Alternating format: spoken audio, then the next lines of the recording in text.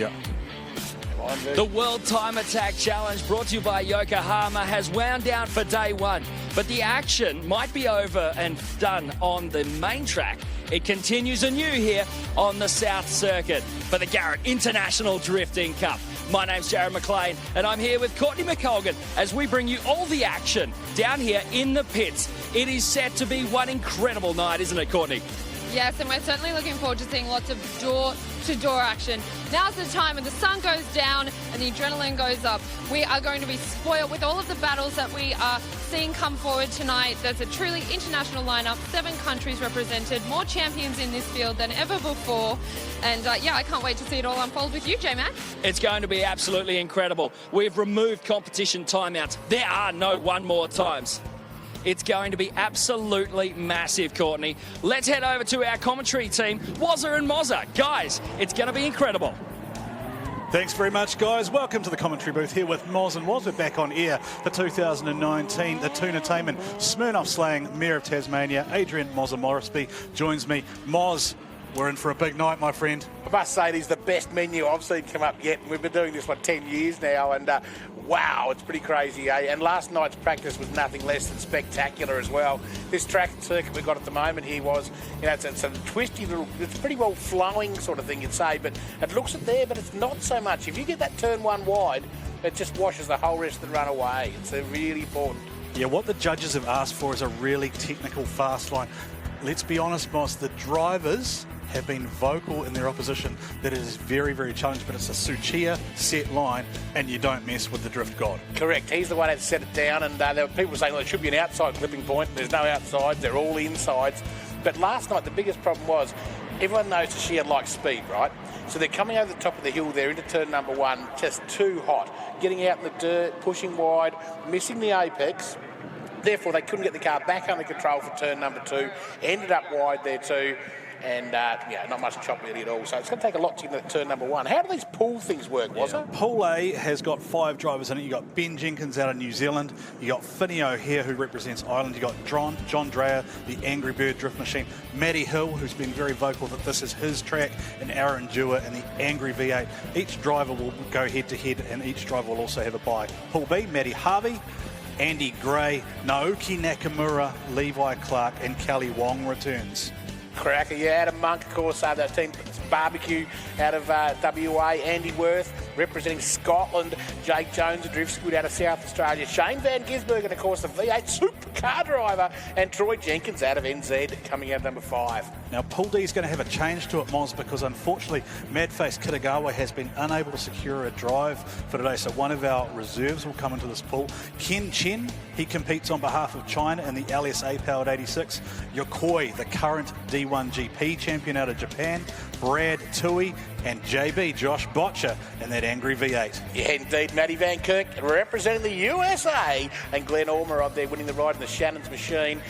Mitchell Pullen, he's got the tram at the moment. Mitch Pullen in the Hilux has broken an input shaft. Angus Kidd looking strong last night in the Supra, and Warwick Hill there in the BMW in number 5. Nathan Greenhill, I think he's one to watch. Moz, 600 kilowatts of RB30 power underneath his bonnet. Jerry Zhu, he represents China and New Zealand, one of the D1 OGs. Michael Bondslide Bonnie, he's another in an Angry S15. Blake Patterson and Mitchell Jeffrey, 2 drivers I don't know a whole lot about, but we're expecting big things from them. Pool G, Jesse Greenslade out of New Zealand, the most successful man in the history of this event, Bo Yates.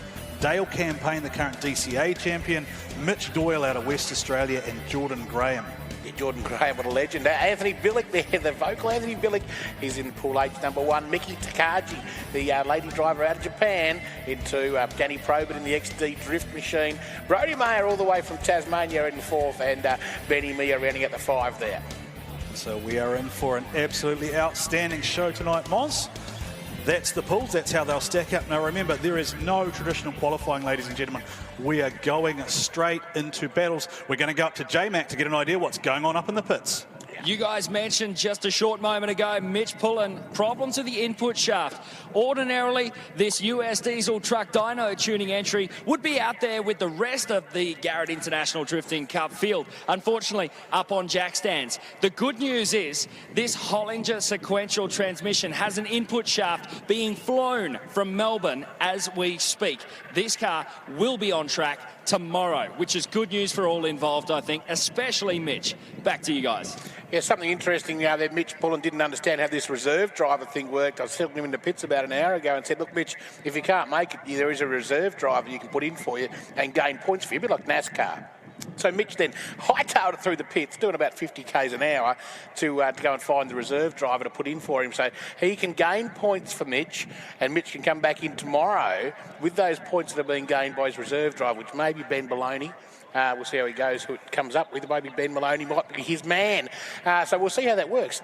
It's an Ian Baker thing, isn't it? Yeah. Every year, the man, in conjunction with Dan Mackey, the Drift Operations Manager, looks to evolve the sport. And this is just like a World Cup. You have reserves in play. You have a car switch rule. So what that means is that if your car suffers a mechanical failure, you can actually notify the officials and you can jump into another car. And then while yours is being repaired, your team can work frantically on that. Then you come back again. So we are going to see all action tonight, Moz. And I am really looking forward to some of the guys who are going to line up head-to-head in the very first round. I'm looking at the tree right now in front of me in the very first battle that we'll see two very good friends, Ben Jenkins and Matty Hill.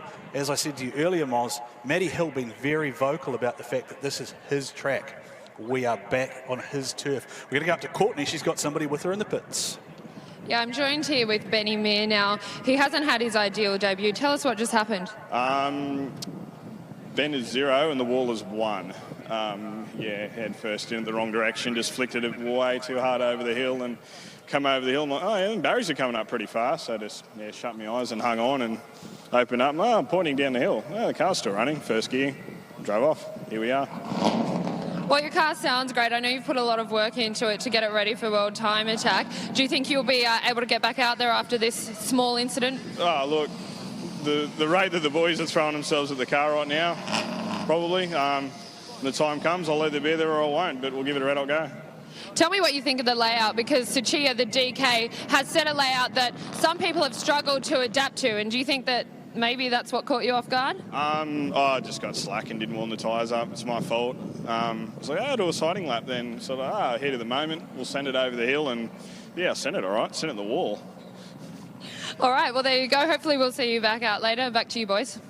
I tell you what is in Benny Meir's favour, Moz. He's actually got the bye for the first round. I've just had a quick look through the tree. Benny Meir is in Pool H, and he's actually got the first round that he can sit out. So I don't know if Courtney can actually hear me, but he can possibly take a bit of heart from that. They've got a little bit of time to work on the car. I wonder, Moz, is it time that we should introduce our judges? Do we dare bring them into play this early on? Not quite ready yet by the wording by a year, but I can't wait to introduce them. What a character bunch up there it is. And, of course, they are the best of the game. And I look forward to introducing your judges very shortly. They're the ones that cop it all at the end if it doesn't quite come out the way people want, isn't it, really? Yeah, absolutely legendary bunch up there, isn't it, with Suchiya, Dan Mackey and Brendan Duncan. Let's have a look through the tree just so that people will know how battles are going to stack up tonight, because we are going to get going, and we will get going quite fast, Moz, once things start to flow. Now, if you want to play along at home, feel free to write down who the battles are going to be. It is going to be Ben Jenkins up against Matty Hill, and then we have Ireland's Finney O'Hare up against John Dreyer, the Angry Bird Drift Machine. We then move into the second Pool B, and it'll be Matty Harvey up against Levi Clark, and then the battle, Moz, that people are here to see. This is worth the price of admission alone. Naoki Nakamura, the defending champion, up against Andrew Gray, who is the defending Formula Drift Japan champion. I was talking to Andrew Gray earlier on. Now, Moz, did you know that car was dusted off for this event after not being driven for a year and a half? It is stayed in Australia? No, it was in storage. It was in storage with Andy over at Power Vehicles. He said that car is the 15, 16, 17 championship car. Now, he brought it out here and run it in that same circuit, I think, about 3 years ago. Yeah, he told me another great story too. Do you know where those cars usually come from, Moz? Go on. They tend to be his lovely wife Emily's road cars, and then he gets a hold of them, and he starts modifying them, and they turn into full-blown competition monsters. Now, what he said to me is that the car that he's got here is a blunt force instrument. It is a 3.4. It's just a big, old, dirty whacking. Yeah. 2JZ. There's no finesse about it. It is just Gotcha. a monster of a car, and expect him to go hammer and tongs at Naoki Nakamura, because I think that battle is really going to set the tone for how the whole event will flow. Yeah, of course, there's a lot to talk about Nakamura, and yesterday or last night in practice, he certainly was pushing very hard, and what he did was intimidate a lot of people. A lot of people try to do single runs. He'd match up and he'd be all over the door, up in the pocket, you know, and at the end of the night, everyone would say, well, Nakamura, he's got this in the bag already. But, of course, there is one more person that you've heard might have a little bit more of a chance than most, Van Kirk, Matthew Van Kirk out of the USA. Yeah, Matt Van Kirk specifically built a car too to compete, but unfortunately it hasn't all gone according to plan for him, so he's had to jump into someone else's car, and he'll be competing in a backup car tonight. So, is this right? Yeah, Matt Van Kirk, I think, would have been a very dark horse. He would have been a real challenger. He would have put the cat amongst the pigeons. I was told by a couple of guys, Jake Huckaraya and a guy named Forrest Wang, that Matt Van Kirk was a guy to watch, but he's going to be in a car that maybe isn't quite going to be where he thought it was. If we have a look, Moz, down the battle tree, Adam Monk, Team Tyre Barbecue, he will line up against Shane Van Gisbergen. Now, Shane Van Gisbergen, the Giz, is one that a lot of the drivers were saying was straight on form immediately in practice. But when I talked to Shane, he sort of said to me, oh, I wasn't that good. And I sort of turned around and said to him, well, what does good mean to you?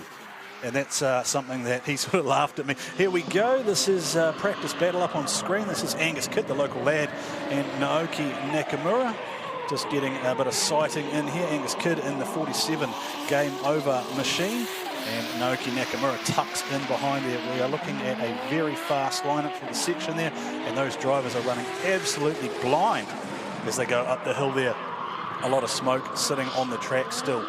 We are still in the practice and warm-up phase here, ladies and gentlemen. We haven't started fully with proceedings, so we'll keep talking to you about the way the tree stacks up. Andy Worth up against Jake Jones. Andy Worth is in the Valino tyres machine, has a 6.6 litre LS2 underneath the bonnet, and Jake Jones, of course, with the RB M3.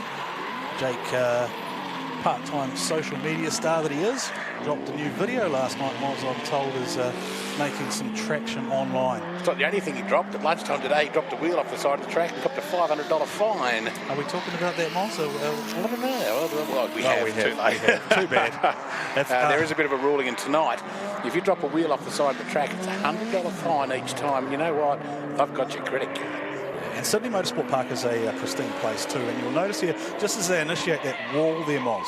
Benny Mears wall. Oh, Jordan Graham. See, that's it, on the apex, perfect. I've been talking to Jordan about that, and there he is again, banging on the apex at number 2.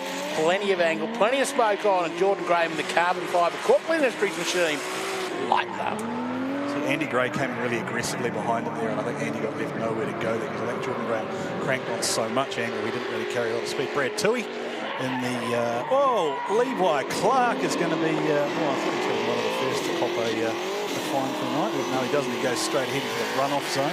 You'll, of course, remember last year, Miles, we saw that amazing battle between Matty Hill and Levi Clark, where both of them were fully off the track, remained committed and didn't lift. JB, Josh Botcher like a bullet out the gate. Fresh injection on Josh Botcher. Goes and turns right, swaps ends on. Whoa! That's not good for the GT Radials machine out of Queensland. And Josh Botcher, he's a previous champion.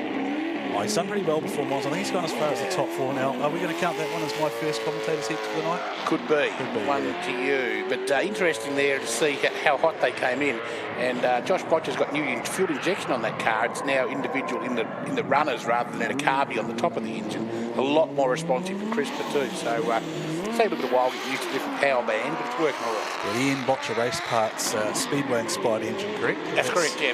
Late model, if you like. So it's around $400 cubes. And very sweet sounding machine. Better 9,200 revs. Do you know what's ridiculous to me, Moss? We've been coming here since, 2011, you and I have been doing this show. And back then, you were a madman if you had 400 kilowatts. Now these guys are detuned to 400 kilowatts, and you got guys out there who are routinely 600 and more. And more, England. Yeah, they've got 1,000 horsepower and 70 degrees of lockdown by the coming. Here's a lot of big horsepower here, right? Here's Michael Bonney there. That machine, the Bond slide machine, has nitrous oxide pumping into it, and you can switch that on to get it up onto boost. They use it a lot just to get the car onto boost, so you don't get that lag. There's a few cars running the NOS in the field this year. Angus Kidd, of course, has got the NOS underneath the bonnet as well. Now, this is a look at Jerry Zhu and Ken Chen. All right, so Ken Chen just wipes off the track there, and I believe we are about ready to introduce our judges. Come on in, Toshi. Have you got your ears on up on the hill, my friend? Okay, right now, we can barely hear you guys, but we are in the new and improved judging stand up here with Dan Mackey, myself, Brendan, and Drift King Shia Keiichi. Obviously, we have this. Toshi. I'm sorry? Yeah, so right now, we have the new track layout, and tell us a little bit about it. Yeah, so South Circuit's one of the tracks that everyone wants to do. They always want to come along here. That's a really fast-flowing circuit. The guys we're going to see, the way Sachia's set the line today, it's a very fast racing line style circuit. We're asking...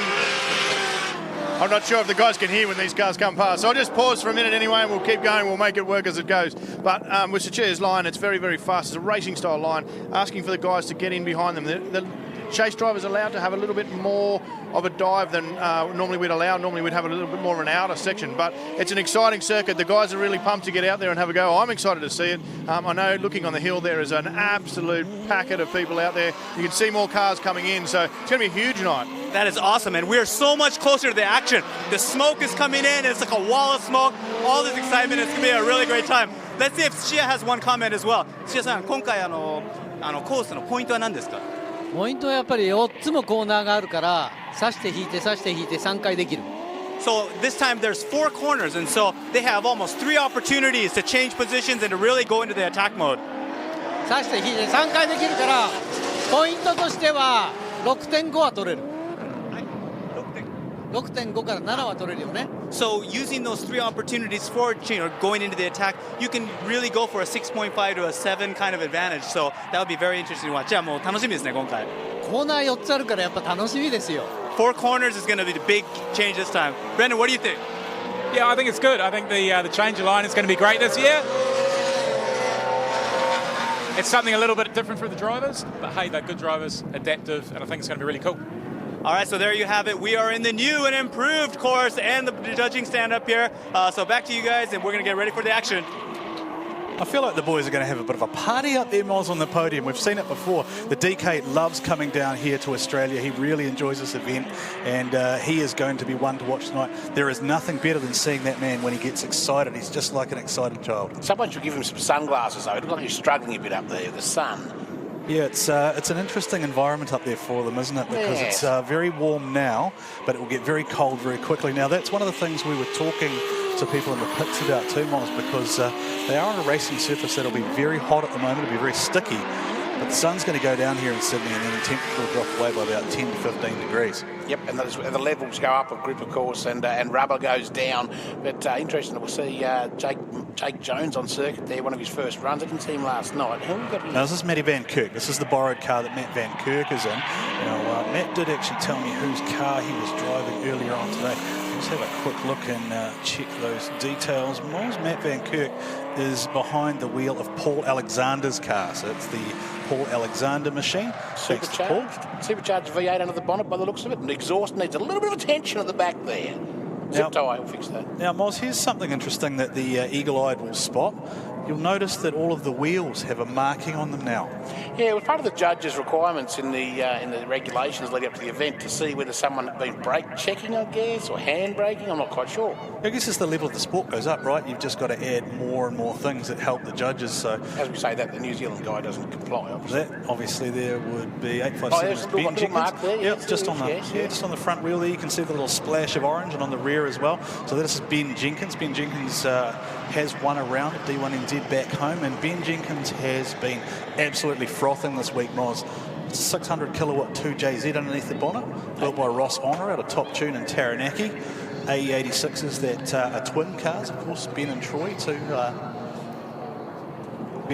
two brothers out of Karaka in New Zealand, and two very good mates, and two equally fierce rivals on the track. Ben will be the last car that we will see on the track, and he's going to stack against Matty Hill, so they're going to have a practice run for their first battle. We're going down to J-Mac in the pits. What have you got for us, J-Mac? Well, the Garrett International Drifting Cup is serving up action by the bucket loads. Scotland native Andy Gray, he is also 4-time Formula D Japan champion, and his first battle, Naoki Nakamura, last year's Drifting Cup champion. This must be just like being at home, Andy. How is it being on Australian soil? Yeah, it's awesome. I mean, I've drove here maybe 4 or 5 years ago, so I'm pumped to be back here. Up against Naoki, I'd like to have had a bit more practice, maybe some issues on track, we were a bit short on time. But yeah, any time drifting with Naoki is great fun. I'd like to have maybe built up to a battle like that, but that's the new format, so we'll give it a try and hopefully we'll do it again in the final, but we've got to get through these group stages first. Trial by fire, straight out of the gates. Tell me, how's the big 4-door going today? Oh, awesome, yeah, just adjusting to the track. I think the surface is very different here from Japan. There's a lot of grip in it. So yeah, just got to balance everything and make it all work. But yeah, I love the track. I love throwing it in, top and fourth, big angle. It's just my style. So yeah, get me back out there. Best of luck. Thank you. Thanks, guys. Back to you guys in commentary. So cool, so cool. Excellent. Just throw it in for top of fourth. Woo-hoo. Yeah, he's the Iceman, isn't he, Andy Gray? And he is he's probably one of the guys who you don't want to battle earlier on. Now, you're saying this is a practice run, or is this going to be a counting run we've got here now? It's like this is the first battle pair up for the weekend, for the event. We're about to go green. Or... I feel like we're going to go green here, Moz. We're just waiting for the official word here, but the drivers have lined up side by side, and Jenkins has taken the lead. So we are underway officially for the Garrett International Drifting Cup for 2019, Moz. Ben Jenkins will take the lead. Matty Hill will initiate on him. Let's see how they go, and in they go to the first corner, nice and wide. Ben Jenkins tucks onto the inside clipping point. Matty Hill stays with him, then falls back a little bit, Moz. Yeah, the inside line there, the chase car should be up on the concrete like he is right there. Nailed it pretty well. Probably proximity lacking a fraction there from Matty Hill. But man, those Jenkins boys yesterday, they hit the track, second run through, they were online straight away. Very impressive. What I can tell you, Moz, is that last time these guys battled head-to-head, they went one more time, 3 times. So let's have a look at this run again on the replay. Ben Jenkins, Matty Hill were side by side as they came up the straight here. And then Jenkins initiates. Matty goes with him. Very good proximity there. And then I just wonder if he got bulked there a little bit. He maybe might have just underestimated how much speed Ben Jenkins was carrying potentially. And Jenkins just creates that little bit of distance there. And we should be able to see a live score. We can actually see live scoring coming up right in front of us. We are going to go to Courtney in the pits first of all. I'm joined with Josh Botcher, who just had a bit of a fantastic start to his practice session there. It was very flamboyant. Yeah, it wasn't. Didn't go to plan. We're still working on the entry, which is not great going into the first battle. So yeah, look, we're sort of fortunate. We've actually got a bit of a bye run in the first round, so I'm going to run up now and watch what the other guys are doing and try and get an entry point. I was trying to go as fast as I possibly could into that entry to put on the best show I could, and it's not working out for me at the moment. So I'm going to change that up a little bit for the battle. So it'll be very interesting. It's just a tricky course with a really big run up. So. And of course, you've driven South Circuit before. So how does this compare to the last time you drove it? Because you're approaching it very differently. Yeah, literally last time I came here, I won the event. It was ADGP event, and there was a very different course without eclipse and things like that, and a lot of the guys are talking about that, and all the inner clips just make it a very racy drift course, which is, I think, a little bit against what a lot of other competitions are doing. So it's going to be busy for us guys to adapt. It's just a lot about speed and getting through that course. So there's a couple of really quick cars here, and there's one in my group, the blue one with Yokoi. So I've got to keep up with him later tonight. So that's why I'm trying the faster entries. So we'll change our tactics a little bit and make sure we're going to be competitive. All right, well, we'll see you out there. Thanks, Josh. Back to you, boys. Thanks so much. Courtney doing a great job down there in the pits after working all day, Moz, and she's made us a bit more aware of what's going on with some of the drivers. So looking like a advantage to Ben Jenkins at the moment, Matty Hill. Let's see what he can do now on his lead run. Can he retake the authority? He's got to stamp his mark on this because points so important, Moz, here in this revised format. Ben Jenkins has given him too much room there. Is he going to... Yeah, Ben Jenkins hits him! Whoa. Ben Jenkins hit him. Ben Jenkins sat too far back, Moz, and then just tried to close up that gap, and he has made contact.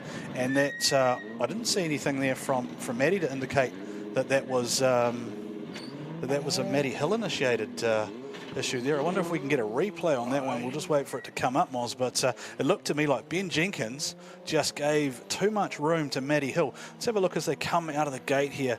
They were side by side on that first run. They were really close to each other. I think Ben sat too far back here and he just gave Matty too much room. Then he must have tried to close up the gap, and you just see how fast he closed in on him, Moz. He's just made contact there, and he has, I imagine, just handed the advantage to Matty Hill there. But we will need, of course, Moz, to have the judges clarify that for us, because... Yeah, it's going to be a huge advantage there. Brendan's already come through with a 10 there for Matty Hill on that one, so it's a 10-0 from Brendan. And at the moment, it looks like that will give the advantage to Matty Hill as the other judges' scores start to come in. Okay, we're going to go down to J-Mac in the pits. What have you got for us, J-Mac? Jake Jones, a.k.a. the Drift Squid. Tell me, your first battle at a Monk in the barbecue. What does your car have over his package that'll give you the edge? To be honest, I haven't seen him drive. I've done one lap this weekend, so yeah, a bit of pressure on myself, to be honest. But yeah, you don't overthink it. You just go out there, do your best, and put on a show. That's what all the crowd's here for. So yeah, I hope they're ready for it. Throwing some fire out on YouTube. How's the new video going? Yeah, released Dream Big yesterday. It's been a massive video that I've been working on for the last literally 8 years.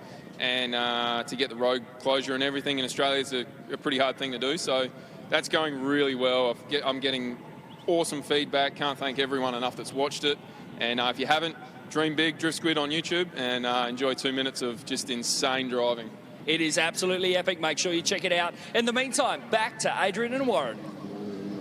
Thanks so much there, J-Mac, talking us through the world through the eyes of Drift Squid, and we have got a result through for that first battle. We'll just wait for the graphic to come up on screen as we look at Finney O'Hare and John Dreyer side by side. It is a good chance, Moz, for us to talk through the differences in scoring too. So the way that this event works and where it differs from every other is that each battle is scored out of 60 points effectively for each driver, and that is how we get our results. So it's not a traditional driver A, driver A, driver A format.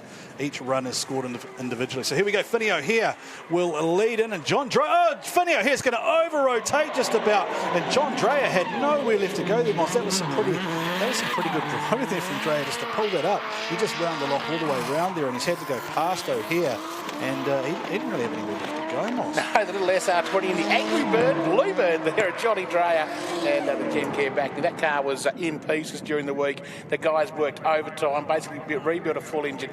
Yesterday, he had the plate, a gate in the sump come loose, fall off, and every now and then it'd suck up on the oil pickup and lose oil pressure. So today they've had the sump off the thing to come out and sort of, unfortunately, not get the run he wanted, but he'll gain some points, which will be great for his run. But Finney O'Hare, just too hot. And that's what I'm talking about. You've got to just back it off a little bit coming over that hill and make sure you nail that apex on one. Otherwise, if you get wide there, it's good night, Irene. Yeah, so what So I'm just going to go. We're going to go back to Courtney in the pits. Yeah, I'm here with Matty Hill. Matty, tell us about that incident that just happened with Jenkins. Yeah, Benny and I were entering into the corner, and he was on the chase, and he just touched the back of my car, pushed me around, but I'm not sure what happened. Yeah, it's a shame it went out like that, because me and Benny have been amping about this battle all month, so yeah, it's a real disappointment, but he's a really hard driver, really fast-paced driver, and when it comes to the point where, you want to win and you're racing each other that hard, things happen, so. Can I ask, what happened after you two made contact? You just kind of sat there looking at each other. Yeah, I was just a bit stunned. I didn't know what happened. I was looking at the front of his car to see how hard he hit me, because the whole car was pretty much moved to the side a little bit, and yeah, it's a bit disappointing. It's not the way I wanted to win a battle, but I don't know, I'm going to have to go talk to him. Okay, you go make up. Back to you, boys. All right, so up there on the screen, you can see Matty Hill takes a big early lead in Pool A there, Moz, 43.5 points, and that is going to put Matty Hill firmly in contention for a spot in the 16th tomorrow. As we see, John Dreyer currently leading with a 10-0 advantage over Finney O'Hare, and Finney O'Hare's car just doesn't look settled, Moz, and he's trying to chuck the wheel off there, so that's going to be a deduction there. Dreyer just got to finish this run out now, but he has already got a massive advantage over Finney O'Hare, the Irish competitor, the real shot Dermot battle machine. It's almost binding up. Something's not quite right, but the Angry Bird there of John Dreyer taking some good points. But Dreyer has a big straight, and right here, watch it, straight and bang. That would have been bad if Finney O'Hare had pulled it, but unfortunately he's gone across the middle of the corner, taking out the cone, and I'm afraid it's probably going to be another 10-1. Johnny Dreyer is going to come out with that 60 points in the pocket here. Johnny Dreyer is going to bank a massive score out of this one. I don't think it'll be quite a 10-0, but I think we might see maybe 8-2, something like that. 6-4, so that's from Sashiers. Okay. That's not too bad. Indeed. So, A little bluebird Suchira, I that wonder could. if maybe Suchira there may be feeling like John Dreyer just tightened up a little bit on that first corner there, and maybe that did impact on the line taken there by Finney O'Hare, and that unsettled him for the rest of the run. This would actually be one that would be really good to get some feedback from the judges after they've maybe inputted their scores there. We can't interrupt them while they're obviously deducing what they saw out on track there, but the judges we know do basically look at the track by sections, right? There's 3 sections to each part of the track, and they sort of go deduction here in section A, and then good for section B, and then maybe another deduction. We're going to go down to J-Mac in the pits. What have you got for us, J-Mac? Down here, and let's bring the driver in, Jerry Zhu. We can see it's a bit of a backyard alignment happening. How does the car feel out there? Yeah, because yesterday was the last practice. We got a little bit of contact with the front car spin out, and we had a little bit of contact and broken the rose joint on the lower arm at the back. And just now, because we only got a 1 lap for practice, and what I feel is the camber, I feel on the left and the right, when turning different direction corners, the car feel quite strange. And then we come back, just use the camber ruler to measure the camber is all gone. So we just set up the streamline and do it again. Best of luck. Who's your next battle? I think it's Michael Bonnie. Yeah. Bonnie is a tough competitor. Good luck. Yeah, thank you. Yeah. Back to you. Great to see Jerry over here in Australia representing both D1NZ and also the China Drifting Series. The points are in for Pool A, and John Dreyer jumps to the top of Pool A with 45.5 points. Matty Hill in second, 43.5. Ben Jenkins, 16.5. Finney O'Hare, 14.5. And Aaron Dewar, the first to have a bye tonight. Moz, every driver will have a bye, so he is sitting on 0, and we'll see him in round 2. Now, here it is, Moz. This is the battle that everybody is here to see. Andrew Gray, the current Formula Drift Japan champion, and he is up against Naoki Nakamura, the current reigning champion of the International Drifting Cup. Moz, I almost don't want to talk over this one. I just want to watch it and just see what he does here. Nakamura, he will want to make a statement here against Andrew Gray, but Andrew Gray, he will have dialed the grip, and I had a chat with him earlier on. Something he did say to me is that he is just becoming accustomed to re-driving the car. I said, why is that? And he said, oh, well, in Japan, they allow us to run 285 wide tyres. So normally he'd be on a much wider rear footprint. For this event, the maximum size they can run is 265. So he said, when they actually run this in Japan, the car almost is up on 3 wheels, and it's wheel standing. It's got so much grip. So let's see what happens here as Gray and Nakamura go head-to-head. The Valeno machine up against the Moti Oil JZX 100, and Andrew Gray, Naoki Nakamura. You can see already, Moz, the speed level is. Oh, look at this here. Now, did we lose that there? How far out did he wash there? Too far. He was offline, but Andy Gray's gone a little bit wide there as well. And up across the curb goes Nakamura as he tries to hunt down Andy Gray there in the 4-door machine. Wow, this is the one everyone's been talking about for a week, the battle royale, if you like.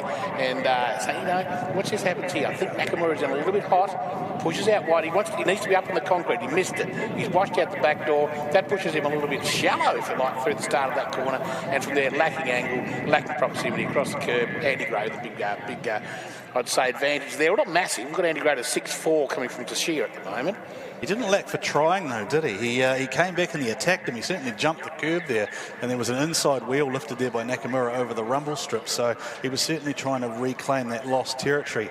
But early advantage, we think, maybe there to Andy Gray. It's pretty close, though. 6'4", 5.5 to 4.5 is how the judges are calling at the moment. So we can actually see this live, Moz. I'll try and share a little bit of information. I really do want to go to Suchia after this battle, just because it's the first chance we'll get to interact with him and just see how he's feeling about the Japanese style here on Australian soil, and Andy Gray versus Naoki Nakamura. So just waiting for the final judge to lock on his score, and then we'll go back to the return serve here. Nakamura. We are going to go up to Toshi now. Toshi, have you got your ears on there, Toshi? You can hear me? Yes. So we were here with Tsuchiya. We were looking at the battle right now. Right now, actually, we got to go back to judging. Hold on. Yeah, focus on that. Toshi Nakamura throws it round, and he is. There's contact.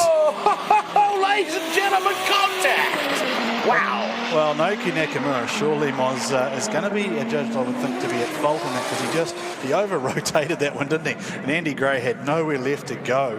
And if you are judged to be the driver at fault, then it will be advantage to the chaser. Now, Nakamura there just over-rotates. You can see the car's gone past a point of 90 degrees. And Andy Gray with nowhere left to go there and makes contact with the rear bar and breaks it off the Valeno tyres machine.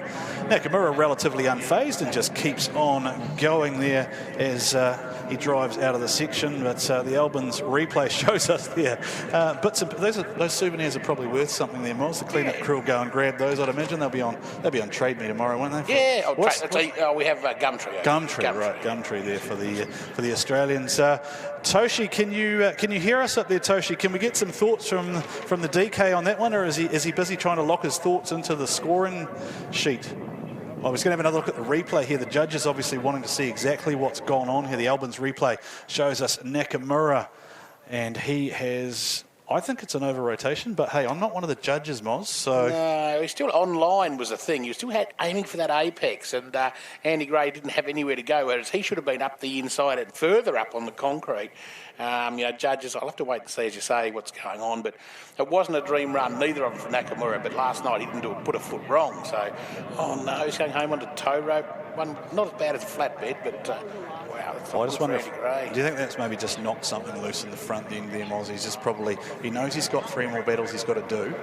So I wonder if Andy Gray's just electing it to play it safe here as our recovery crew drag the Motis Oils machine back to pit lane. One thing you can always rely on here at the Garrett Advancing Motion International Drift Cup is something unexpected. Now we have 2 of the hot favourites on the back foot, so it's a fairly decent hit. It's a decent hit, isn't it? It's made some interesting panel work on the Valeno machine, and there are the hammers. Nakamura is still smiling though. He's laughing. He's laughing. Everything is a great time to that man. I don't think I've ever seen him with a frown on his face. So here we go, dragging it into the section there. It's amazing how close they are to that barrier there, Moz, just on entry there. And there is Andy Gray making contact with the machine of Naoki Nakamura. I'm not sure how to call that really. He was wide. I'm trying to read Andy Gray's body language there, and he didn't look that impressed in the car, did he? Not so much. As you said, he would rather have a little bit more time to warm up to this battle, but it was straight in and gloves off, she's on. Yeah, so one of the things we knew about this battle too, Moz, was that this was going to be one of the battles that was going to set the tone for the entire tree too, because a lot of us who are, I guess, aficionados of drift were trying to pick the top 16 before the event, and nobody really knew whether it would be likely that maybe Nakamura or that Andy Gray, with due respect to the others who are in the pool, would be the number 1 or 2 qualifier. But that's going to put Nakamura on a real back foot, Moz. He is going to need to score some massive points. Well, at the moment, battles. It's quite strange because at the moment we've got a 10-0 in the advantage of Andy Gray. We've got a 10-0 advantage to Naoki Nakamura from one of the judges. So actually 2 10s for Nakamura in the correctness. Well, that's in the wrong. So. Wow. So based on what I've just seen, Moz, and this has to be confirmed yet, but we're actually seeing Nakamura with the win. It is indeed. He's got basically 20 points versus 10. 10 there for Andy Gray and 20 for Nakamura. So they say Nakamura was in the right. 2 of the judges saying he was in the right. One was saying he was in the wrong. Yeah, so this is a great example of what we talked about earlier, Miles, and I really do want to go to the judges because this is one of the things that we talked about that can happen within the tree. So we can have one judge call it completely one way as a 10-0, and then the other 2 judges calling it a 10-0 the opposite way. So we will go for a comment after this, but first of all, we're going to have a look at Team Tyre Barbecues. Adam Monk up against Shane Van Gisbergen in the MC8 370Z. Here they go into the section, Moz. The big initiation at speed. A little bit off that inside foot there, Moz, but this is probably one of the better battles we've seen so far. Van Gisbergen still with him. Look at Shane Van Gisbergen. Get up on the door. Bringing the fight to Adam Monk and Van Gisbergen. Shane was saying yesterday he wasn't quite happy with the car, it wasn't quite settled. This afternoon he said, I'm pretty confident, I like it now, it's working well under me, and wow, he showed it there. What was this into the first turn? Both of them right on the money. So that's perfect. Judges don't mind that, that's good.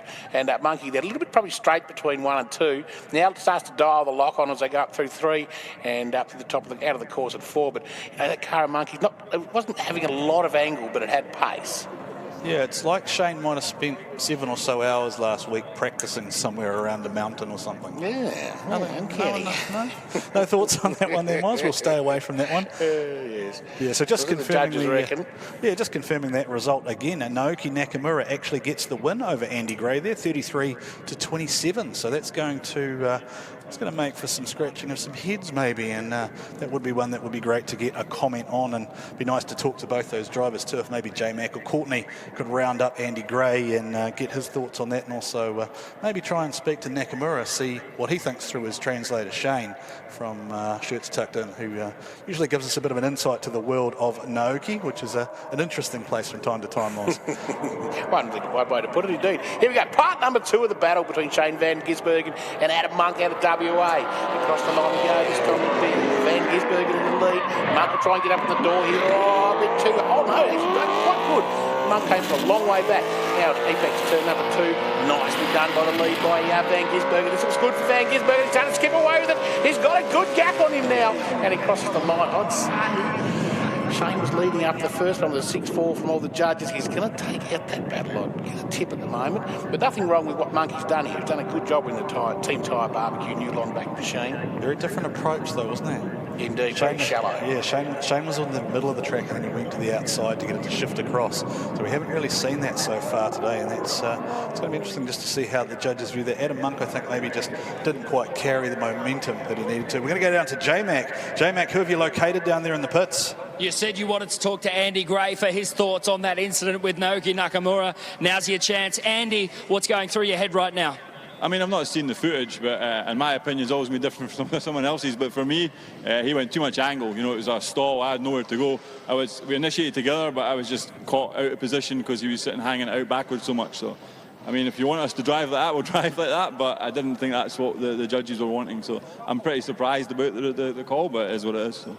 You're still strapped in the car, relying on the word of your team. They say it's not too bad. Let's see you out there for the next battle. No worries. Thank you. Cheers.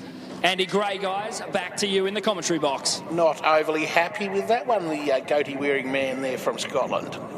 Yeah, he doesn't seem that impressed, does he, Moz? And what I hope is that it brings out Angry Andy. Angry Andy. I just want to see him just gloves off, and let's just see what happens now, because he's going to know now that he needs to pull some big points. Now here we go with the first battle of Pool C, the second battle of Pool C. Andy Worth in the Valino house car with Andy's motor in the 6.6 litre LS2 up against Jake Jones, 1,000 horsepower of RB M3. Jake Jones, internet superstar. Jake needs to come back up into that rear bumper there. He's sitting a long way off Andy Worth there. I think he's misjudged the speed of Worth there, and Worth has just kept his foot on the loud pedal there, driven it up the hill there.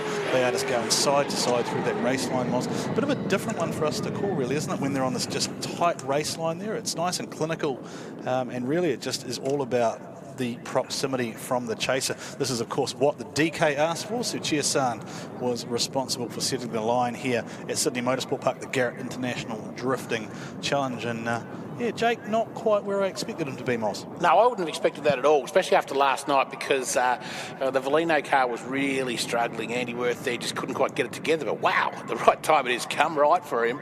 And yeah, Jake Jones got caught napping. Now we're having another look at the replay there, so I just wonder if the judges were looking for something. No, going back to the track there, you can see the beautiful sights and sounds of the Sydney Motorsport Park here, the Garrett International Drift Challenge for 2019, part of Ian Baker's annual birthday bash, Moz, the World Time Attack Challenge.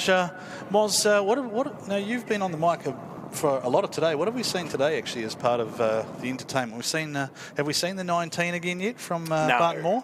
No 19 and no 18, which I was hoping for, but the track conditions just went away. This morning was the time we'll delay it down, and after the track just got too sloppy. So tomorrow morning, they are all banking on that being the session to keep your eye on. So the first pro session around mid-morning, that's when it's going to be coming at you hard and strong. And here we go. Part number 2 of this battle between Andy Worth and Jake the Drift Squid Jones.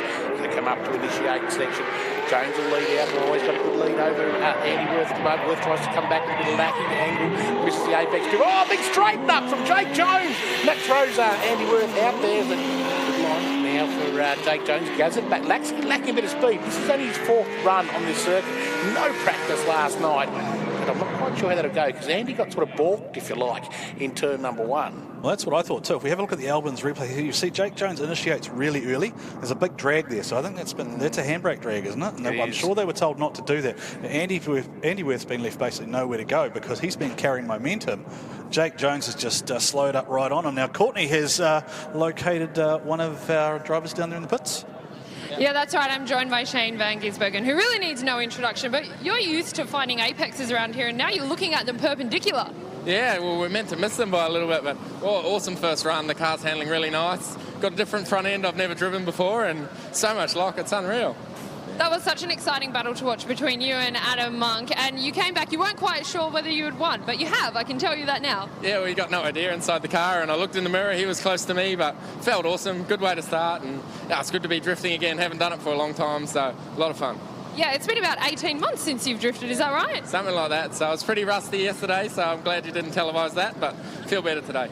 There's no sign of that. Now tell me, circuit racing is the job, but drifting is for fun, isn't that right? They're all for fun. It's racing cars, it doesn't get much better. Yeah. All right, well, it's so great to have you here and see you smiling and happy. Thanks for joining us, SVG, and we look forward to seeing what you deliver for the rest of the night. Cool, lads. Thank you. Cheers. Moz, if I was every other driver in the pits, I'd be looking at that smiling assassin right now thinking I'm in trouble because he looks so relaxed after that. This man, I think, could be on maybe for that breakthrough podium. We've been waiting for it for a while. Now, speaking of podium threats, Levi Clark, the Exeter Drift Machine, and Matt Harvey, the Power Plus Fuels S13. That's right, there, all over from Tasmania there. Matty Harvey misses the apex by about 2 metres there. Trying to come out in those Levi. Clark gets into his car. Big fires during the week leading up to it, but across the line. Nice proximity there from Levi. Can't see a thing in the smoke being made from Matty Harvey, the new 2J aboard this weekend. Right. Yes, indeed. So that's something fresh for him. He's been running the SR, so he's 100 more horsepower. Yeah, let's look at the replay though, Moz. What you'll see here is there's a mistake from Levi Clark in the smoke here. See, there's a big correction there. Yes, it got him onto the apex, but yeah, I don't think that's going to be ideal. He picks it up here nicely, though. He gathers it up well. So the second or 2/3 of the run, if you like, the last 2/3 were right on for Levi Clark. But yeah, Matty Harvey got turn number 1 there pretty right. So it gives me an idea that maybe Levi Clark has a lot of horsepower, a lot of grip at his disposal, but maybe just, as you said earlier on, they just need to get that first initiation right. It just looks like it's so tough at the moment, and really the only one who's been clinical, Van Gisbergen. Yeah, indeed. Yes, indeed. As he said yesterday, he was glad to see what happened last night because it wasn't that good. But he's smiling, he's happy, and of course, great to have the talent here of Shane Van Gisbergen. Anyway, back to the battle. So we look at the tree from our last run through. That was, where were we called the Andy Worth result? Andy Worth got the result over Jake Jones. Andy Worth on 36 points. Jake Jones banks 24. Andy Worth, that's a good result for him. Valino Tyres, of course, doing good things here for drifting, as we see Levi Clark and Matty Harvey lining up. Did you have some power numbers on these ones, Moz? Are they only babies, 500 I certainly did have quite a few figures on this one. It's quite interesting. I'm going to go back to the Group A because they're a little bit late starting, these two. But the 2J there of the machine of Matty Harvey putting out some big numbers, around 600 kilowatts, 500 kilowatts for the wheels, I should say. And worked overtime on that one. Disco Tune through the course, the final run now. Levi Clark, you have to say, had the advantage there over Matty Harvey. Harvey gets wide across the finish line. I thought it was a nice job, though, by Matty Harvey, though. We look at the Albans replay here. Matty Harvey was nice and close here. He tucked in behind Levi Clark, and he went with him there. So that's good proximity there. Almost looked like he was going to give him a nudge, and he went with him there, and I think he just... slight gap created there by Levi Clark, but Matty Harvey came back at him again, maybe sacrificed a little bit of angle to go with him, but good runs there, I think, by both drivers. And yeah, we're seeing some amazing things here at the International Drifting Cup for 2019. Moz, good luck picking a winner. Yeah, that was really tight. Look at the judges are really struggling too. We've got 5.5 and 4.5 and 4.5 and 5.5. So yeah, pretty hard to pick one from there. But here we go, Brad Toohey lining up against, now is that Mickey Moo? It is Mickey Moo, who is one of our reserve drivers, so he's coming for Mitch Pullen, I believe. No, he's coming for Madface. Madface Kirgawa. Indeed, the RX-7 cracking a housing. So reserve driver can gain points for the driver, same as you go in NASCAR if you like. You have a reserve driver, but skipping away with it slightly there. And trying to Tui broke his foot last night, tripped over a bag in the room and broke his little toe. You're kidding, aren't you? On his accelerator. So I suggested to him put a button on the switch on the steering wheel for the accelerator. Don't have to worry about it. But he's still pushing through with a very sore foot. All right, we're going down to Courtney in the pits. Courtney, who have you got for us now?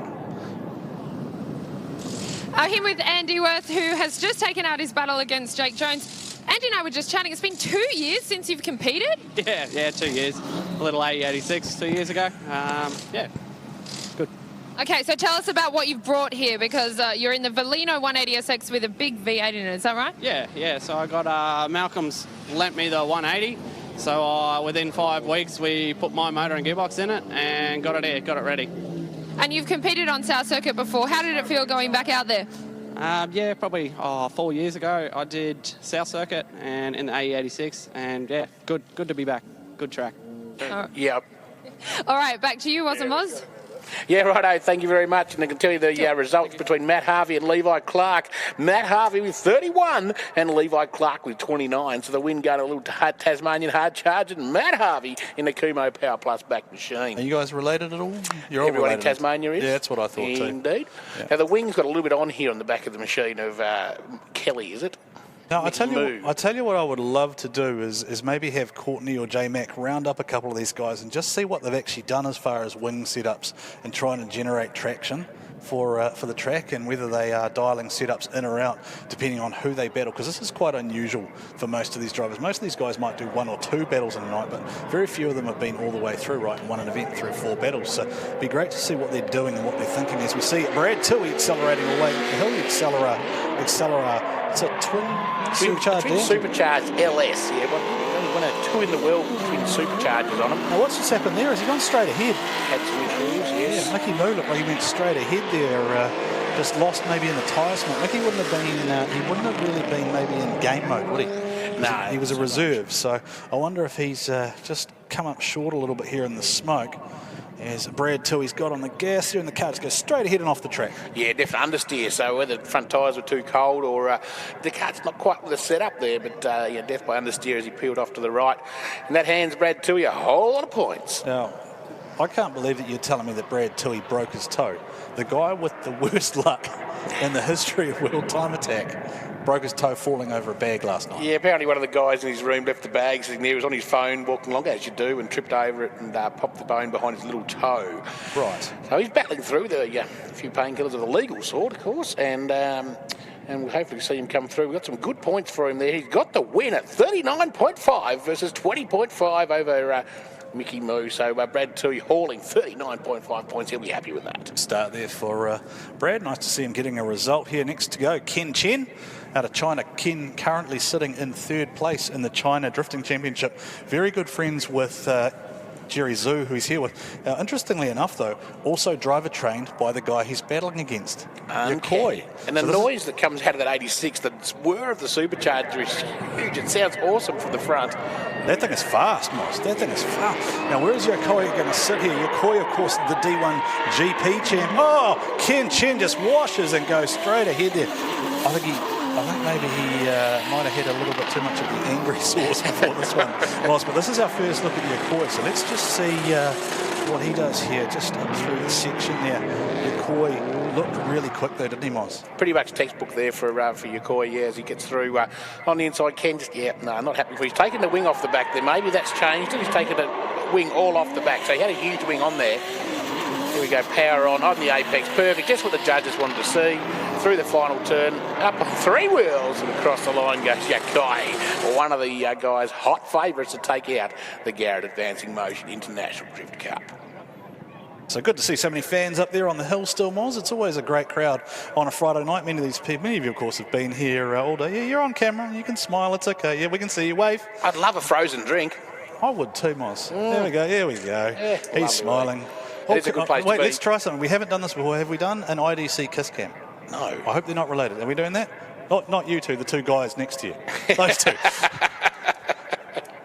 And the guy's put the camera away and he's walking away. Oh, lovely. Oh, so there is a chance, of course, fun. you can come out tomorrow for International Drift Cup, but also the same ticket gets you in the gate for World Time Attack as well. So if tomorrow you're doing nothing, you're sitting around Sydney, get out here and get amongst it. You're mad if you're not. You have to check your pulse if you're not here tomorrow. Yeah, of course. Very different format tomorrow night. We go back to the traditional top 16. So we are battle qualifying tonight, and we're into traditional top 16 tomorrow night. Now let's have a look at Yokoi on the lead here. What will Ken Chen do on the chase? Ken Chen was very aggressive here before. Let's hope he pulls this up. He's going right to the inside there. Just about wipes off the rear of Yokoi's machine. Chen flies off. Now, Moss, the first 60. It is going to be the first 60. Got to be the first 60. Wow, so Ken, that's going to be strife for him coming out to 0 after the first round of battles. And but as I said, Yokoi was one of the hot favourites. Watch this here, he's on the button. Yeah, now if you're wondering what we're talking about too, because you've just joined us, this is a very different format this year. We'll talk you through that in a moment. J-Mac down in the pits, what have you got for us? Here in the pits of Levi Clark, and it is feverish. Clutch. Quickly, while you're doing that, Levi, what are you doing here? Trying to fix this wheel alignment. We hit the ripple strip after we were sitting out there for practice, so yeah, just trying to sort that out. Yeah, we're just throwing what we can at it. The wheel's about 1.5 turns off, so I've definitely got more lock one way than the other at the moment, but yeah, hopefully we can get this sorted back out there for Kelly's battle. Fingers crossed the XZ Drift team can get back out there. Cheers, buddy. Have a good one. Geez, I'm just glad that I tried to put that clutch in on the bench there. That'd be more to ask. But the suspension in the front of these cars there's something else. We're talking 70 degrees of lock. And you can see behind Levi there how much lock is on that car. It is absolutely ridiculous. And you can almost go crabbing with the car. You can get it to crab sideways. And a lot of work going in there by the XCD Drift team. Something else that's really amazing too, Moz, the guy in the background.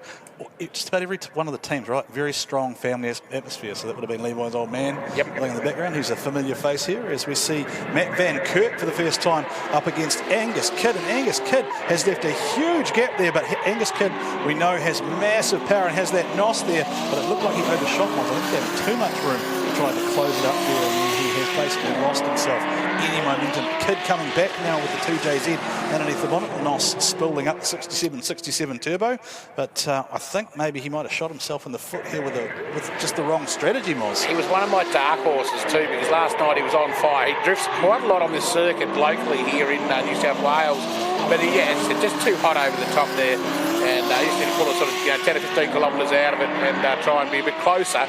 But there you go. But Matty Van Kirk right on the money there, and as I said, he's your dark horse tip, and he's quite on the money. Yeah, I think the thing to remember there too is that Matt Van Kirk hasn't done anything wrong there. So we saw obviously before Andy Ray closed right up and kind of came at him there, but Matt Van Kirk is obviously in a car that's got slightly less power.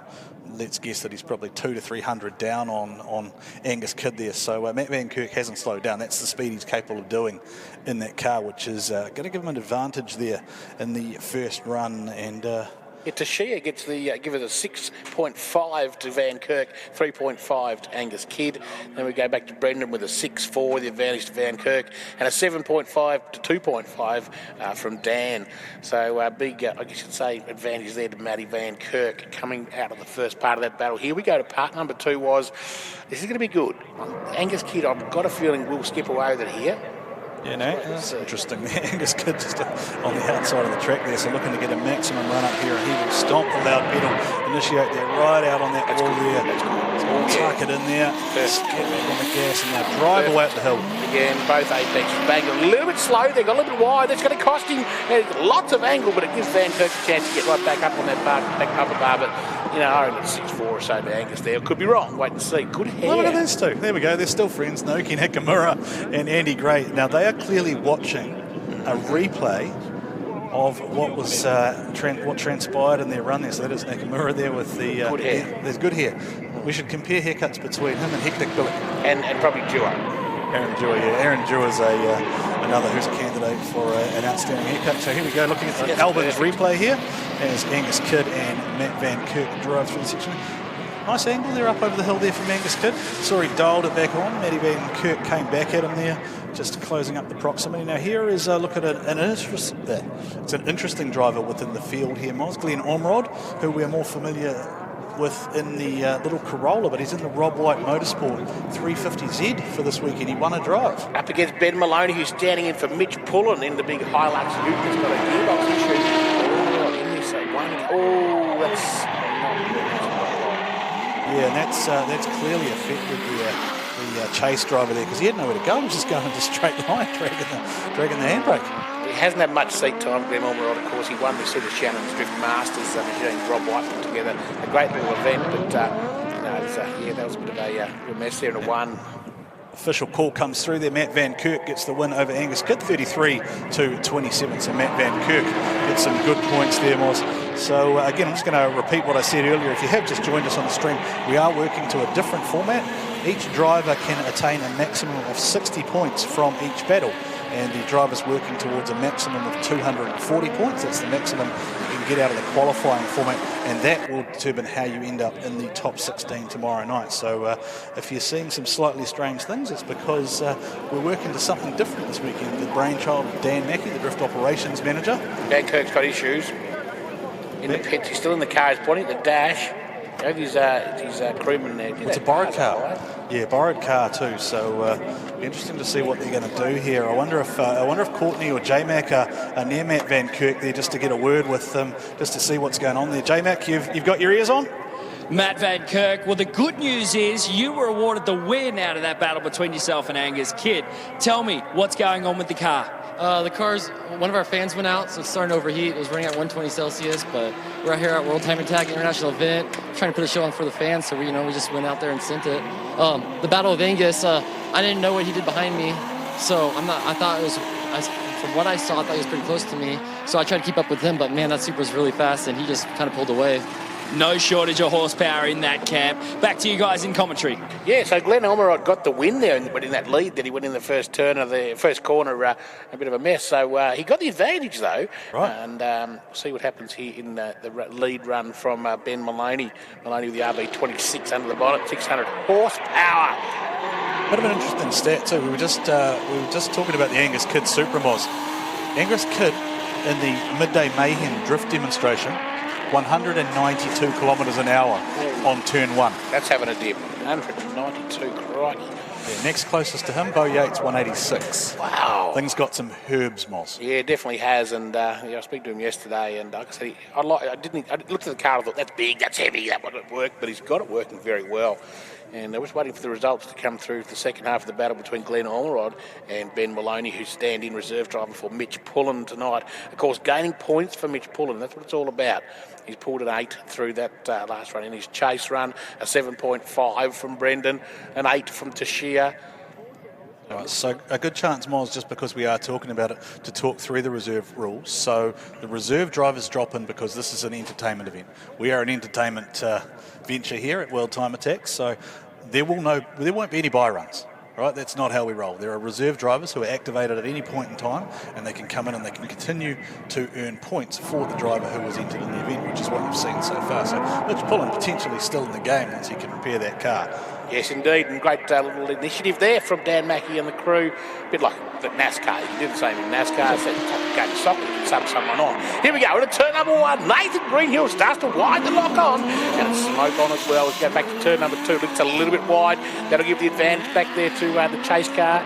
Yeah, Blake Patterson on the chase there behind the SPC machine of Nathan Greenhill. 600 odd kilowatts at his disposal for Nathan Greenhill. RB30 bottom end in that car, and it is a beautiful machine. Now, what was that big puff of smoke there that just came out of the Patterson machine just prior to the section there, Mons? I don't know if he just gave that a big kick there, or whether there's something just needed to clear itself out. Nathan Greenhill doing a good job here. Nathan Greenhill's another Mons who I think could go quite deep into this event. He was very promising last year as we see him driving through the section there.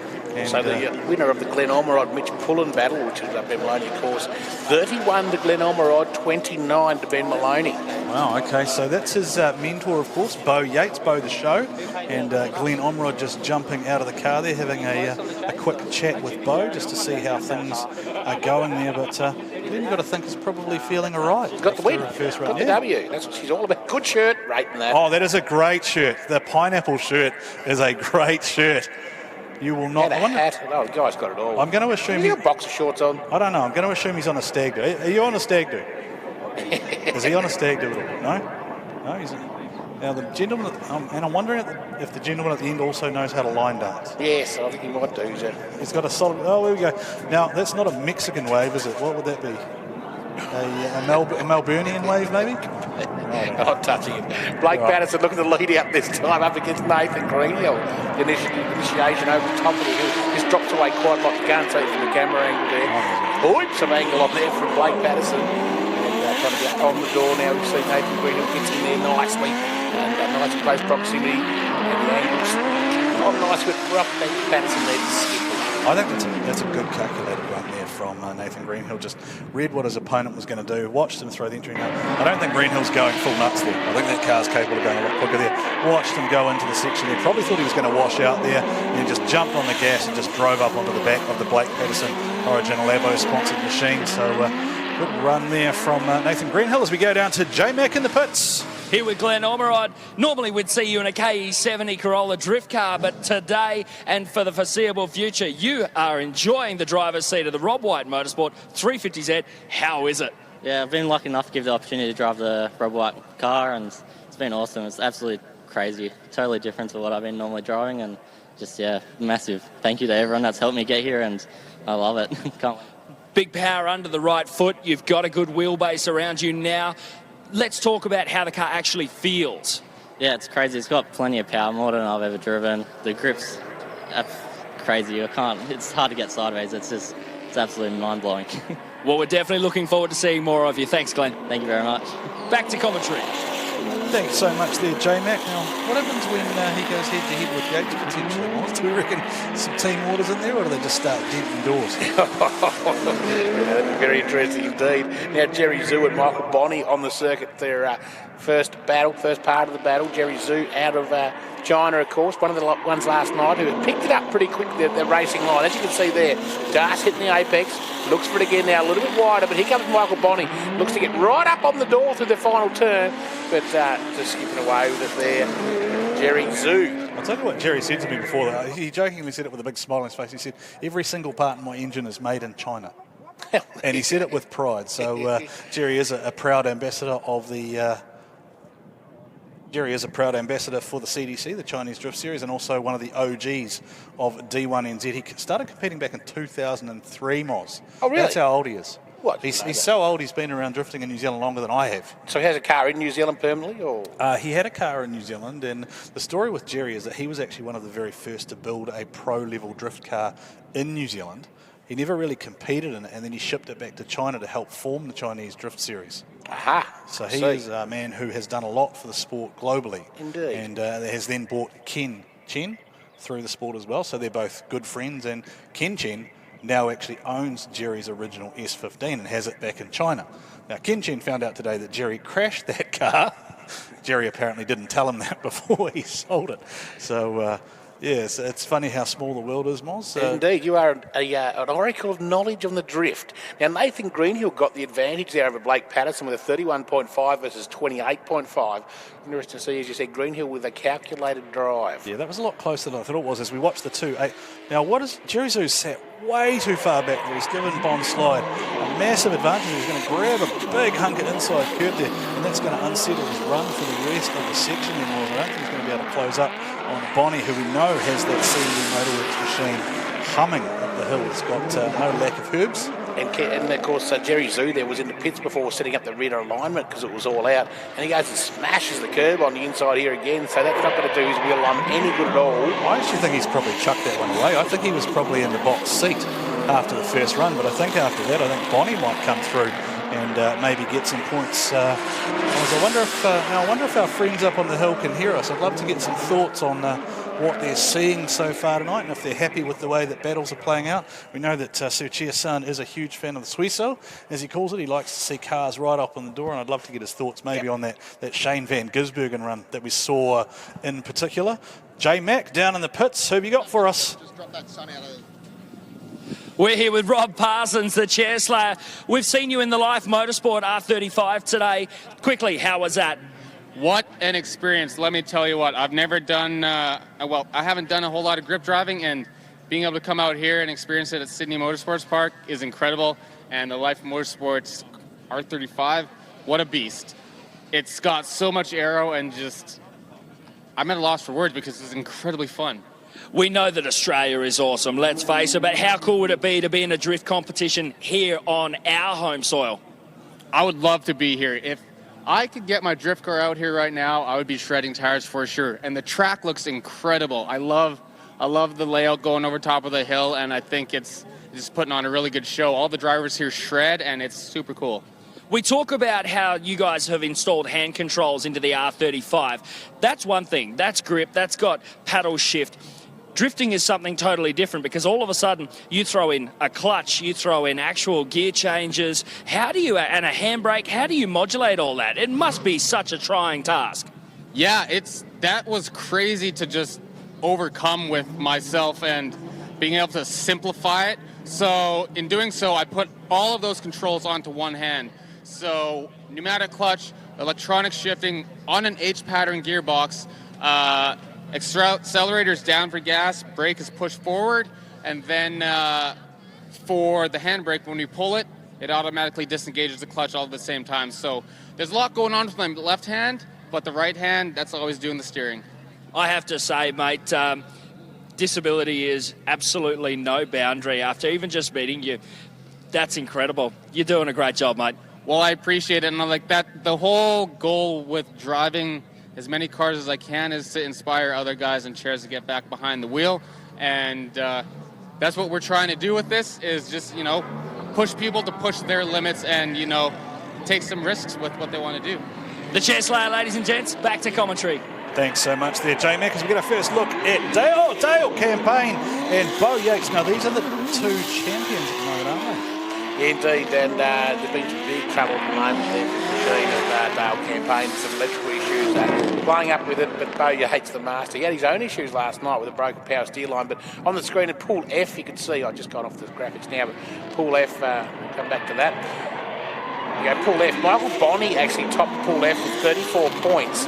Nathan Greenwood second, Blake Patterson at 28.5, and Jerry Zhu with 26. Mitch Jeffrey with a bye. But the yellow beside the two names at the top, at the moment the top qualifiers, they will go through to the 16. So keep your eye on that in each pool. And it's really interesting to see Michael Bonney on the top of that group. Yeah, so Michael Bonney got the win over Jerry Zhu there, 34-26. So Bonney there, I think, benefiting from Jerry Zhu's mistake there on the chase when Jerry had the advantage after the first run. Beautiful look at Sydney Motorsport Park there, Moz. We are here at World Time Attack for 2019, the Garrett Advancing Motion International Drift Challenge, evolving once again thanks to Drift Operations Manager Dan Mackey and Ian Baker, the mad scientist behind the whole event. And great to see Rob Parsons too, the Chair Slayer, on camera there. Now imagine if we could get him out here maybe next year. Sounds like for the he's IDC. He's pretty keen, isn't he? Quietly. I love it. Okay, you can see him now winding up in the hot pit area down the bottom there where the pits are. There's a scrub area to warm your tyres up, which is happening in the right-hand side there. And the drivers, of course, lining up now. Second part of the battle between Bo Yates and Dale Campaign. Campaign should be leading out. Bo Yates with a small advantage of 6.57 and an 8 in that one. And Dale Campaign will have to work hard on his lead run now as we head up towards the start line. Dale Campaign's had a rough run too, hasn't he, Moz? He's come a long way too, and after last year, the way the event finished out for him after he was in the top 4, he broke that wheel, you remember, and he was just destroyed after the event. He was really unhappy about the way things played out, feeling that he could have finished up on the podium. This is a great look here at why Bo Yates is just so good, Moz. Yeah, indeed, there's mega issues there for Dale Campaign. That is not making the power it should be. And they're chasing cam angle sensors. They've changed the fuel filter, not the fuel pump yet, but the car just keeps dropping power, and it did it at lunchtime drift display as well. And you can see from here on, there's no power. He's trying everything. The car's just, it's basically an NA car there, and not making power. Bo Yates doing an absolute cracker of a job to stay off the panel work and across the line there. But Bo Yates has some work to do back in the pits. I know Disco Davis is back there in the pits, and Disco Dave Dennis will be all over that and plugging the machines in. Now check it out, Tasmanian car once again. The Cowtaz car has the billet block out of the MCA Hammerhead. The old billet block. It's carved from a piece of aluminium. In at turn number 1 we go, though. It's Andy Billick leading Brody Mayo in the Countess machine over Tasmania. Up over through turn number 2 we go. Billick starting to skip away with the slide. Here comes Brody Moore back, but not enough angle or speed for Moore in that run.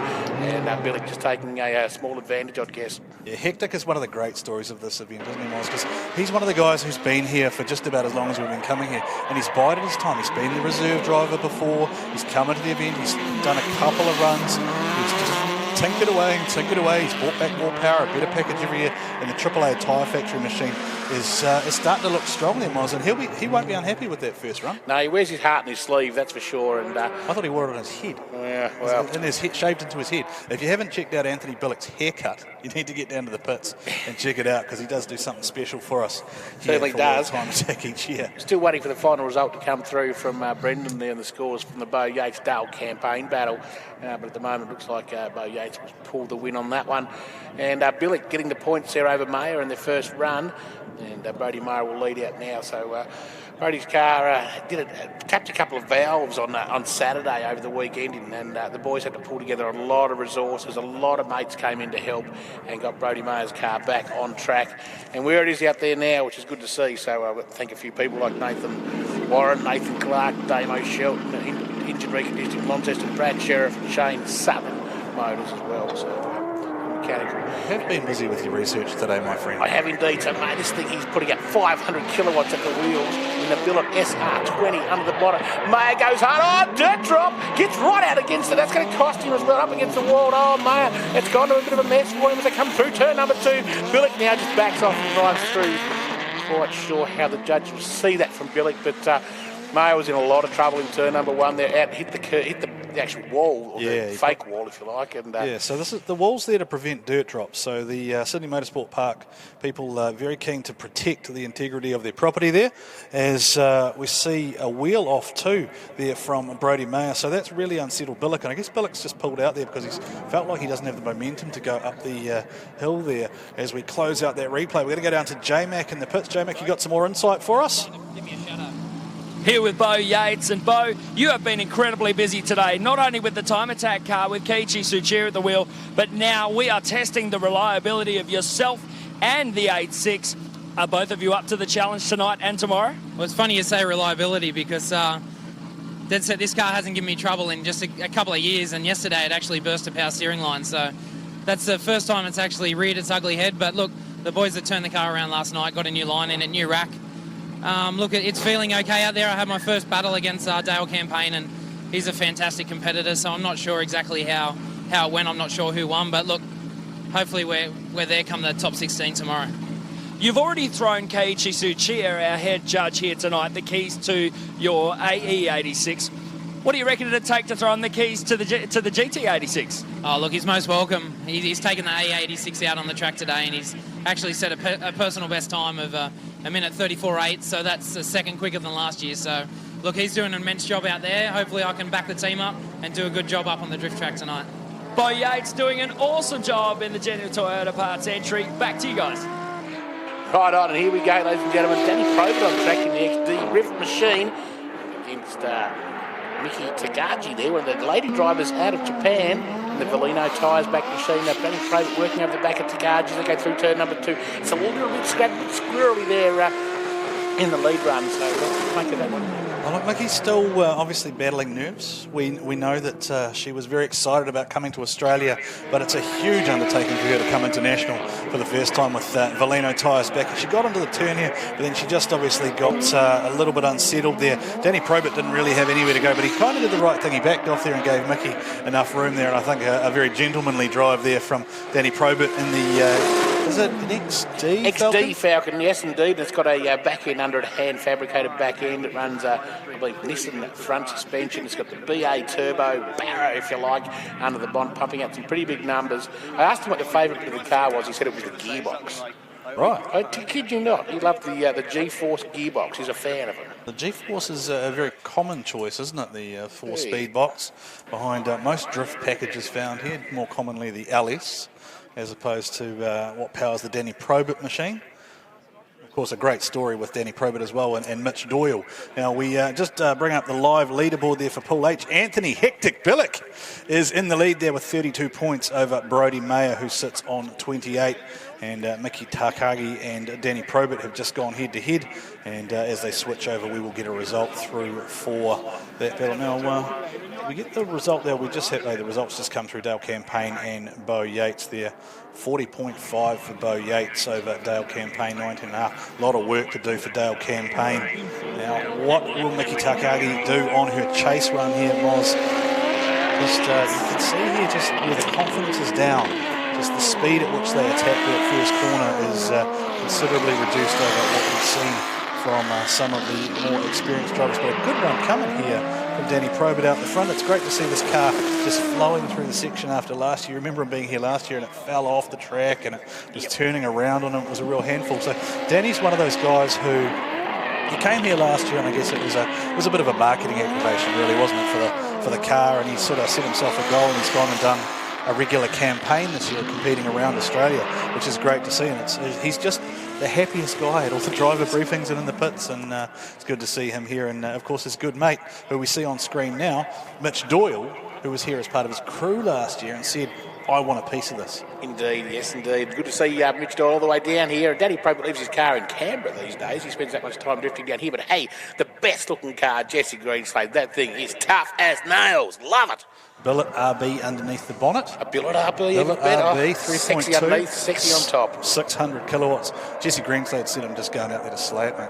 Tidy wings. Isn't it Rocket Bunny kit? Yeah, Rocket Bunny. There is no stone left unturned on the Jesse Greenslade machine. Spotting for him this weekend, Bruce Tannock, the Drift Santa, is up on the hill. And Mike Squire, perhaps more known as part of Mad Mike's crew, is on the spanners for him this weekend as well, along with Tux Taruya. So Jesse Greenslade has brought all the right tools with him this weekend to really make a name for himself on the international stage. But Mitch Doyle acquitting himself pretty well there. He did, but Greenslade's good. He's backed off. He hasn't gone in too hot. He's made sure he made the apex bang on straight. That's what the judges want to see on the concrete. Once again, bangs the apex on too. That's textbook run there from Jesse Greenslade, but a textbook chase run from Mitchy Doyle too. It was a good run from Doyle there, the man with the best beard in the pits. Is indeed. It's a good-looking beard. There's Troy Jenkins along with Shane Van Gisbergen, and they're watching. I love the fact that there's such camaraderie amongst the drivers, right? They're always happy to cheer for everybody else. That is Mike Squire there on the comms, along with the team from Jenkins Motorsport. Hello, boys. I don't know if you can hear us down there in the pits. You look very serious, Troy. There's a Tinder profile shot if ever I saw one, isn't it? Almost looks like he can grow a beard. Looks like growing that. Right, okay, so we're going to pick it up. That, of course, is Shane Van Gisbergen, who's on the text machine. Probably, indeed. I wonder if he's sending maybe Jesse Greenslade a message.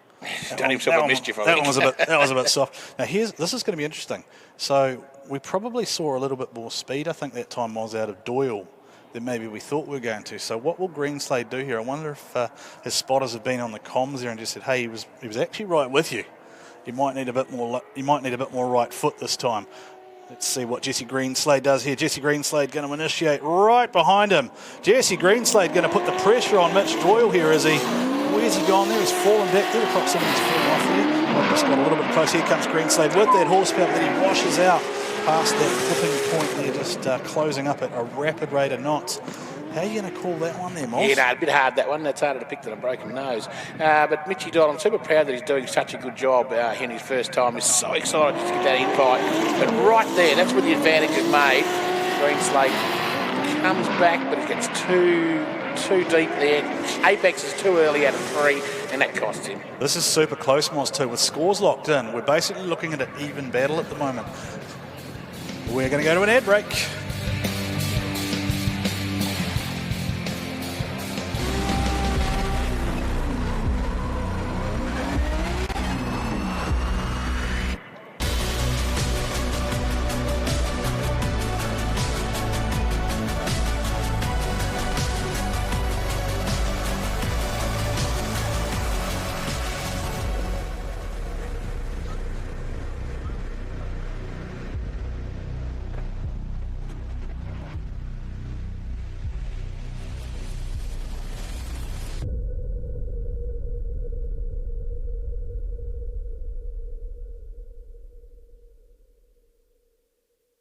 Bosch Motorsport provides technology for racing. Worldwide experience from all major categories of motorsport is in your race car when you use Bosch Motorsport components, ignition system, sensors, fuel delivery and high-end electronics. Bosch Motorsport brings race-proven quality and performance to your motorsport machine. Search for Bosch Motorsport Australia or find us at boschmotorsport.com.au. There's good, there's better, and then there's Bosch.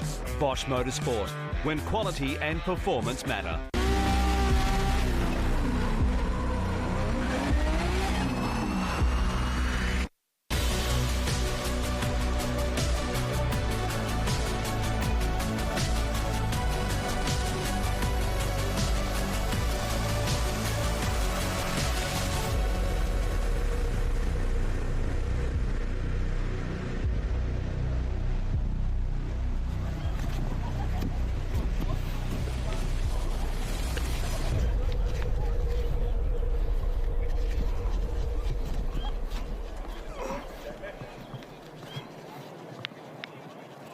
We are back, ladies and gentlemen, International Drifting Challenge, and it is down to J-Mac in the pits. What have you got for us? Here with Brad Toohey, 2013 and 2017 High-Tech Oils Drift All-Stars champion. Mate, you have the worst luck. Yesterday, it was a cracked spark plug. Today, it's a broken metatarsal. Now, what's the one instance where that foot brake actually hurts you today? It probably hurts the most when I'm trying to heel and toe, like when you're downshifting and stuff, or like braking up behind a car, but look, it's a small issue. How's the car going otherwise? Yeah, actually, I'm pleased to say that it's going really well. Everyone knows I haven't had the greatest luck here at Time Attack, but look, if a spark plug's all I have to deal with all weekend, I'm stoked. Well, best of luck, and we hope to see you out here in this Road Track Supercharged Mad Beast. Thanks, mate. Thank you, J-Mac, doing an outstanding job down there. Brad Toohey, maybe another contender for our haircut of World Time Attack, Moz? Yes, indeed. And you know that he was also an enduro off-road bike racer with Toby Price. Indeed. So Paul G, Bo Yates at the top there where he likes to hang out at 40.5 points. Mitch Doyle, the other one to make it through at the moment, with 32. Jesse Greenslade, all the way from NZ with a 28.0, and Dale Campaign with a 19.5. So that, of course, means that the result went to Mitch Doyle, 32-28. Doyle gets his first win in his first ever battle, Moz, at World Time Attack for 2019. Great to see. It's a fairy tale result there for Mitchy Doyle.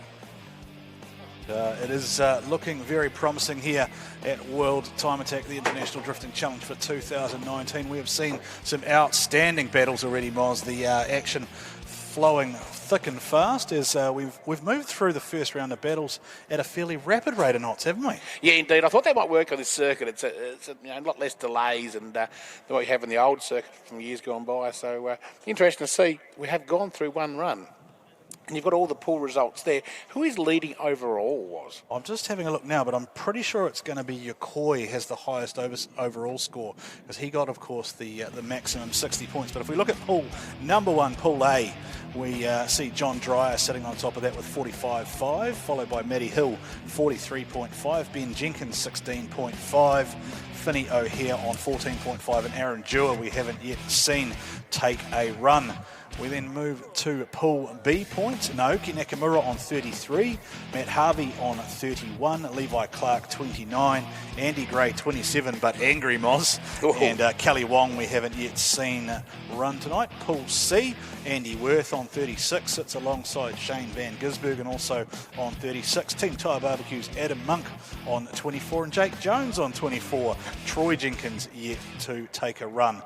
Pool D, we of course mentioned Yokoi, 60 points in the bank, and that's going to give him one hand, I would think, on a top 16 position. Brad Toohey on 39.5. It's not Madface who is in position 3, but those are his points. Ken Wenquan on 0, and Josh Botcher, who we haven't seen yet, on 0. Then we go to Pool E, Matt Van Kirk on 33, Glenn Ormerod on 31. The Mitch Pullen entry is on 29, Angus Kidd 27, and Warwick Hill, who we haven't seen yet, is on a 0. Pool F, Bondslide, Michael Bonney on 34 points, followed by Nathan Greenhill 31.5, Blake Patterson 28.5, Jerry Zhu 26, and Mitch Jeffrey we haven't yet seen. He had the bye for the first run Paul G, Bo the Show. He's where he likes to be. He's in position 1 on 40.5. Mitch Doyle on 32. Jesse Greenslade 28. Dale Campaign 19.5, but it clearly looks like he's chasing some issues there, Moz. And Jordan Graham we haven't yet seen in the 420 machine, which then leads us to Pool H. Take a photo of it, Moz. Danny will love to see this. Danny Probert at the top of the pool, 39.5, followed by the Tasmanian lad on 32, Brody Mayer. Anthony Hectic Billick on 28 points. Miki Takagi on 20.5, and Benny Meir we haven't yet seen battle. So that is how things are stacking up at the moment. Now, if you have just joined us on the live stream and you're a bit confused as to what's going on, brand new system this year, each run is scored out of 60 points. A driver can score a maximum of 10 points per pass. That gives you a total of 240 maximum, and that seeds you into the top 16. We're going to go to a quick sponsors message.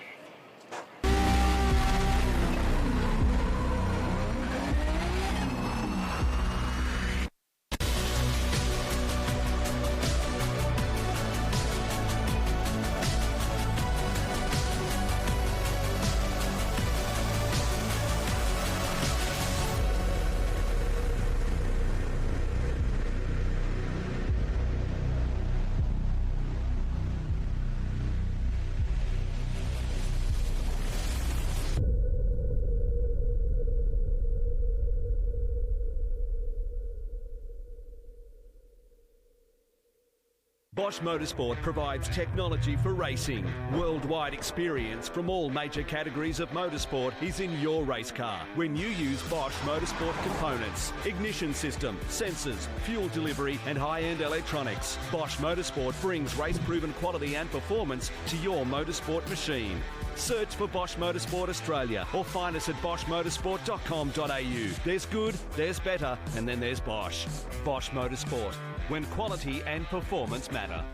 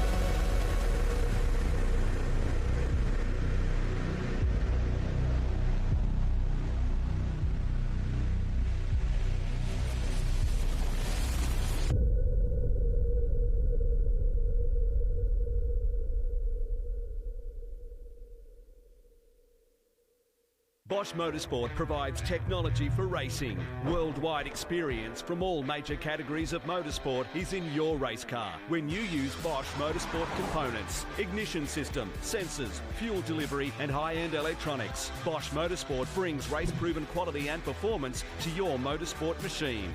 Search for Bosch Motorsport Australia or find us at boschmotorsport.com.au. There's good, there's better, and then there's Bosch. Bosch Motorsport, when quality and performance matter.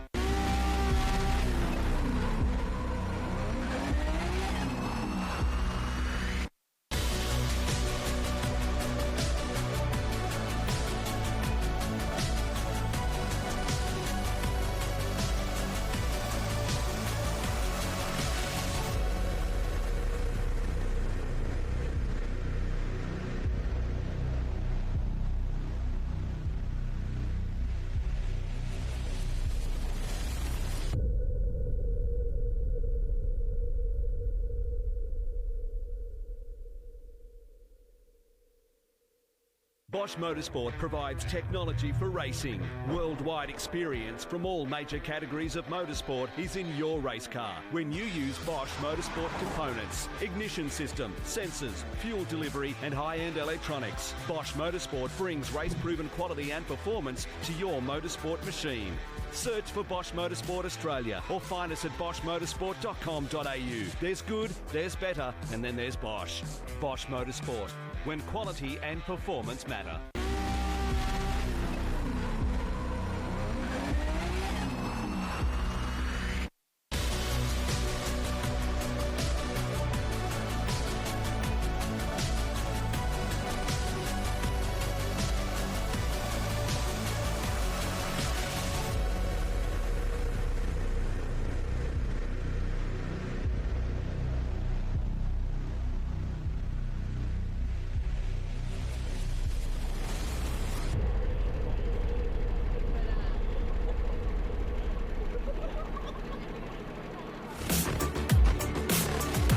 We are back, ladies and gentlemen, the International Drifting Challenge for 2019 here at the beautiful Sydney Motorsport Park. Great to see the fans up there on the hill. I hope you've slipped, slopped, slapped and remained hydrated today here as the sun has been out in force. We are witnessing the qualifying phase of the International Drift Challenge for 2019. We're through the first round of battles, and we are going to go down to J-Mac in the pits. He's got some more info for us. Here with Angus Kidd. Angus, your round one battle with Matt Van Kirk unfortunately didn't go your way. Who have you got coming out in round two, and what are you going to do to get over the top of them? Well, we got Warwick Hill next. I've driven with Warwick a lot. We've done a lot of battles together, competition and just mucking around. So I feel like we're just going to be able to put on a sweet show no matter what happens. I'm definitely going to try and tighten up that entry a little bit. I'm coming in a bit hot. But other than that, we're just going to go out, send it, have a sick time. Tell me a little bit about the car. We've seen you struggle with some issues in the past. Things look to be going very well today. Are you using every bit of that big blue bottle that you've got there? Oh, yeah, plenty of nitrous all the way. Got it jet as high as it'll go, and the thing's sizzling so hard. I've got to sort of back off a little bit mid-corner. Just erupting, I'm getting nowhere, so a little bit of throttle control will probably do me a power of good, but I just love that horsepower. Can't get enough of it. Angus Kidd in the Game On Motorsport Supra, definitely looking to put on a show, guys. Thank you so much, J-Mac. You are doing an outstanding job down there in the pits. Now, speaking of working hard, Moz, up on the hill there as the fans settle in for the evening. Hello, wave. Yeah, you're on camera. Good to see you all settling in. Some of you, and there's always one. There's the girl on the beanbag who just has to throw the, yeah, that's you. Yeah, pointed at. Right, let's go up to the judges, the hardest working people on the hill. Toshi, how are you? Toshi's good. It's Dan. Oh, hello, Dan. Sorry, you went How you going, guys? Obviously, we missed a communication there. I believe we're starting with me, but I can pass it down to Toshi if you'd prefer. I like you, Dan. I like you. I'd like to hear what you've got to say. Well, I mean, the first lot of battles was a very mixed lot of battles. There was some that were bang on, some really great chase runs. Certainly, Sachia's instructed us to look for a solid and clear, heavy chase, really getting up into the doors. And some of those drivers, the very good drivers, were able to do that. Certainly, the line is fast. So if you don't get it right in that first corner, then the lead driver's gone if he's on line and disappears. But there's been a mix of lines, certainly some interesting scores. There's been some close battles and there's been some big gaps. So it's been exciting so far for me. Brendan? Sorry, Dan, if you can hear me, yeah. Something I'd really love some clarification on. One of the more controversial battles, Andy Gray versus Naoki Nakamura. Now, I see that you scored that in favour of Andy Gray. So tell me how you saw that. Yeah, okay, so look, I saw that and I referenced back to the battle prior to that. Both drivers came in very quick in the battle prior to that where they made it through. In the next battle, I felt that Naoki over-rotated into his battle and caused Andy to need to take evasive action. I think Andy said something similar in his interview. It's hard for us to hear up here, but that caused him to be there. We've got cars on track, so I'll have to come back to you a bit thanks, later. guys. No, John Dreyer has over-rotated, and there's just about contact there between John Dreyer and Ben Jenkins. Ben Jenkins will be wondering what's going on here in Australia. He's already hit Matty Hill. Just about had an Angry Bird on his bumper as well, Moss. Not too good, yeah. There's a Howard Subaru spares back inside. I've got in the back garden, Johnny Dreyer's machine. That did a bit of strife almost there. I thought we'd have a T-bone.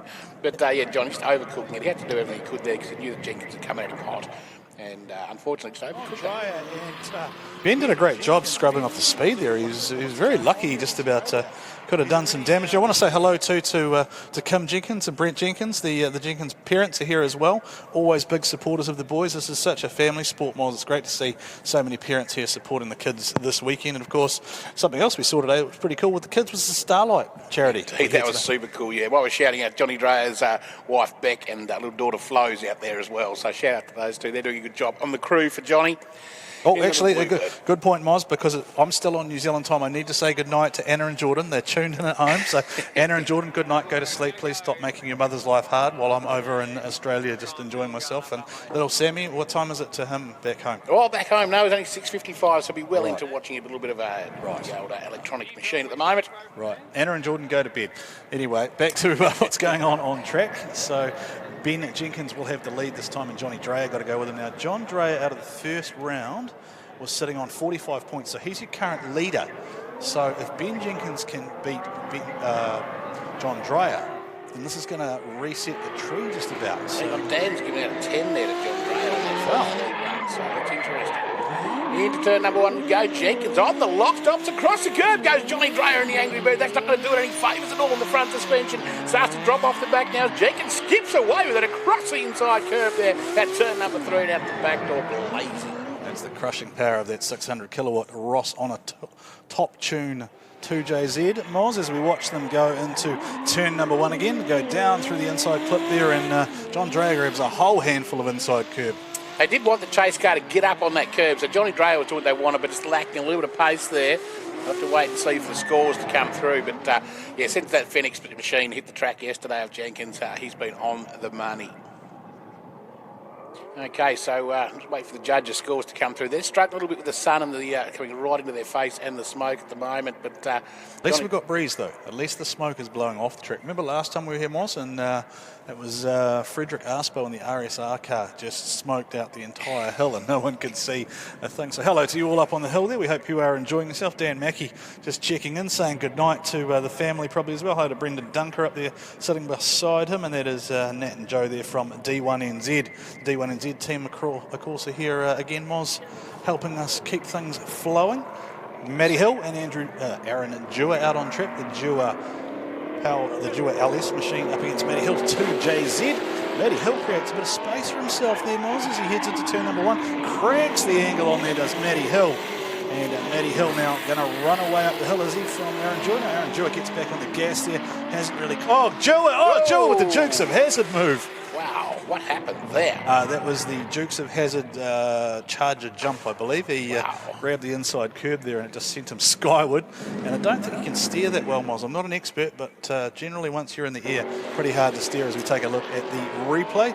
Matty Hill creates himself some distance here. Out front, performance S15. And then we go up the hill here. Now, Aaron Dewar, I think, had the angry eyes on. Then he jumped the curb and went straight ahead on the locks and into the gravel trap. He goes, disappears into a cloud of smoke, and we go down to J-Mac in the pits. On my left here, Danny Probert, pilot of the Extra Falcon. Danny, how are you liking this format? You're running battles, not getting knocked out, accumulating points. Does it suit you? Look, I love it. It's a different type of pressure, but the best thing about it, we're up against, a very strong field, and we get to battle 5 people minimum. So, yeah, you couldn't ask much more when you're competitive. Great. Mitch Doyle, you are running in the Nightcliff Electrical S13 supercharged LS power. How are you feeling coming into your round 2 battle? Yeah, very good. Car's got a lot of grip. Sun's coming down, so we should get more grip, but it's pretty quick. But Jordan in that 180, that Carbon 180, he's real quick, so I have to give it to him, I reckon. Mate, this is an incredible format. Both of these drivers still putting in awesome performances. I cannot wait to see what round 2 will bring. Back to our commentators. Thank you so much, J-Mac. Moz, Ben Jenkins locks in 44 big points from round 2. Missed score there from the judge. It was actually 0 for John Dreher out of 10. Changed over now, but Dreher taking a big hit there. Matty Hill, of course, is going to have an advantage here with Aaron Dewar having gone off the track there, and that will give Matty Hill some big points from Pool A. Doesn't really matter a whole lot what Dewar does in this second run as long as Matty Hill stays on the track. But Matty Hill doesn't hold back. He does chuck a wheel off the inside there, so there'll be a deduction there. He's on the concrete, but not on the grass. So we'll see what the judges reckon. Just a wheel off. So it is a 1 point deduction for a wheel off on the grass on the inside. Down into turn at number 1, both drivers go. Matty Hill just, I think he sat back there, having watched Matty Hill chase before. I think he's sitting back there off Dewar. His spotter will have been in his ear, will have been telling him what's going on, just saying, look, don't do anything silly there. And Matty Hill with, I would imagine, some more points on his way for him, and that will sit him solidly at the top of Pool A at the moment, with John Dreyer having taken a loss, as we said earlier, to Ben Jenkins. Yeah, Matty Harvey up next against Nakamura. This is a bit of a, I guess, for young Matt Harvey from Tasmania, up against an international star and last year's number 1, of course, Nakamura. And here we go. The Kumo tyres machine will chase. Nakamura will lead out as we come around the initiation area and up across the top of the hill. Money corner, turn number 1. What have we got here? You see the speed there immediately evident from Nakamura, and Matty Harvey is going to go with him though. Washes across that turn number 1 there, and he goes with him, does Matty Harvey. Nakamura with that 1,000 horsepower machine trying to climb the hill, but Matty Harvey did a solid job there, but no real mistakes on him from either, Moss. No, indeed, Matty Harvey did a top job to stick with him. Got a little bit wide through 2, cost you a couple of car lengths, but interesting to see. I thought it was a good job there from both drivers. That's a nice line there from Harvey. Harvey had the better line through 1. A bit flat though, wasn't it, from the transition? I think that was the way both drivers had committed to turn number 2 there. That flat line that, of course, the DK has asked for, and we are seeing live scores coming through. We've had the Matty Hill, Aaron Dewar battle confirmed. Matty Hill banks 43.5 points. Goes to the top with 87 in Pool A. Wow, Matty Hill and Ben Jenkins 1 point outside. And Johnny Dreyer still holding down that coveted number 2 spot. That's the spot that will get you through to the Sweet 16 tomorrow night. Aaron Dewar down there with his first run, of course, because he had a bye in the first run, the 16.5 points. That seems like a health and safety issue, Miles. I'm just going to go out on a limb there, sitting on a ladder like that. Doesn't seem that safe. But of course, he's got a Bunnings safety helmet on, but so it's probably okay. They don't have that sort of thing in New Zealand. There's no health and safety. Vests. No. We have people with clipboards though, much like you do, who tell us that we're doing things wrong. We're visiting a couple of factories over there. It's a pretty cool atmosphere to work in compared to Australia. Anyway, let's leave that alone and go back to the battle. Nakamura leading, this time will be Harvey leading out in the Power Plus Kumo tyres machine out of Tasmania. The Japanese driver, Nakamura, last year's champion. Wow, it gets tightened there at turn number 1. Nakamura takes over curve with him. Now comes back hard on Harvey. Harvey's a little bit slow in the transition. Up on the door goes Nakamura. Woo! Across the line, and that is tight. Nakamura showing why he is the form chase driver. He is the benchmark. Oh, Matty Harvey chucks it away off the end of the section, but that's, of course, outside the section.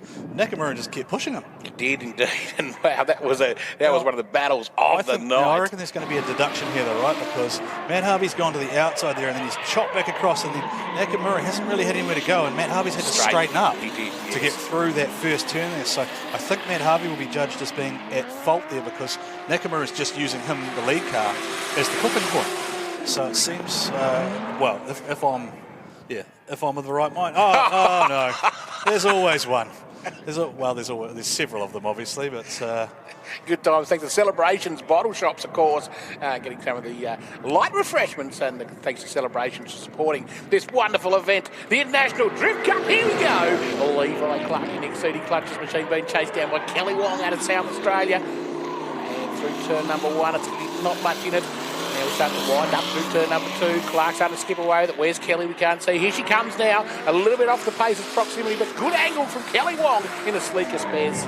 Isn't it great to see Kelly back too, right? Because Kelly had a couple of years off to have the family. And she has two children indeed. Yeah, her and David have been here though most years, right? Supporting the event. Now, I thought I saw a sneaky look there from Kelly Wong. I'm sure I saw her turn her helmet there just to work out where Levi Clark was. And as soon as she did that, Levi Clark gapped her into that first corner. And I think maybe that threw Kelly off for the rest of the section. But did look like just a little head movement there. Maybe Kelly showing, what would you call it? Maybe a little, is it rust, Moz? Is it appropriate to say that, having not been on circuit for a while? Hello, judges. How are we up there? Can you hear me? Brendan Dunker, you've got the microphone there in front of me. Brendan Dunker, how are you feeling about what you're seeing on track so far?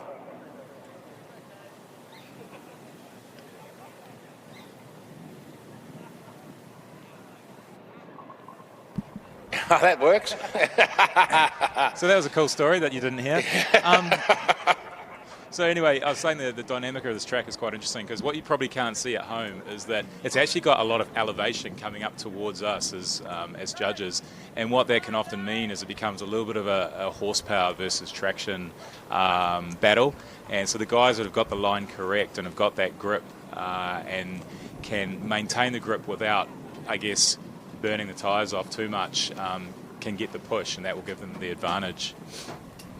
Thanks for that insight there, Brendan. I don't know if you can maybe add some thoughts as to what the effects would be of, say, wing angle, etc., and dialing traction back into the car? Yeah, I guess the biggest thing you find with the speed that the guys are entering here, anywhere between 150 and 180, you start playing with aero and wing, and that can be great, but on your initiation, sometimes you can lose. Wings don't work very well when you're going sideways, so you can end up blowing off the end of the front corner. And the speeds that they're coming up through here, it's really coming down to the mechanical grip, which is your tyres and your suspension setup.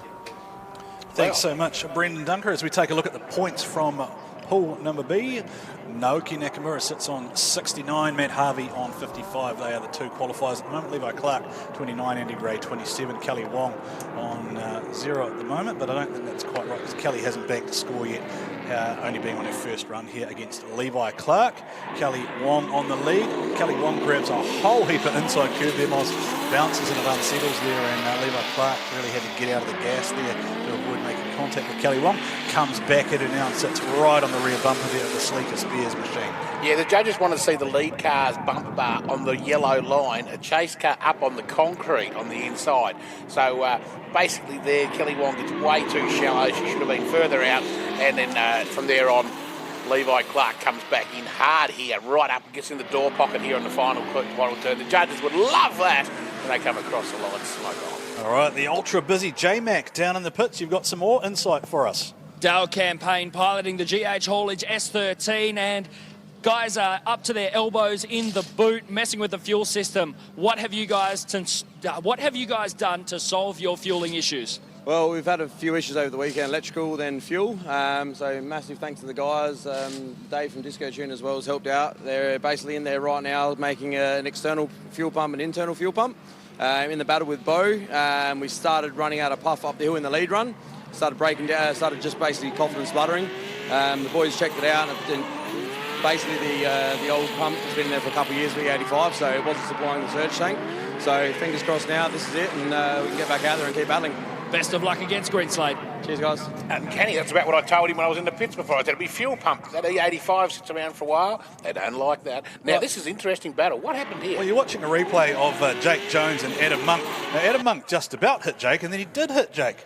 Yeah, it's a bit of odd to see Monkey there get all mixed up in the smoke at brother Jake Jones. But Jake, he was textbook through that run. It was like almost that Adam Monk just didn't quite manage the initiation. He just went straight ahead on lock almost. Yeah, I'm going to change something in that car. It wasn't as happy as what it was. It looked higher in the back end as well. So, well, I know that they did make some adjustments for the midday mayhem because they were trying to dial in a bit more wheel speed just to make the Manji down the main straight a little bit more spectacular, and I wonder if they just haven't quite got that right yet, Moz. So yeah, I think it might be on the money there indeed. Levi Clark getting the win over Kelly Wong there, 40 to 20 points, and that'll put Levi Clark up into that number 2 spot in Pool B. Matt Harvey gets knocked out, goes down to number 3, and of course Kelly Wong and Eddie Gray with only 1 run each so far. So remembering that each driver has 4 battles over the course of the qualifying period, and they will have 1 bypass. So maximum points you can get is 240, but the only driver still in the running for that is Yokoi, who got 60 out of the first run. Let's see what Jake Jones does here. I wonder if he'll return the favour here and maybe give a little nudge. Now that's a lot further than we've seen anyone else travel side by side there from Jake Jones. Indeed, Jake right up here on the money, gets into the smoke, can't see much. Oh, grabs a hoop of curve and some grass on the inside. Meanwhile, Monkey the Tyre Barbecue had a big straighten up between 2 and 3 and across the line there. And now the Newell tyres machine is usually pretty consistent, but that first run something went wrong. Here it's not too bad. An emu or two maybe. Maybe a couple of exports, yes indeed, from celebrations of course. And the celebrations podium, of course, is where you want to be tomorrow night to check out the winners' spoils. That'll be presented, of course, by J-Mac at the conclusion of the top 16, which takes place tomorrow night after qualifying concludes. So we're going to have 3 rounds of battles tonight, Moz, 2 rounds of battles tomorrow, and then we go straight into the traditional top 16 as you'd know it. This is a great shake-up of the event, though. I really like it. I love a battle. I mean, like qualifying, it's all right if you know what's going on.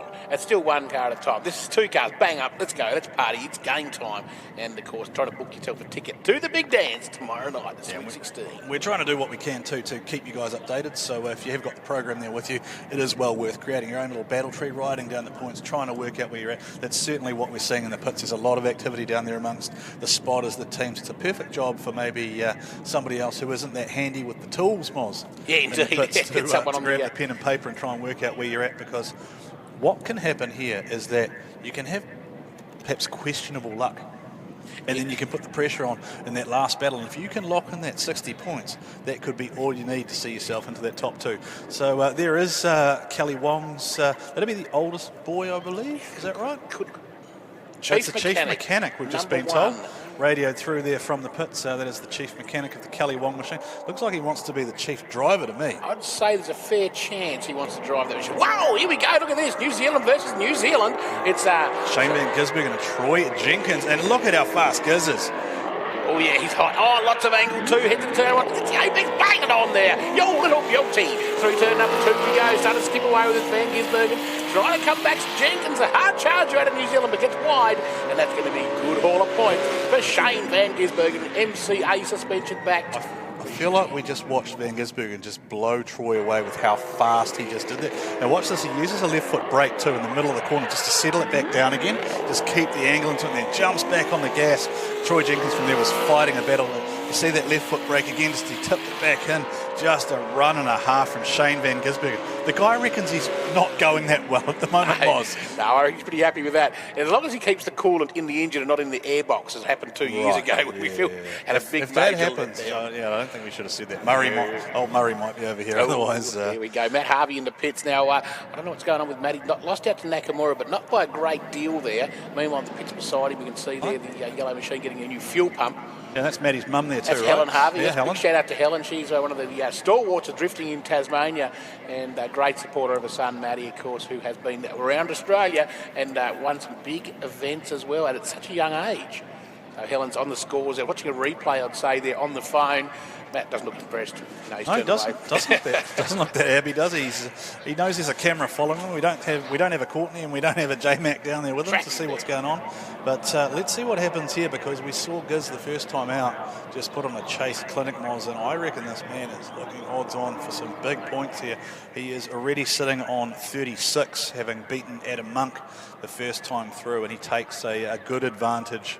Jake Jones got the advantage over Adam Monk there, 37 to 23 as well, giving Jake Jones a good haul of points of 61 up there after 2 runs. Here we go, part number 2. This is going to be a cracker. Let's just see how far Van Gisbergen travels beside Troy here, because we saw this in the early, he goes a long way up, doesn't he? He travels on the inside there, and then he just locks onto that rear bumper, uses that lead car as a clipping point. There's that left foot brake again, and Shane Van Gisbergen just showing the car control. Whoa! Jumps the curb, Van Gisbergen. He has that one with that car. Wow, ladies and gentlemen, you are seeing a clinic put on here by Shane Van Gisbergen. Send Courtney down to find him again and see if that smile's got even bigger, because that was an amazing run there from Shane Van Gisbergen.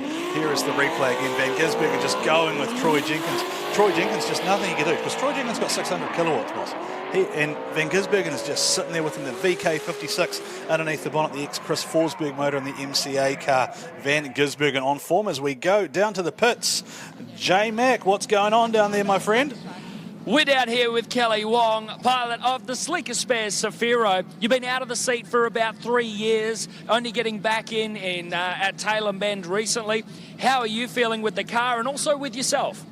I'm obviously the nerves are there for this event. It's a big event. I just got to get the confidence up. I love this track, one of my favourite tracks. I know I can drive it. I've just got to prove it. How's the Safiro going? Safiro's great. We had some binding issues in practice. It was just grabbing on the lock stops. So hopefully we've sorted that now. You had a recent battle with Levi Clark, unfortunately not getting the win over him. Who have you got lined up next? I've got Naoki, so that's going to be a tough one. Well, best of luck. Thank you. Back to you guys in commentary. Okay, scores in between Shane Van Gisbergen and Troy Jenkins. Van Gisbergen with 41.5, Troy Jenkins with 18.5. Big advantage. Somebody just fired a missile off the start line. Was Yokoi rockets off the line, and the chase car of Mickey Moo, Michael Kelly, I think his name might be, who's standing in for Madface Kitagawa in the Rotary, who hasn't got a car to drive as yet. But Yokoi, wow, that was a start and a half. But look here, this thing is a rocket ship. I don't think was Van Gisbergen that quick. I don't think so. I do not think so. Have we got some numbers on that thing? Do we know what it's making? It looks like it's got to be 800-900 horse. Oh, easy, yeah. Look, to be able to win what he's been doing in that car, it's got to have those numbers. But, wow, he's just putting on a clinic there once again, like Shane Van Gisbergen. We are seeing the best driving I've ever seen in drifting in Australia at the moment. This is crazy. Yeah, Paul C points up on screen. You can see there Shane Van Gisbergen, 77.5, has the number one spot at the moment. Jake Jones in second on 61, Adam Monk on 47, and then we have Andy Worth and Troy Jenkins there, who sits in last place at the moment, Moz. Yeah, and I think we'll see him come back from there. There's no worries. Still, like you say, a couple more battles to go, 3 more for him, in fact. And a slight hold-up in proceedings. We're seeing Yokoi coming back around. How will he go in the chase? Because we have plenty of power for the lead. Well, I think he's going to have to play it safe, isn't he? Because Mickey Moo's just looking...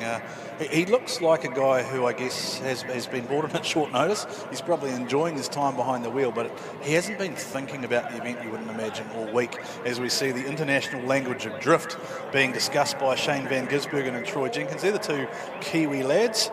Now, let's see what Yokoi does here. Do you think he gives him room, Moss? Well, Kelly started off real slow, you see. He knows that he's going to be right up in the bar. Now looks to... it's going to be a slow entry here from Kelly. Very slow indeed. But he will look to get the apex on the line right. Might be lacking a little bit of speed.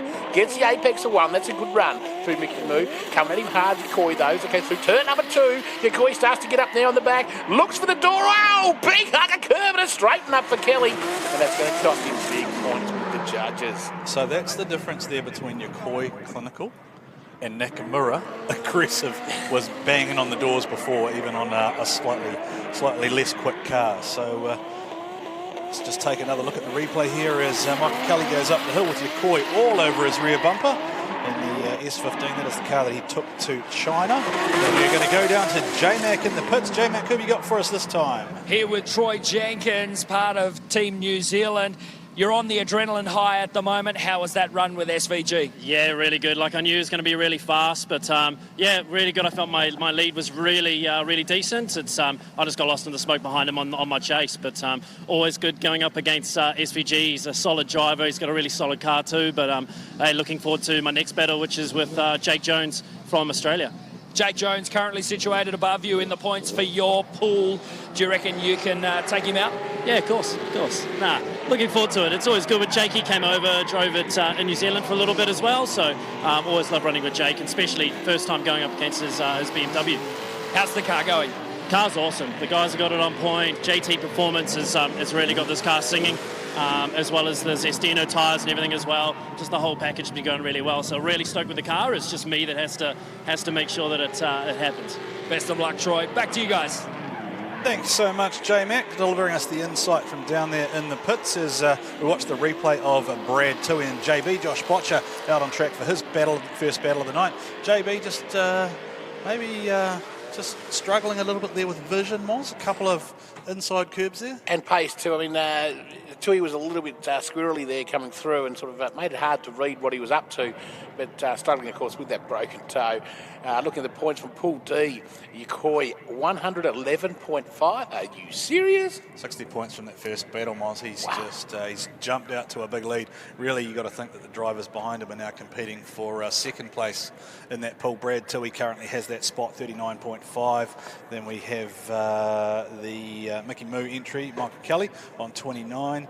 Ken Chen has yet to score a point, and JB currently on track for the first time. JB, though, Moz is capable of some big numbers, some big results. I'll be looking forward to seeing his lead run, because I know this car's got a bit and he wants to release it. It's almost like he's been held back on the reins and looks to unleash with this lead run in the GT Radials and Botcher race parts machine out of Queensland. NA Power under the bonnet, a big angry V8. Come across the top of the hill. Botcher will initiate now, go with him. Tui looks a little bit later to get for Tui, but he gets up on the door through turn one.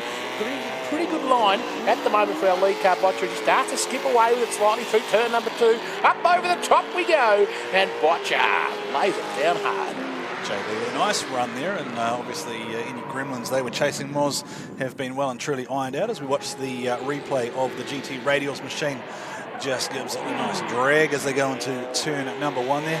Nice angle there. Grabbed a nice handful of inside curb there. Brad Tui just bulked up slightly there. Yeah, and there was advantage Botcher going in there, which is interesting, not by much, but Botcher should come out with maximum points. Wait to see the judges' scores just coming in now at the moment. It's Botcher wins for Dan. Brendan goes also with Botcher. So Botcher comes out 36 points versus 24 to Brad Tui, and a good haul there for Josh Botcher in his first round. Yeah, so that's the important thing to remember there is that JB is sitting in position 3, but he's only had 1 battle. So you can see there up on screen how many runs each driver has had. So Ken Chen sat out that round. He's on the bye this time. So it's an interesting pull that. As you said, it's number 1's almost locked away, isn't it? Unless, because anything could happen. He's International Drift Cup, of course, brought to you by Garrett Advancing Motion. And don't forget to check out the victory celebrations tomorrow night. There will be the infamous victory skids, followed by the podium presentation up in the celebrations podium up in the drift pit area, as we see Matt Van Kirk up against is that the Maloney entry, I believe, Moz? The Dago Yellow. Ben Maloney, yes, out of Queensland on the Gold Coast, the RB26 under the bonnet, 600 horsepower, the JDM Garage S15. Now, that's a pretty clean run from a reserve driver, just quietly through turn number 1 to 2. Van Kirk, one of the dark horses. You've got him down for a top 3 and across the line, but not a great chase from Van Kirk there, I would say. Wow, he's remembering that he's in a borrowed car, though. That's the Paul Alexander machine that he wasn't driving until today. So I think what you'll see here, too, is that Maloney missed the inside clip as well. So Matt Van Kirk a little bit down on power. Came back at him there, sacrificed a little bit of angle, maybe just to close up there, but I think it will be advantage to Van Kirk after that run. Very interesting, isn't it, Was? Very interesting indeed. I've just seen the scores come through at the moment, 5.5 to 4.5 for Van Kirk. Of course, we've got Ben Maloney in there for Mitch Pullen. Yeah, the judges just clearly observing proceedings as they go. Brendan just with a wry smile there. Dan Mackey looks up. I think he's texting his kids good night, to be fair. And I feel like we've ignored Toshi quite a lot too. Toshi hasn't really done very much yet. So somebody give him a little nudge and wake him up and just see how DK is feeling about things so far. Are the drivers delivering what's been expected so far? Okay, so it looks like I haven't been doing anything up here, but I'm working. He's putting me to work. I'm doing all the scoring. But actually, let's find out what he thinks. 今までのアクションはどう思いますか？まあうまいドライバーはもう 1,2 コーナーで取って 3,4 は流してる。So like the good drivers in Chia's view, they're already getting their points in corner number 1 and 2, and they're just gliding through 3 and 4. So it's already determined by the first 2 corners. もうやっぱり頭を使ってるね。But they're really strategic. They're using their head, he's saying. Yeah, that's interesting. Interesting indeed, because I thought the same too. We're seeing very, very good clinical driving from especially the chase cars. In other years, I've sort of thrown it too hard, and now we're seeing clinical driving. It's almost like they're thinking about it. They're drifting, thinking about it. So you guys are, you're looking at the right point. You're doing good. Good job. On the money. Could I ask, Yokoi seems really fast off the line. 結構今回速く見えるんですけど、どう思いますか？スピードはありますよ。速いですよ。横井は。Yokoi is fast. He's maintaining good speed. Yeah, indeed, and good speed is what it's all about. We know Tashi.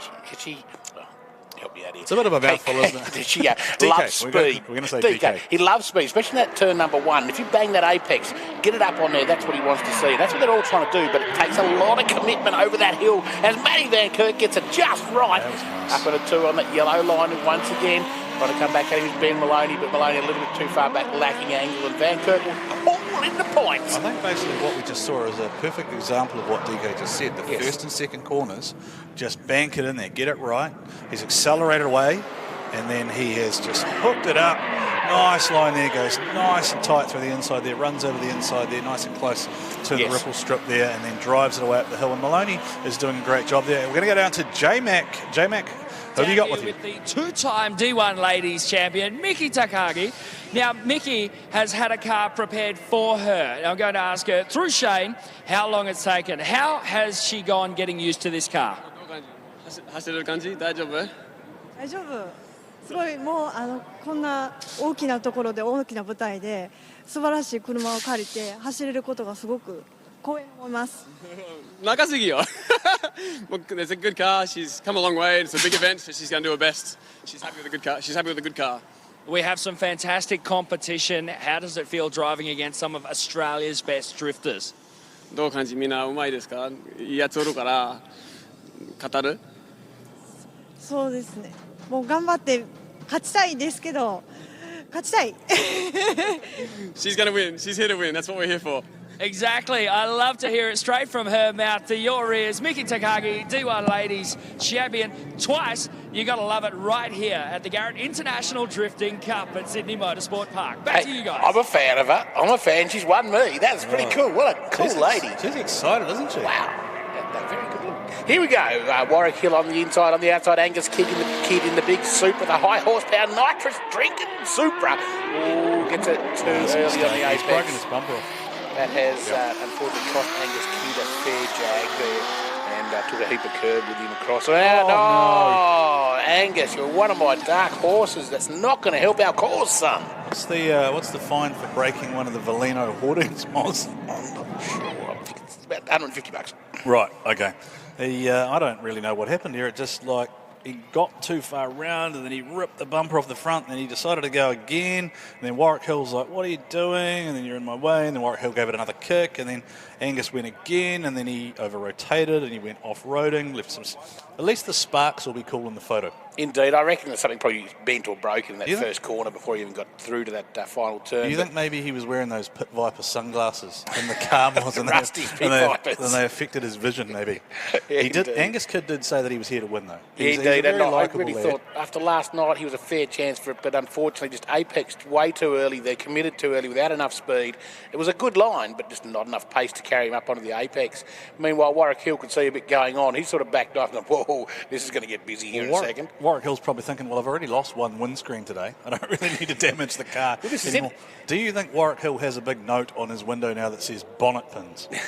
It was his own fault too, he said. He also took a lot of dirt with him on that final turn too. You couldn't see much in the smoke, but he was in a bit of strife there too. The judges' scores will be interesting. At the moment, we've got Warwick Hill with a 10 from Tashia, and Brendo goes a 10. He's waiting on Dan to come through now. And a very interesting run indeed. And I was saying, with the chaser is thinking about what's going on. He's not worried about trying to get up the door. He just wants to get through with a clean run. As I say, most of the time these drifters leave their brains in the toolbox with 3 padlocks on it. Well, I think what they're looking for there is they're trying to work out whether he's actually corrected fully the opposite way, because that would be a bigger deduction rather than a straight line. Once you lose the drift and then have to reinitiate again, probably is a bit of a moot point once he jumps off the track again. I'm just going to have a look at the dashboard here that we've got for pool number D. Is it D? No, it's E I was looking for. So Matt Van Kirk on 69, followed by stepped in for Mitch Pullen. That is Ben Maloney. So Ben Maloney with a 24 versus a 36 from Van Kirk on that last run.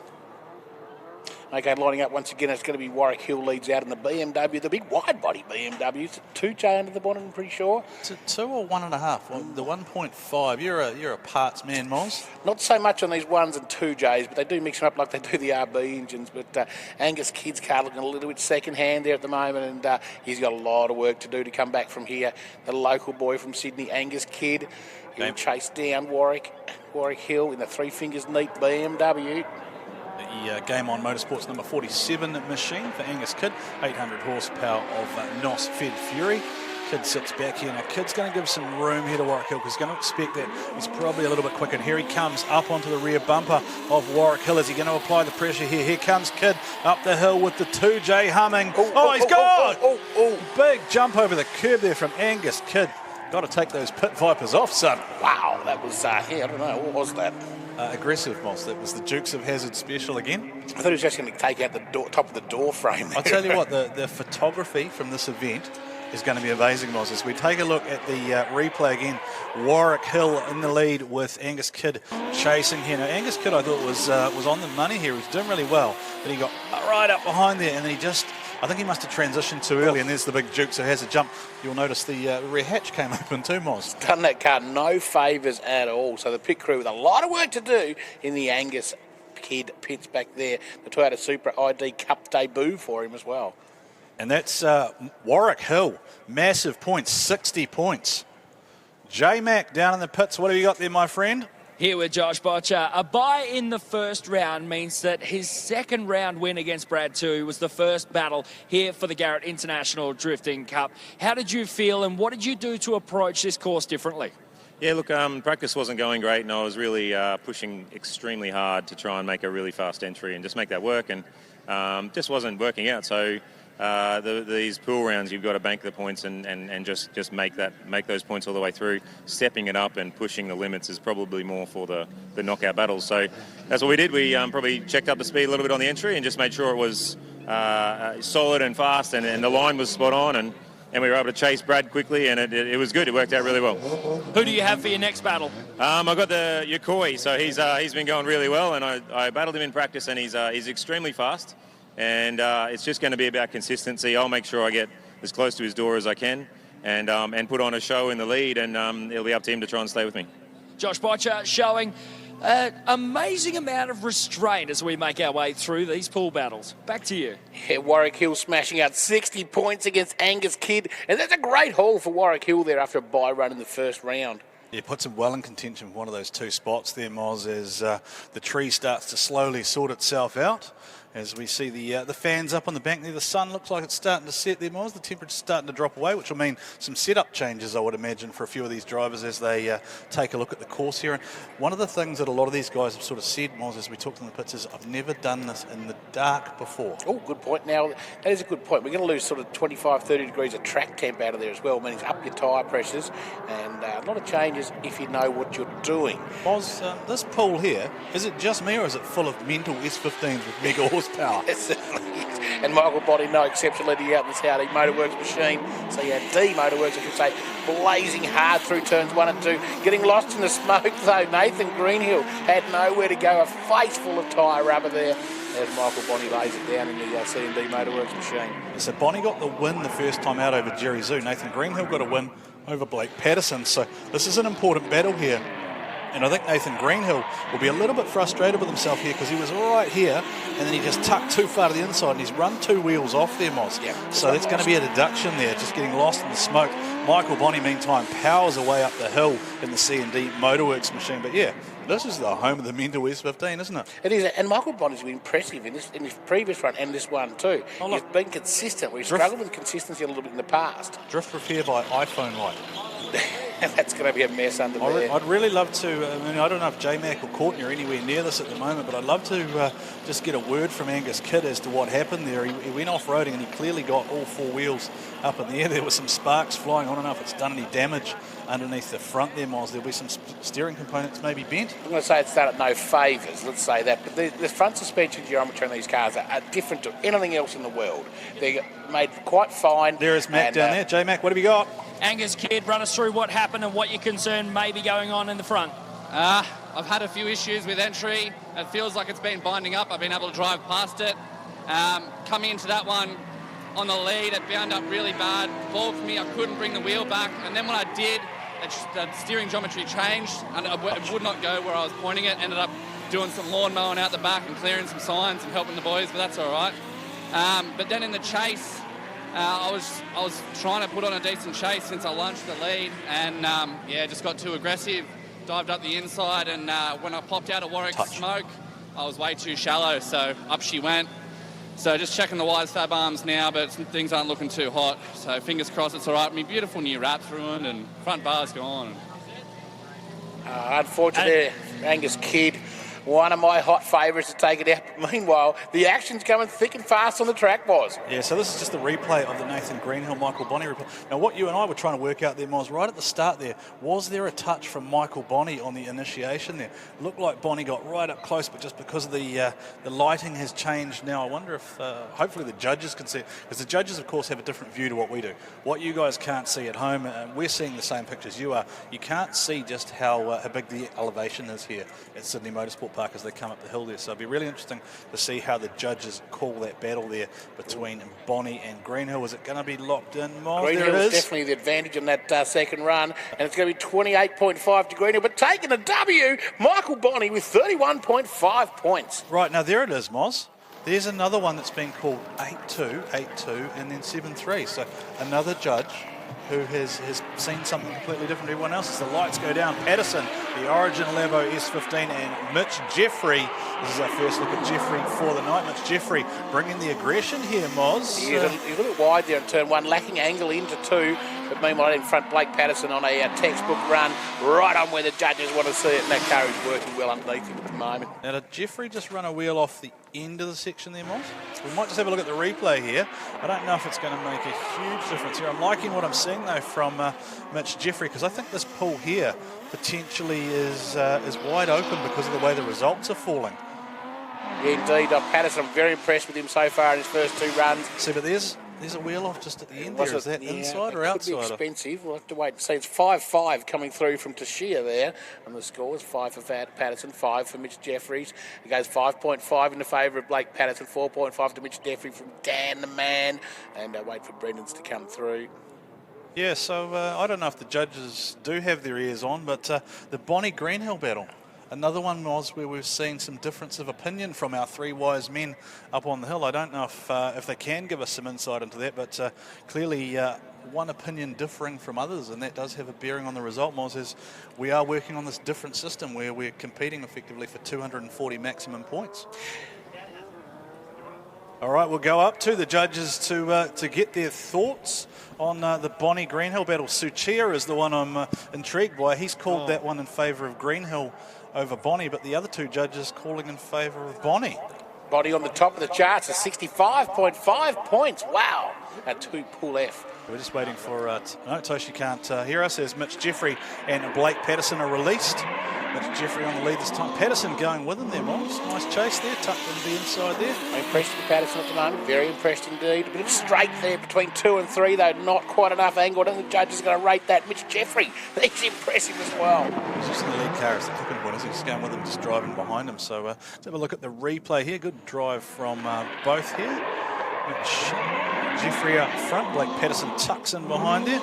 Reasonable proximity there, Miles. No real gap created there as they go into number 2. Jeffrey attacking the course, but Patterson going with him.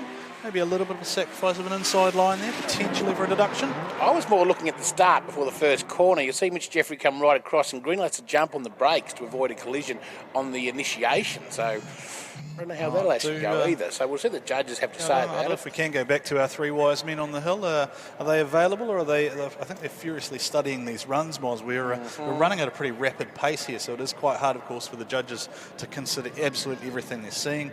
They're locking in the scores, and then they're immediately preparing for the next run. So maybe you and I will just keep chattering away, and we'll leave them to do what they're doing best. So here's a look at Jesse Greenslade against Dale Campaign. Just quickly, Blake Patterson getting the W there, 33.5 over Mitch Jeffrey, 26.5. In a turn number 1 we go. Wow, Greenslade had a immaculately red machine out of New Zealand, up against some issues once again, though. The GH heavy haulage machine at Dale Campaign lacking power. They got it right. It is looking better. It's definitely smoke on now. So the boys have put the fuel pump, they put an external pump internal in the tank.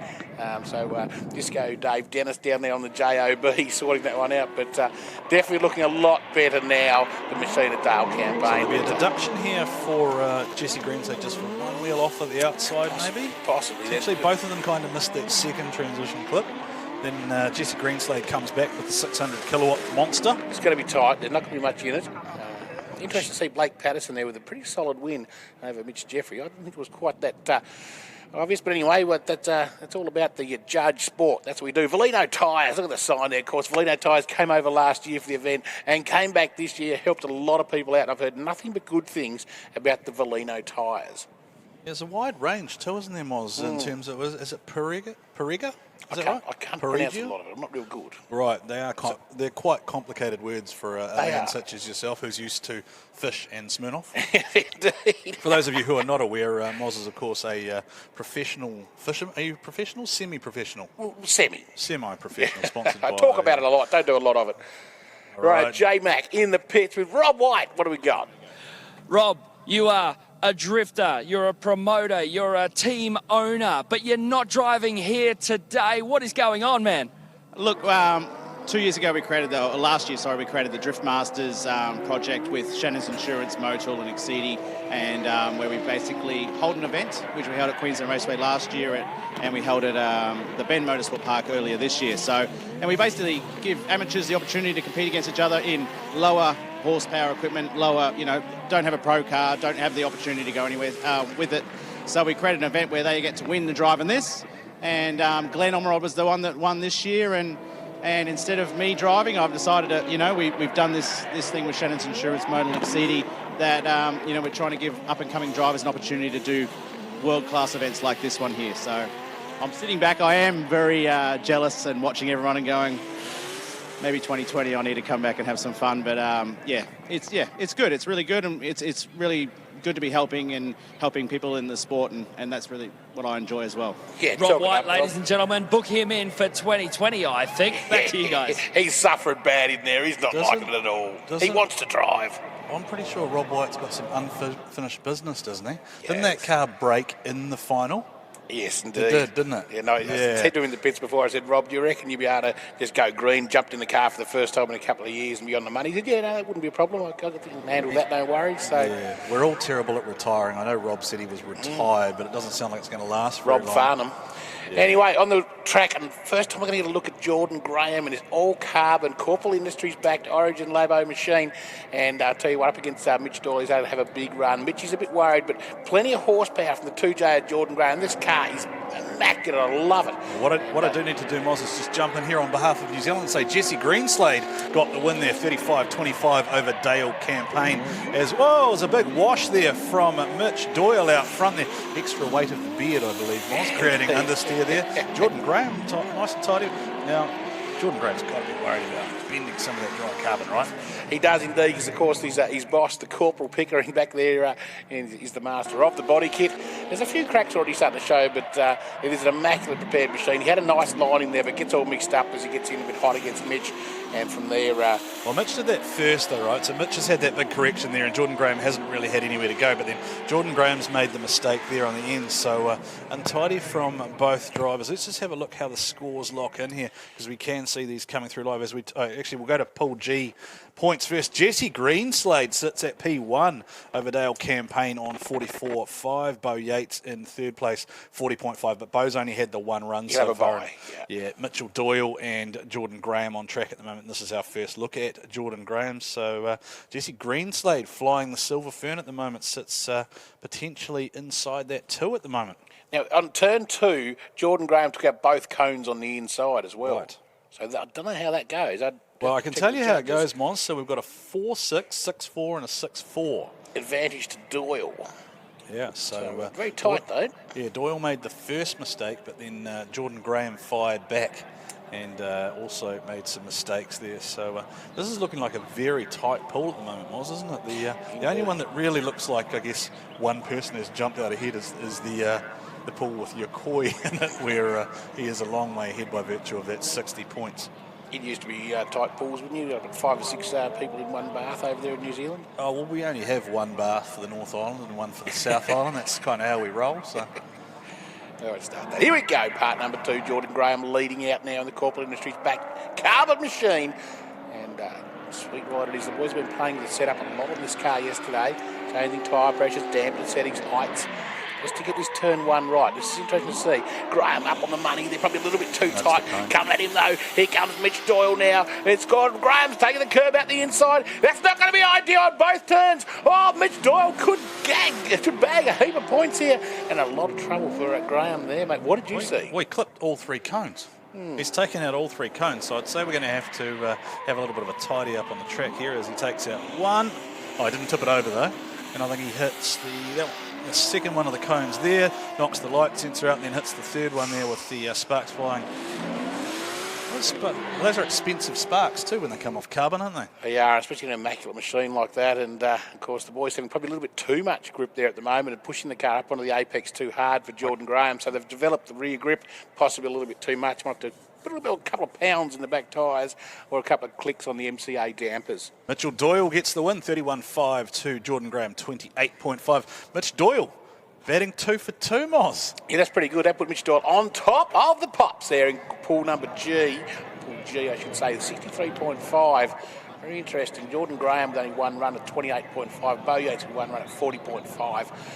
Yeah, it's definitely starting to tighten up at the top of these pools, isn't it? Except for the one, of course. Yeah, so Bo Yates will come back swinging though next round, so he's going to bank something, you would imagine, and he'll very quickly come back into contention for one of those top 2 spots. If you have just joined us, ladies and gentlemen, you will see on screen that there are points which are active throughout all 5 rounds of battles.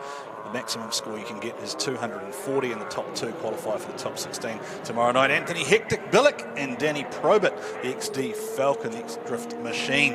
Moz, the big car versus the little car that could. It's a slow start too, so they're looking to get that line right in turn number 1. Going with the big initiation there from the big XD Falcon. Oh, Danny Probert gets wide. Billick is driving straight. Oh, the whole thing's a bit of a mess. I'm not quite sure where it's going to end from here. A lot of wheel work there from Danny Probert. Like, it got straight and he kind of just had to try and get it to go again. It just wasn't very tidy for Danny, but it's a big heavy car, right? Like, it's going to be nowhere near the lightest thing in the field.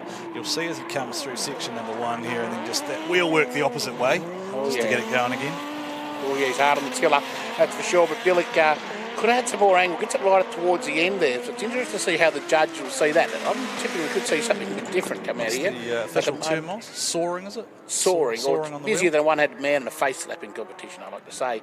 5.5 coming there from Tashia for Danny Probert, 4.5 for Billick. Interesting there, waiting for the rest of the scores to come through. It's hard when you sort of don't get a full run through to judge like that. You judge it off the first turn, second turn, third turn. Well, it's advantage Probert at the moment by a half a point. There you go. Interesting. Yeah. Yes, indeed. So 5-5 from Dan and a 5-5 from Judge Brendan. I love this, Moss. The live scoring is just amazing. The work that's gone on behind the scenes from the guys is just amazing. The amount of information we can actually bring you. You guys are actually part of this as it takes place. You know exactly what the judges are thinking. There's no hidden surprises as we see Billick, Hectic Billick, with the best haircut in the pits. And he has rocketed away from Danny Probert here. Can he hold it together, Anthony Billick? Whoa, what happened there? Billick's broken. Hand out the window. Hand out the window. Danny Probert just sailed into the back of him. I think knocked out the rear tail light. Anthony Billick, I wonder if maybe popped an intercooler hose or something off there, but just went all wrong there. Let's just have a look at the replay. What goes on here? Because he pulls the big handbrake drag. And he goes to go again, and then it just doesn't go anywhere. No, something's broken there, hands in the air. So, you got that entry. Some guys are entering at sort of around about 80 to 100 Ks. The big guys are entering at about, 180, 160 sort of thing. So it's hard if you're up against someone that wants to do that slow start and you want to have a fast start. So it's interesting to see how you throw a car sideways and try and get it onto one certain point. It's the size of a, if you're like a milk crate. Is anyone surprised by the fact that Matty Hill's car's a mobile disco? No, there can't be anyone surprised by that. Where's the disco biscuits?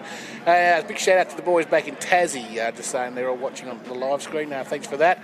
No Squeak, of course, our main man this year. He's backed out on us, but thanks to everybody on the live stream. Shout out to you all. Thanks for joining us. It is only night number 1. We have a big one tomorrow, and if you want to watch it live, get your tickets at the gate. Come on down to World Time Attack tomorrow and stick around for we crown the new champion of the Garrett Advancing Motion International Drift Cup. Yeah, we'll say hello to New Zealand too. I'll say hello to my good friends Paddy and Alan, tuned in. team from Downtime Entertainment, of course. Next year, Moz, you and I talked about this. We were going to get you to come across maybe for the 25th anniversary of the Foreign Rotary Nationals. Come across for the big 3-day party. I've watched a lot of that too. You have the best rotaries over there. We do. Stoned when I walk out of this studio. Apparently Puerto Rico's all right and something or other else.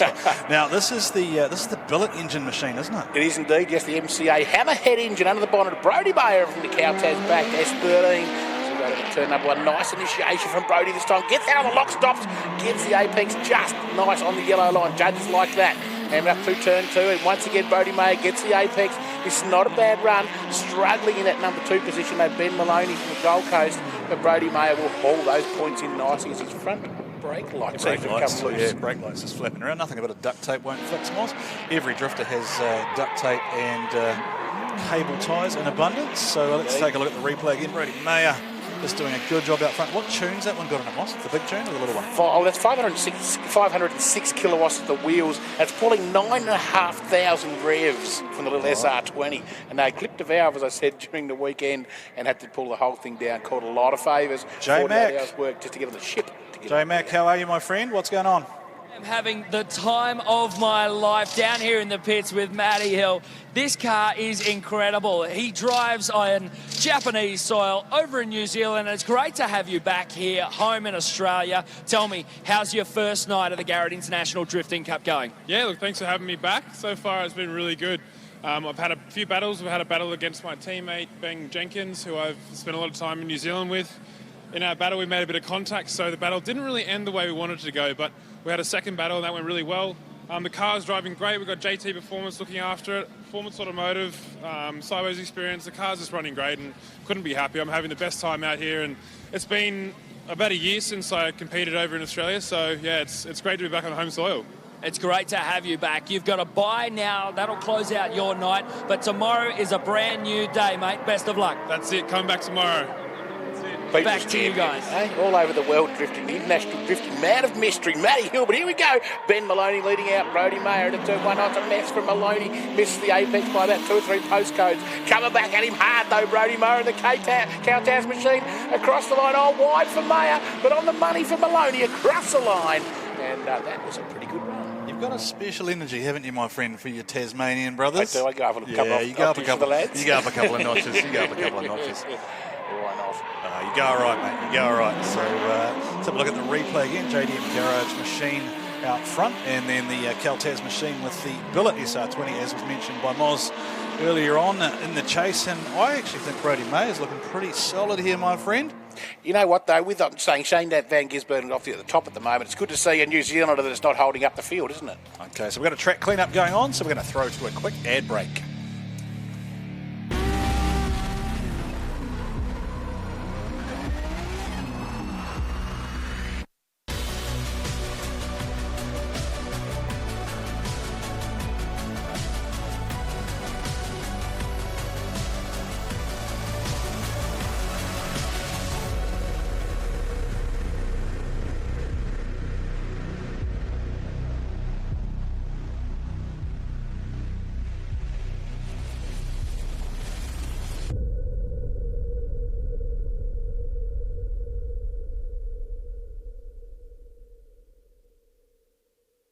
Bosch Motorsport provides technology for racing. Worldwide experience from all major categories of motorsport is in your race car when you use Bosch Motorsport components, ignition system, sensors, fuel delivery and high-end electronics. Bosch Motorsport brings race-proven quality and performance to your motorsport machine. Search for Bosch Motorsport Australia or find us at boschmotorsport.com.au. There's good, there's better, and then there's Bosch. Bosch Motorsport, when quality and performance matter.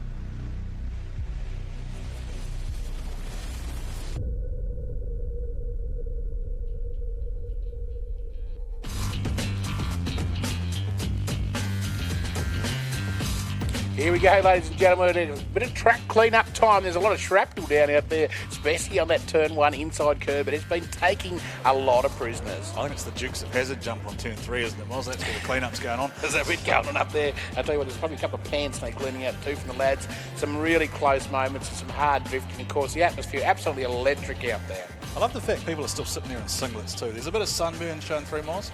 Hopefully people use suntan during the day, but maybe it hasn't quite gone according to plan for everyone. Maybe we'll take a look at how the points are stacking up at the moment, my friend, unless you've got anything else to bring us at the moment. We'll take a look at the points tree maybe for Pool A, and Matty Hill sits atop there. Matty Hill sitting pretty. He'll like that one. Sitting pretty on 87, followed by John Dreyer, 61.5. Ben Jenkins, though, 1 point back, 60.5. And Aaron Dura and Finney O'Hare we've only seen once each, so they are on 16.5 and 14.5 respectively. Naoki Nakamura heads Pool B at 69 points, with Levi Clark also sitting there on 69. Matt Harvey, though, he's still within range at 55. Andy Gray, 27. Kelly Wong sitting on 20. Pool C, Moz? Angry Gray, yes indeed. We'll have to see how he goes later on. Shane Van Gisbergen at the top, we're saying, and in-form driver at the moment. Jake Jones, 61 points, looking good. Adam Monk from WA with 47, and Andy Worth with 1 run at 36. Troy Jenkins with 1 run at 18.5. Troy's got a lot of work to do.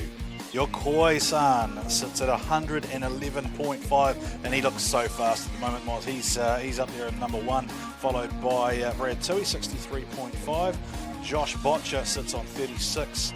The fan-face Kanagawa is not actually driving at the moment. One of the reserve drivers in that is Ben Maloney, I believe, who is sitting on 29 points. And then Ken Chen, who has just gone through for a shakedown run for a solo pass. Now, according to my knowledge, the only way you can do a solo is if it's for safety reasons, Miles. I think that would be correct within the rig. So we just saw him fire through. As we look at Pool E's points, Matt Van Kirk on 69, Warwick Hill on 60, Mitch Pullen on 53, Glenn Ormerod 31, Angus Kidd 27 at the moment. So Angus Kidd will be a little bit frustrated. Pool F, Michael Bondslide Bonnie 65.5, Blake Patterson sitting up there in position 2 on 62, Nathan Greenhill on 60, Mitch Jeffrey and Jerry Zhu with 1 run each. And we're going to go down to J-Mac in the pits, and then we'll come back for some more points. I tell you what, down here in the pits at the Garrett International Drifting Cup is a whole nother planet. We've got teams tearing into these cars. It is crazy. You've got Rob White tearing around on a golf cart. He's about to come into frame. But just here over my left shoulder, the Game On Motorsports Supra of Angus Kidd. We've been told, yes, he's done damage, but it's not terminal. It's not something that he can't drive around. His alignment guy has come in, had a look over it, checked the camber, caster, toe, the whole lot, and there is a car hiding in underneath that mess. The front clip is gone and the Bling Designs wrap might be marked up, but Angus Kidd is still in the competition. This guy, Mitch Doyle, has been having a fantastic night. A few victories his way puts him in a great position as we make our way into the next day. But things are absolutely crazy down here in the pits. If we look up to the top end of the pits, the Toyota Genuine Parts 86 has barely been touched. The bonnet hasn't even been opened. This thing is the very picture of reliability. And Bo Yates sitting pretty and looking calm as we make our way through this competition. The Garrett IDC is just another planet, ladies and gentlemen. How are you guys feeling up here in commentary? Let's have a bit of to and fro. What's the mood up there? Because you get to see the action on track. I can't see anything down here in the pits, but what's going on in front of me? I reckon you're having a bigger party than we are, maybe, J-Mac. You seem like you're on a little buzz of your own down there, having a good time. Moz and Woz up here in the commentary studio. We're in the Bat Cave, where everything happens around us. We're tasked with bringing you the information. But Moz, we've seen some fairly frantic action so far. Let's have a look. J-Mac, Yeah. can you hear us, J-Mac? You can hear us all right Yeah, down I've there? got you guys. Now, Bo Yates, I'm not surprised with what's going on there. Last time he was here, he gratefully accepted that trophy with his beautiful daughter on his shoulder. Is he feeling good about his chances? And also, what does he think about his protege, Glenn Ormerod's chances? Let's come and have a chat to him. Bo Yates, you probably didn't hear it, but let's have a chat about how you fancy your chances here. We've got the very best that the international drifting world can assemble, and we've brought them here to do battle with the likes of yourself and our local homegrown heroes. How are you feeling?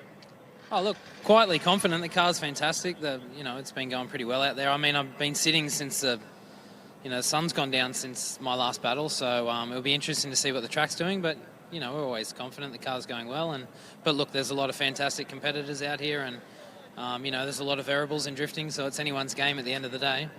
You're an extremely experienced driver, offering some of that experience up to the likes of Glenn Ormerod. How do you fancy him as he develops and builds his skills?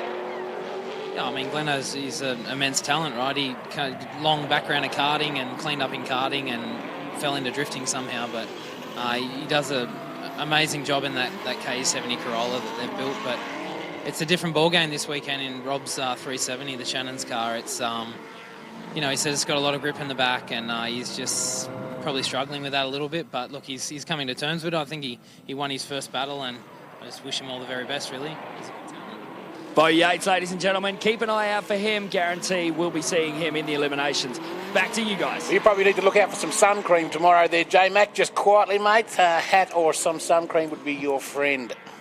I believe those are available, Moz, from merchandise. Indeed. Quite reasonably priced. So if you want to make your way to the World Time Attack caravan and see the lovely Amy Boatwright, I believe, is back and manning merchandise this year. And I want to send a special shout out to Georgia, who's not here this year because she's given birth to her firstborn as well. So Georgie's not here. So hello to Georgie. No doubt you'll be tuned in on the live stream. One of Ian Baker's very good friends, and she's usually here manning the merchandise. She does so look forward to her interview each year that we throw her under the bus with as we take a look at Aaron Dewar and John Dreyer, the Angry Bird, up against the Dewar's Race Engines LS powered machine. I'm pretty sure this is a replay, Moz, that we're just looking at here. Yeah. So, I actually thought the car was on fire, but then I worked out that Dewar's actually got some yellow neons up underneath the rear there, just hanging around that diff area. You might notice the diff. It's a Winters quick change. They can change the gear ratio in under 5 minutes in the back of that car. There's 2 drop gears, drop in, that cover holds it on. They're an amazing bit of gear, the Winters quick change diff. Johnny Dreyer hasn't turned up to the start line. Have we got issues for Dreyer in the Angry Bird, Bluebird? Could be a couple of issues here. Let's see. Oh, I'm just trying to remember what the rules are, Moz, around 5 minutes, whether they're actually allowable within this quick-fire qualifying format. I don't think they are, as we see the judges up there. Judges, how are we? Are you? Have you got your ears on there? Dan Mackey is reaching for the microphone. Dan, you're okay up there, my friend. You're looking like you might need some suntan up there maybe too, mate. The sun's been great. I mean, if you remember last year, we had a lot of rain. I'll just wait for Aaron Dewar to come past. Did you by chance hear what the story was there? Has John Dreyer got a problem there?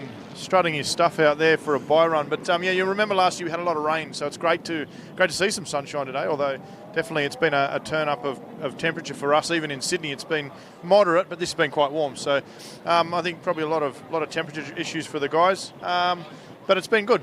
You had a question for me? Oh, yeah, Suchia and Toshi look very cold up there. I'm just wondering if how they're feeling about the conditions, my friend. Yeah, it's not too bad. I think they're a little bit cooler. Can we get a word here with John Dreyer? We're going to go down to J-Mac, I believe. He's trying to interview John Dreyer in the window. Yeah. John, unfortunately, debeating a tyre, getting a new one on, getting straight back out there because you still have to do your lead. How you feeling? Yeah, it's going to be a challenge. I'm out. It's tough. We just received word that is it, and unfortunately your competition has come to a close. We'll let you unbuckle and we'll have a chat about what's going through your head. Really unfortunate word here for John Dreyer and the Angry Bird. It's an incredible car, guys. Right, so unfortunately due to the D-bead rule, John Dreyer loses out on that battle as we see the Ben Jenkins machine rocketing off the start line with the wheel shop Derrimut machine of Finio here. The Irish competitor is right with him, and he's put the... I put the commentator's heads on. He get a little bit too much curb and grass on the inside there and backs out of it. And the Jenkins machine out of New Zealand, I'm very impressed with these guys. Now, some of you people out there in Fantown are watching this, you'll notice in the bonnet the wastegate pipe. Now, the wastegate it blows off extra boost pressure, and a lot of these cars run through the bonnet. At night time, you can see the flash of flames shoot up in the air in front of the driver's face. It's a pretty cool thing, the wastegate through the bonnet. But maximum points coming through for Jenkins there. If we go back to the battle for Aaron Dewar and John Dreyer, it was 48.5 for Dewar and 11.5 for John Dreyer. I believe we're going down to Rudolph the Red-Nosed Reindeer in the pits. Our shift light. John, mate, really, really tough there. What would you chalk that up to? Was it just dumb luck or was it driver error? I just made an error. Just chasing him in, tried to tuck in and that bump came up out of nowhere. I was obviously too shallow, and it's lifted the left-hand front and pushed the bead off the right-hand rear, so they didn't even have drive up the hill, so no good. Tough times, mate. You work so hard to get this car back here into this competition too. Yeah, that's right. We've got one more go tomorrow night against Matty Hill, so we'll see how we go there, and hopefully we can put some points on the board. Fingers crossed. Thank you. Against Matty Hill, gee, that's a big ask. But Finney O'Hare has parked the model at turn number 2. Some issues there for the big fluoro yellow machine out of Victoria and, of course, representing Ireland. Let me just have a quick look at the dashboard. Big hugs from Beck. Big hugs. John Dreher's he's gutted, isn't he? There's Aaron Dewar just wandering through. Got a feel for him. He's got a lot of work. We won't translate what Aaron Dewar just said. I think iPhones think it was duck. But let's have a look here. So John Dreher, after 3 runs, is on 73 points. Aaron Dewar on 65. Ben Jenkins on 60.5. Finney O'Hare, 14.5. But, all right, we're going to go to a quick message from our sponsors.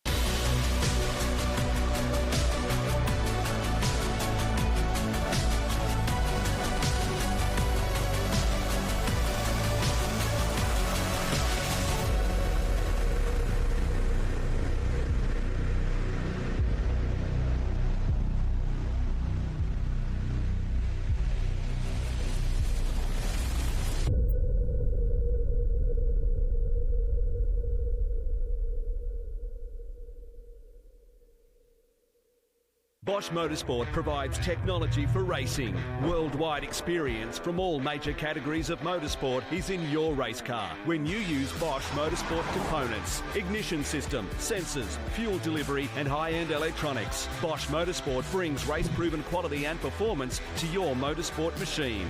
Search for Bosch Motorsport Australia or find us at boschmotorsport.com.au. There's good, there's better, and then there's Bosch. Bosch Motorsport, when quality and performance matter.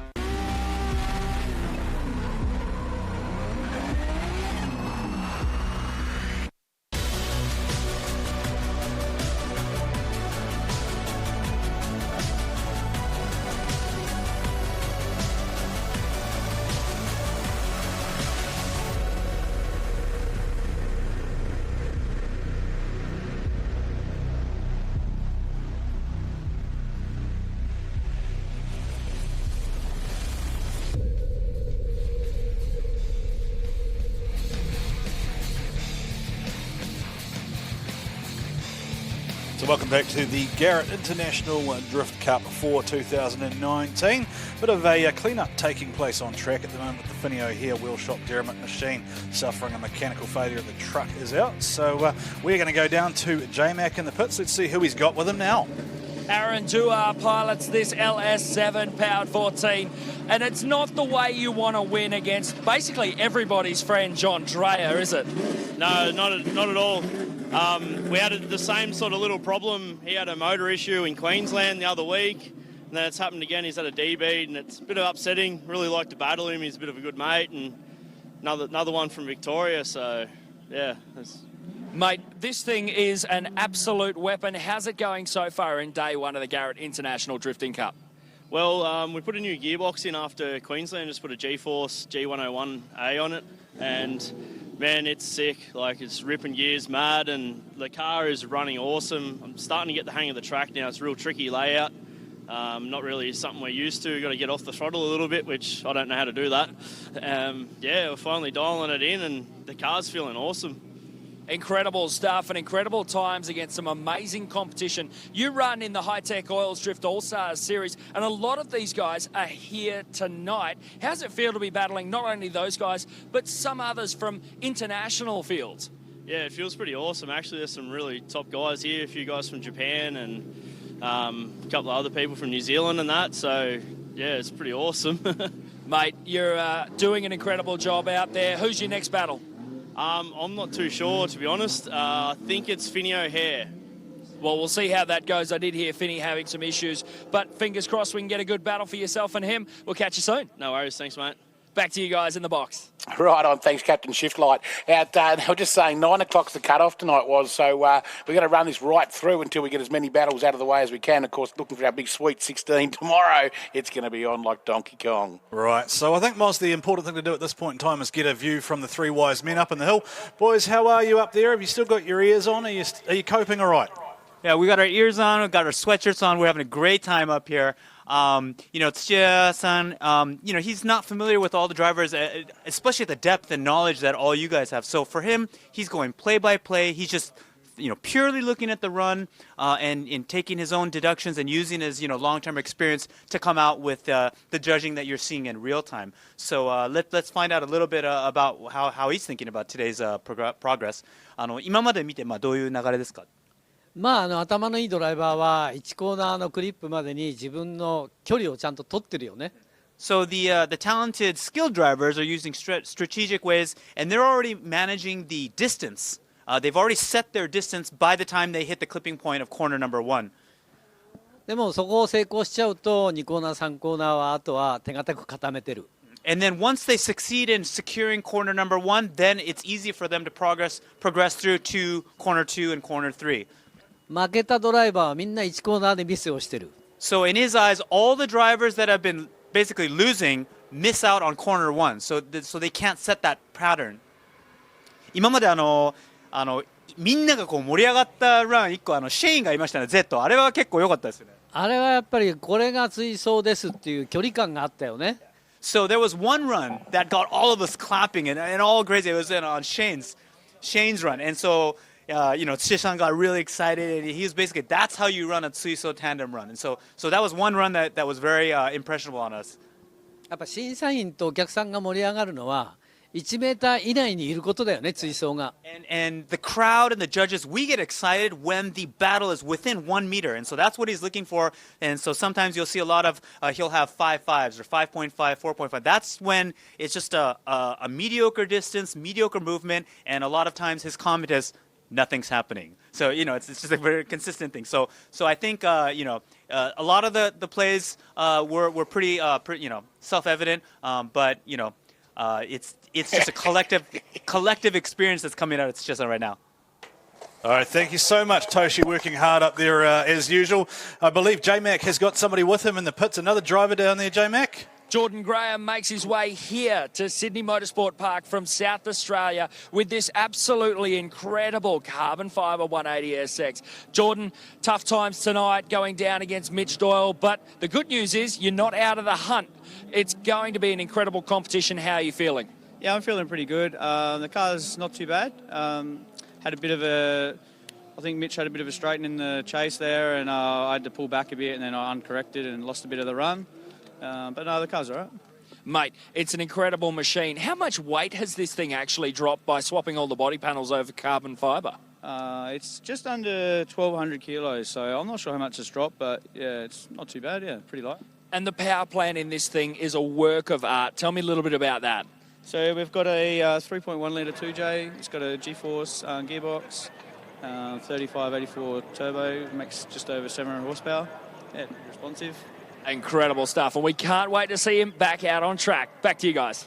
Thank you so much, J-Mac, doing a great job. As we have been released on track, we have another battle ready to go. Fantastic job by the marshals here at Sydney Motorsport Park, doing a frantic clean-up as we watch the battle between Kelly Wong and Naoki Nakamura. That is Kelly Wong leading in. We saw Moz before. She was a bit nervous about this one, wasn't she? Indeed, of course, you go up against the master and last year's champion as well. And right on the money, both of them there. Good lines, solid lines there from our leader, and of course, Nakamura all over the back, and that's close. That's what Tsuchiya wants to see. Do you know a really funny story that I told yesterday about it by Shane? Go on. He said Nakamura can't see. What? He's apparently got terrible eyesight, so he drives a lot by feel and sound. That's how he gets so close. Hey. He just literally drives by feel and instinct. I say to him, how does he do that? And he says he tries to predict what the car in front will do based on watching their practices. So he just has an intuition for what's going on. So he tries to just, I guess, get into the head of the other driver. Has he heard of glasses? I didn't ask that. Maybe J-Mac can find that out for us down there in the pits, because that was a story from the pits there. You would have to get, of course, Shane from Shirts Tucked In to translate that for you, but I'm sure Naoki will be smiling. So Finney O'Hare looks like he's pretty relaxed about things at the moment, but I feel like J-Mac might maybe pop over there and there'll be some fairly frantic activity, I would imagine, on that car. Still smiling, Finney O'Hare, the Irish driver? Yeah, because Finney's first time here at World Time Attack. Also, it's J-Mac's first time here. What a cracking job he's doing down there in the pits. J-Mac is doing a great job. Clearly did not get the memo about the hat or the suntan lotion. J-Mac is ready. What have you got, J-Mac? Have you got Finney with you? Yeah, I'm down here with Finney. Finney, tough break, mate. This is not how you want to come back to the pits. What happened? Tail shaft let go. But I think I hit the ripple strip first. Tough deal. Well, we're going to let the Clark safety crew do their job. Back to you guys. I think, but I'd have to be sure. Isn't that the best accent in the world? I love what the Irish have to say. Of course, the Irish, of course, are going to lose the rugby tomorrow, however, to the All Blacks. What's this rugby you talk of? Oh, I don't know. I don't watch it either. I just thought I'd throw it in there. Okay. Nakamura with a lead run here, a clinical textbook run on the apex of 1. Now looks to pick it up there. It's a little bit wide, misses it. Oh, gets a late apex, still there on the yellow line. And the judges will love that. But Kelly Wong, she can hold her head high. She's done very well there. J-Mac, you're back already. Who have you found now? Ben Jenkins was the driver that Finney O'Hare was battling, and you feel a little bit cheated, don't you? Oh, damn, you know, Finney and I, we've known each other on social medias, that's the thing. We were all pumped to have a cool battle together, so my lead run felt real nice, and obviously he just had a bit of a mistake and hit that hump. It's very unforgiving, that hump, and it's just a shame to obviously win a battle like that, and I wish we could actually have another go at that and reset the scores, because Finney's a top-notch dude and he's got a good car, and it would have been great. You guys are looking amazing over there in the matching 8.6s. How is it feeling for yourself? Hey, it's great. You know, honestly, we're just super stoked to be over here from New Zealand to put on a show and showcase these beautiful cars we've built with our amazing team. So thanks to our sponsors for doing all this great program for us, and we're just keen to fight on and see what we can do. Thanks, Ben. Back to you. I'll tell you what, though, Ben Jenkins, 60 big points after losing to Matty Hill with that contact in the first round. 60 big points is going to make a huge difference for Ben Jenkins. Angry Andy Gray up against Matty Harvey, the hard-charging Tasmanian. And through turn 2, Andy Gray's got a lot to make up here, and it does it well. Now gets up on the door pocket as they come through the final turn. Matt Harvey with a good run, blazing the rear tyres the whole way. And that was pretty close. Yeah, I told you you'd go up a level for a Tasmanian again. There you go. Power Plus Kumho tyres on board with Matty Harvey. Actually, yes, Andy Gray was a little bit straight there, wasn't he? I thought he was sitting a long way back, but he actually maintained basically what he was doing the whole way through the run. So I don't know that they'll penalise him overly heavily for that. There was just straight on the line too. Let's see what the judges say. He might feel like maybe that one was at the conclusion of the session. There's a bit of activity still going on down there in the pits. Of course, some of the drivers will be parked up for the night, Moz, because some of them will now be on to their bye round. A couple of drivers will be 3 battles tonight, and then they'll have 1 tomorrow. Now, what was the call then, Moz? Dan's got a 6-4, the advantage to Harvey, a 5-5 from Tashia, and we're waiting for Brendan's, Judge Dredd last year, wasn't he? Judge Dredd. Brendan Dunker was the grumpy judge last year, that's right. He's the Simon Cowell of New Zealand drifting. There you go, Dan Mackey. I told you I was going to say something nice about you over the PA. Dan Mackey, of course, is a big part of what's happened. Dan, as much as I do like to throw you under the bus from time to time, I just want to take the time to say you've done a fantastic job. This thing is flowing, and we're seeing some amazing action.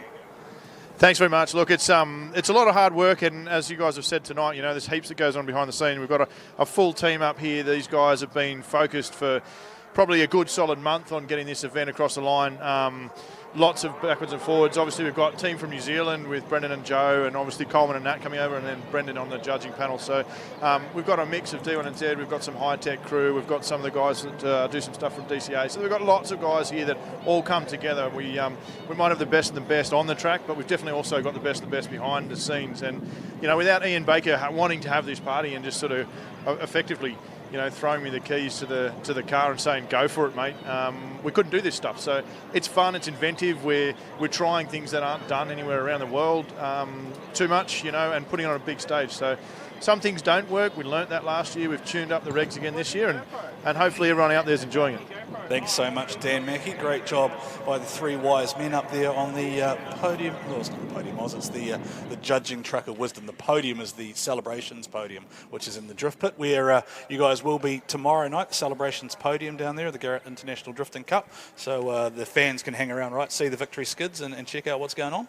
I think that Tom Green might be standing in there for Dan Mackey. Tom Green, the actor, looks a lot like him. I only know one thing about Tom Green, and that's the line from the Eminem song about an antlered animal. So should we not go there? We won't go there. We won't go there. Very exciting. Don't forget, ladies and gentlemen, there's still tickets for tomorrow. You can come along to the show. You can stay here all day and all night. So World Time Attack flowing into International Drift Cup in the evening. Tickets still available. If you're in Sydney, get down here. If you're not here and you're not checking this out, you want to check your pulse, I'd say. Yeah, and we are also, of course, raising funds for the Starlight charity too, aren't we, Moz? Andy Gray for a forfeit. Well, that's big news. Andy Gray takes a loss and then forfeits. Andy Gray, is he going to be out of competition? That's it. That's Matt a call from Harvey. Matt Harvey will pull 10s from this run, even though it's a bit straight there. But that's pretty crazy stuff. So instead of 10s for Matt Harvey, or the 6, the 4.5 and a 5. So it's going to be a great haul of some 50-odd points.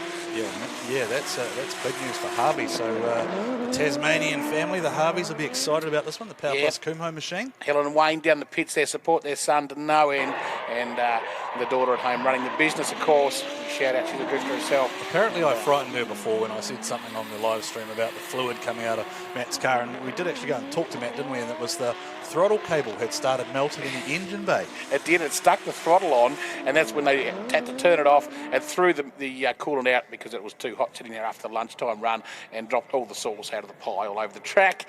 But all was good. Disco Dave Dennis got in, sorted that out with the cable he got from an N13 Pulsar, I believe. So 45-14 is the score there, Matt Harvey versus Andy Gray. And here is Troy Jenkins. And Troy Jenkins came across onto Jones then.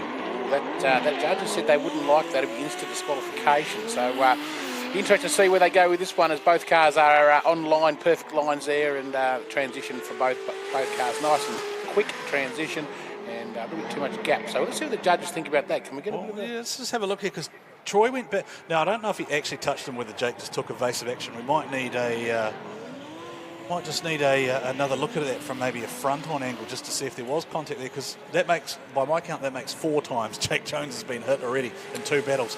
J-Mac, what's going on there with Andy Gray in the pits? Tough times, but these rules are harsh, but they must be adhered to. No competition timeouts means that Andy Gray's blown intercooler pipe puts him out of this round. He has time to try and get back and get set for the next one, but Andy Gray facing some tough times to try and claw back those points this forfeiture has cost him.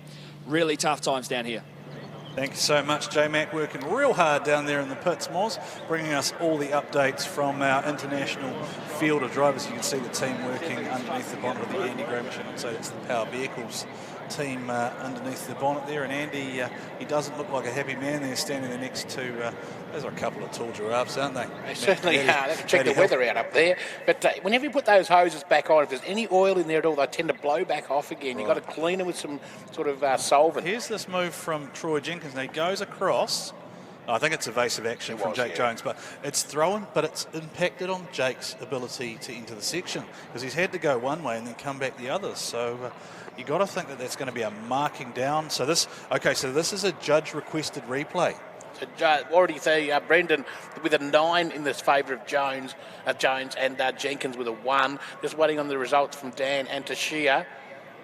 Well, Suchir-san was probably the most adamant about where you had to be on the track, correct? Yes. During all the briefings. So we will await the results here. And a harsh call again from Suchir-san in favour of Jake Jones there. I'm just waiting for Dan Mackey to lock it in. Going to have another look at the replay here just to make absolutely sure that the call is made correctly by the 3 wise men on the hill. I should call them 4, right? Because Toshi's actually up there too translating. So it is the 4. And you see Jake Jones had the eyes on there. You saw Jake Jones was just watching where Troy Jenkins was there.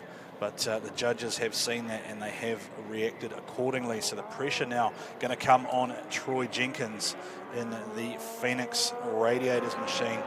Jake will have the lead. What can Troy do to put some pressure on him? He's going to need to do something pretty special here. Jake's hit the loud pedal.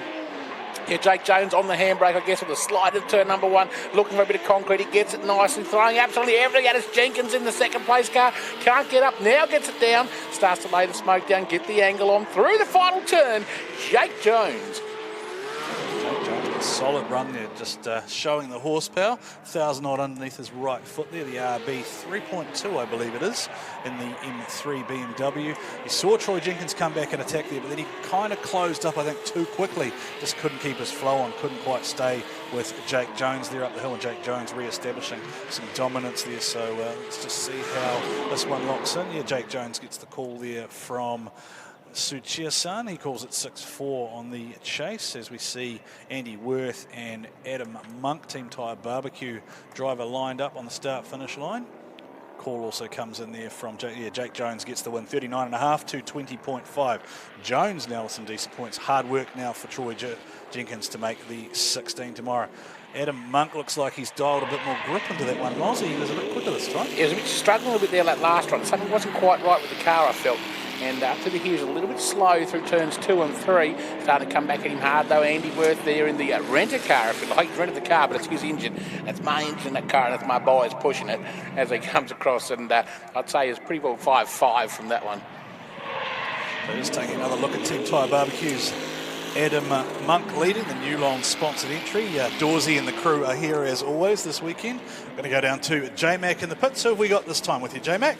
Nathan Greenhill from Adelaide drives his way back into the pits here at the Garrett International Drifting Cup. And he hears a sound. What's that sound? It's my tail shaft loose, apparently. So got the boys under the car getting it fixed at the moment. So I think we caught it just in time, luckily. You absolutely did, because one of the brutal things that a few people, Andy Gray included, have found out tonight, there are no competition timeouts. You would not have been able to fix that up. Who are you up against next? I probably should know, but I don't. Go in blind, mate. It's the best way. Prepare for everything, forget nothing. I'm just keen to have fun in these battles. The drivers here, obviously the best in the world.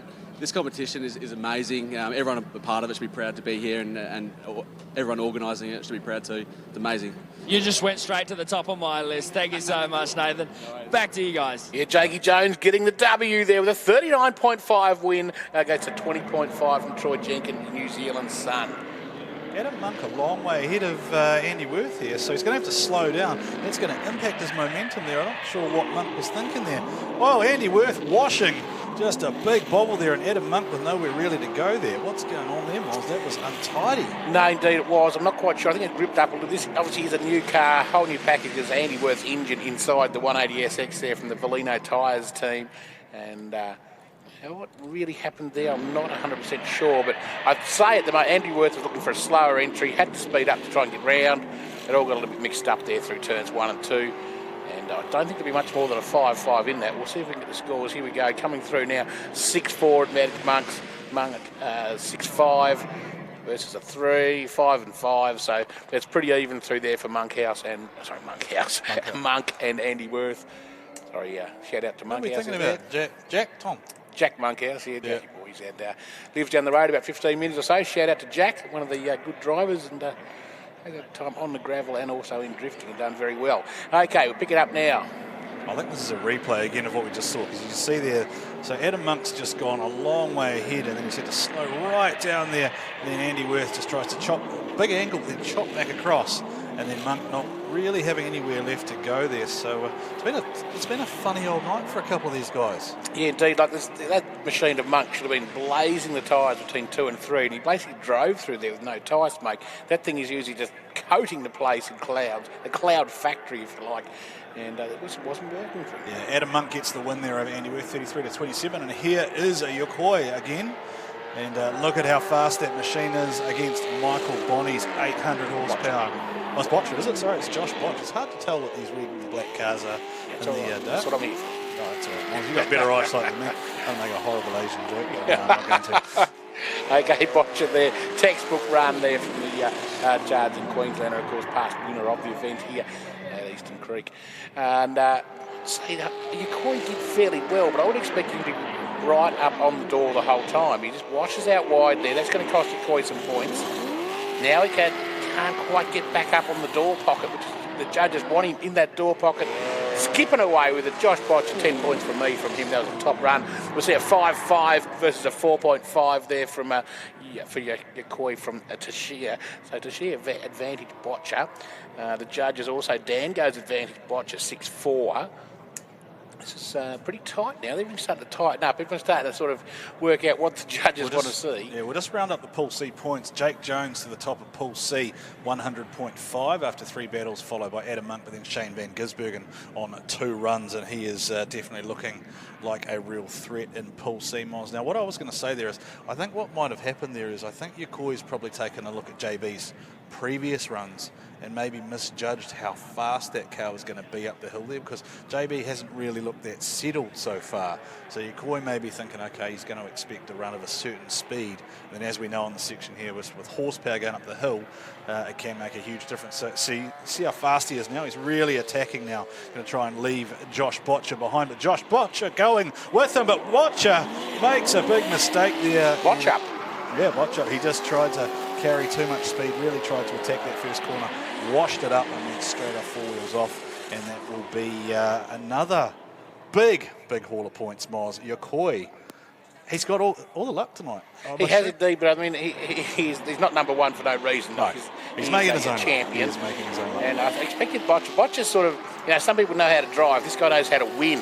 Right. And unfortunately, they're just overcooked in the turn one, trying to keep up that hot pace. Yokoi is laying down there.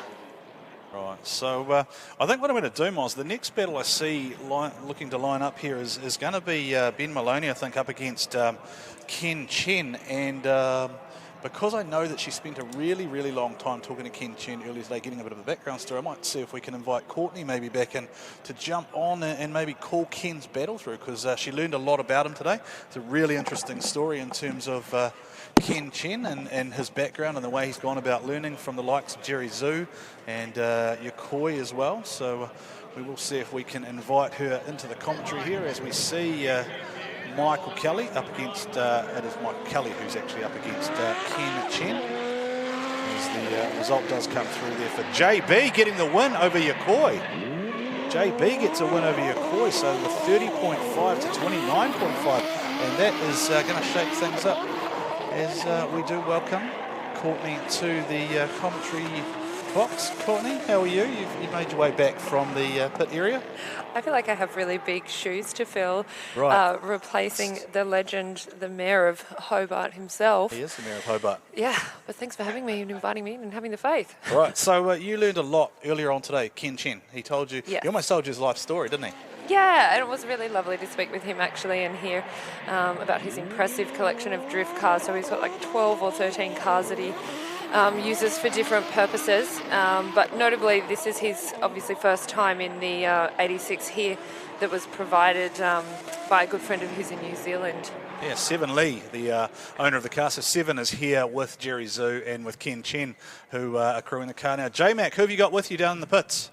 He's not a happy guy. Well, normally he is, but not tonight. Finney O'Hare, tough times as the tail shaft lets go. You're on the hunt for a new one and you're putting out a call to arms. Yeah, if anybody could get their hands on a TR6060 to GTR custom tail shaft for me tomorrow, that would be greatly appreciated, Mate, I'm sure that there's someone watching the live stream at home going, hang on, I've got one of those in the shed. Well, you heard it here first. Get in touch with this guy, Finney O'Hare. I'm sure there is someone that can help you out because you still want to compete tomorrow, don't you? Definitely. I'd compete tonight if I could, but if there was a trophy for breaking stuff, I reckon I'd have it. I reckon you'd actually have some tough competition with this Garrett International Drifting Cup field. Back to our commentators. Thank you so much, J-Mac. Courtney, tell us a little bit more about Ken Chen. Who you see on track? Ken.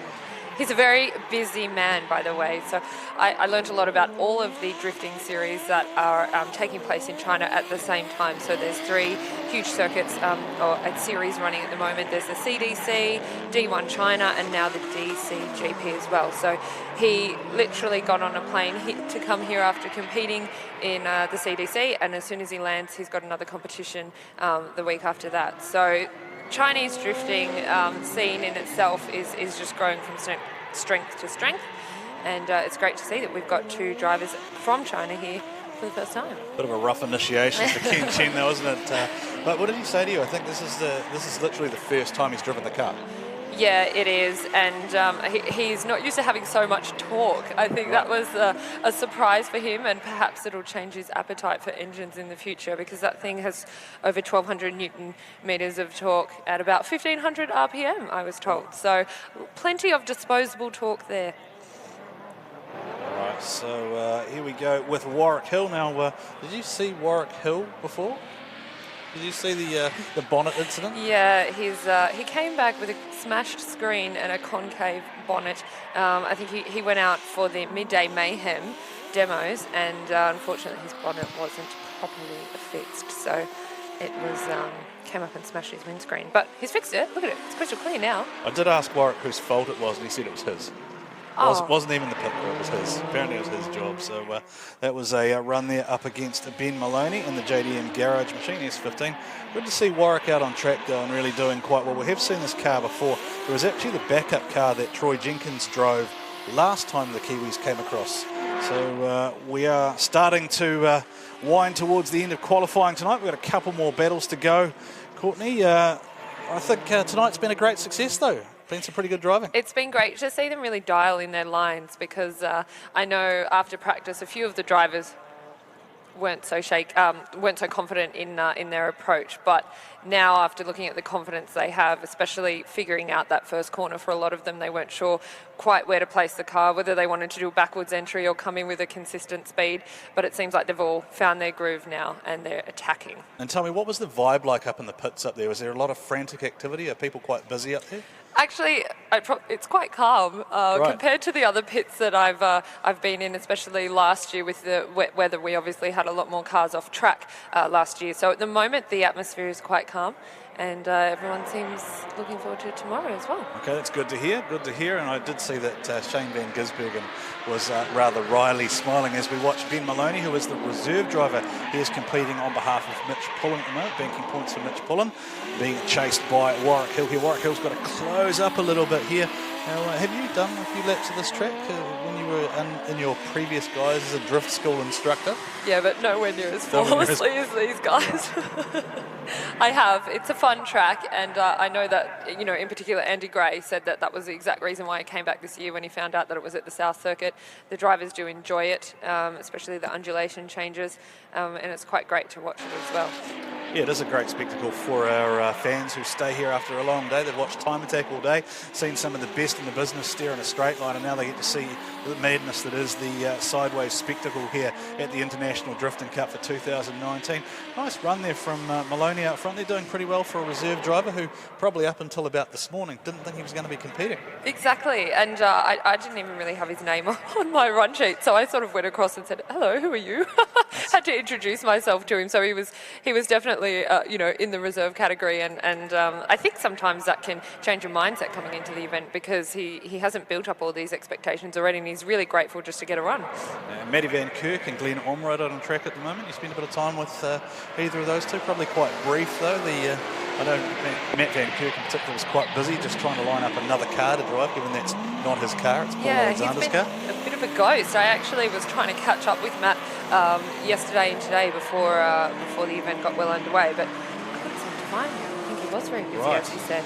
Okay, so there's a message to Matt's spotters and pit crew. If you happen to see Courtney lurking around, I shouldn't say lurking, it makes you sound quite creepy, but if you happen to see Courtney walking around the pits tomorrow, Matt Van Kirk, she would love to catch up with you. Glenn Ormerod, though, was easy enough to locate.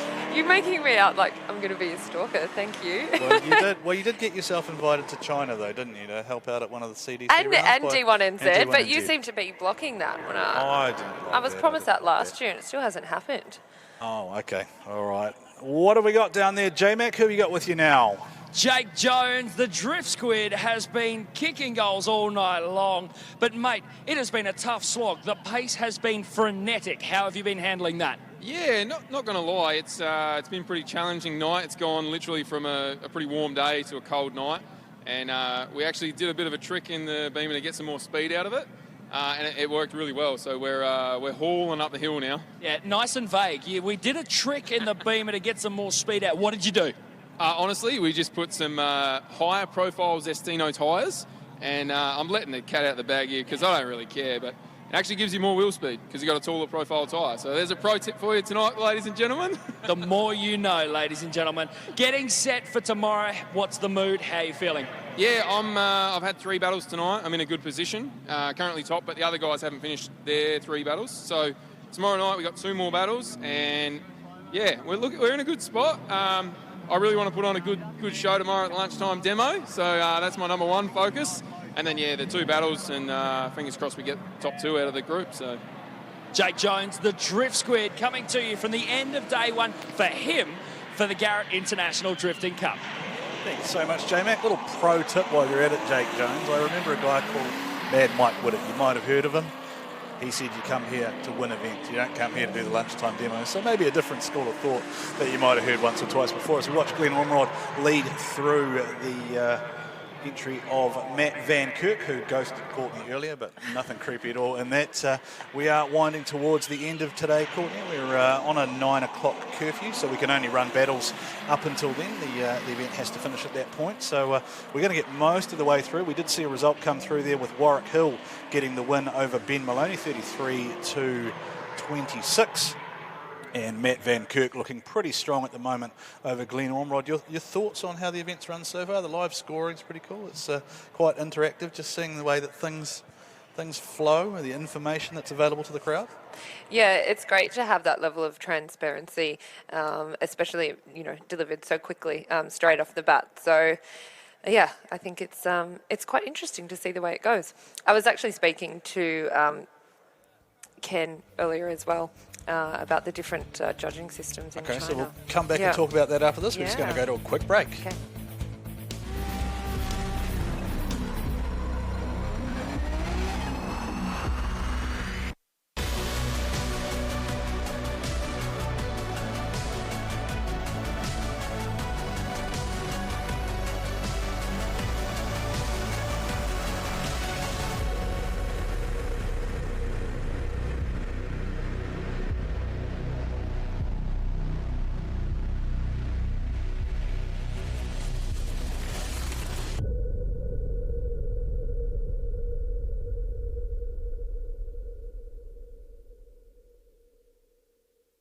Bosch Motorsport provides technology for racing. Worldwide experience from all major categories of motorsport is in your race car when you use Bosch Motorsport components, ignition system, sensors, fuel delivery and high-end electronics. Bosch Motorsport brings race-proven quality and performance to your motorsport machine.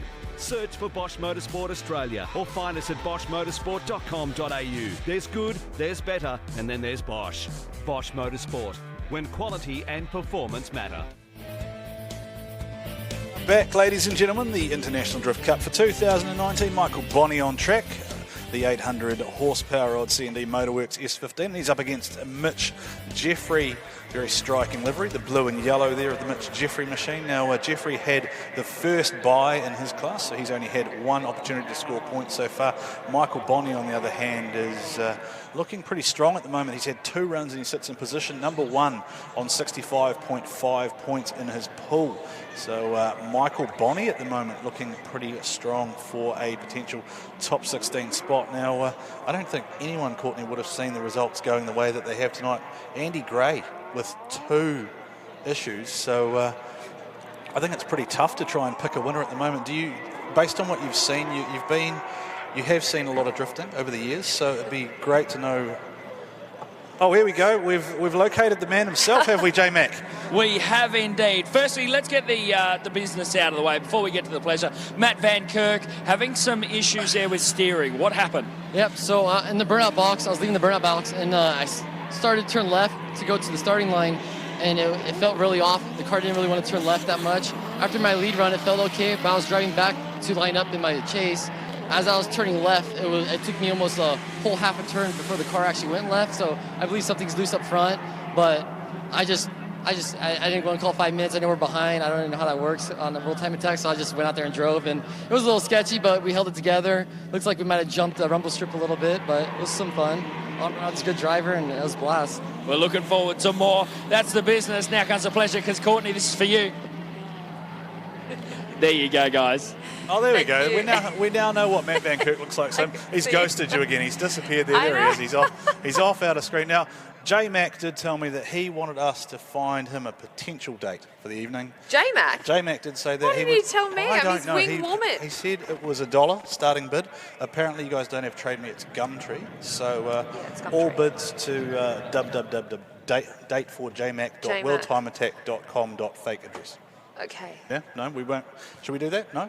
I've got one wedding to my name so I far. just don't know, because I know J-Mac got a little bit sunburnt today, Right. and I think that might not be working in his favour. Okay. So if you can give me a few minutes to touch up his red sunburnt face, then we might be able to get $2. Okay, all right. So $2, you think? we So might get we're going to $2 now. $2 for a date with J-Mac, a guaranteed night of entertainment with the voice of Australian Drift, J-Mac, doing a great job down there in the pits, bringing us all the action. As we go back to the track with Michael Bonney, Mitch Jeffrey. Michael Bonney has the lead.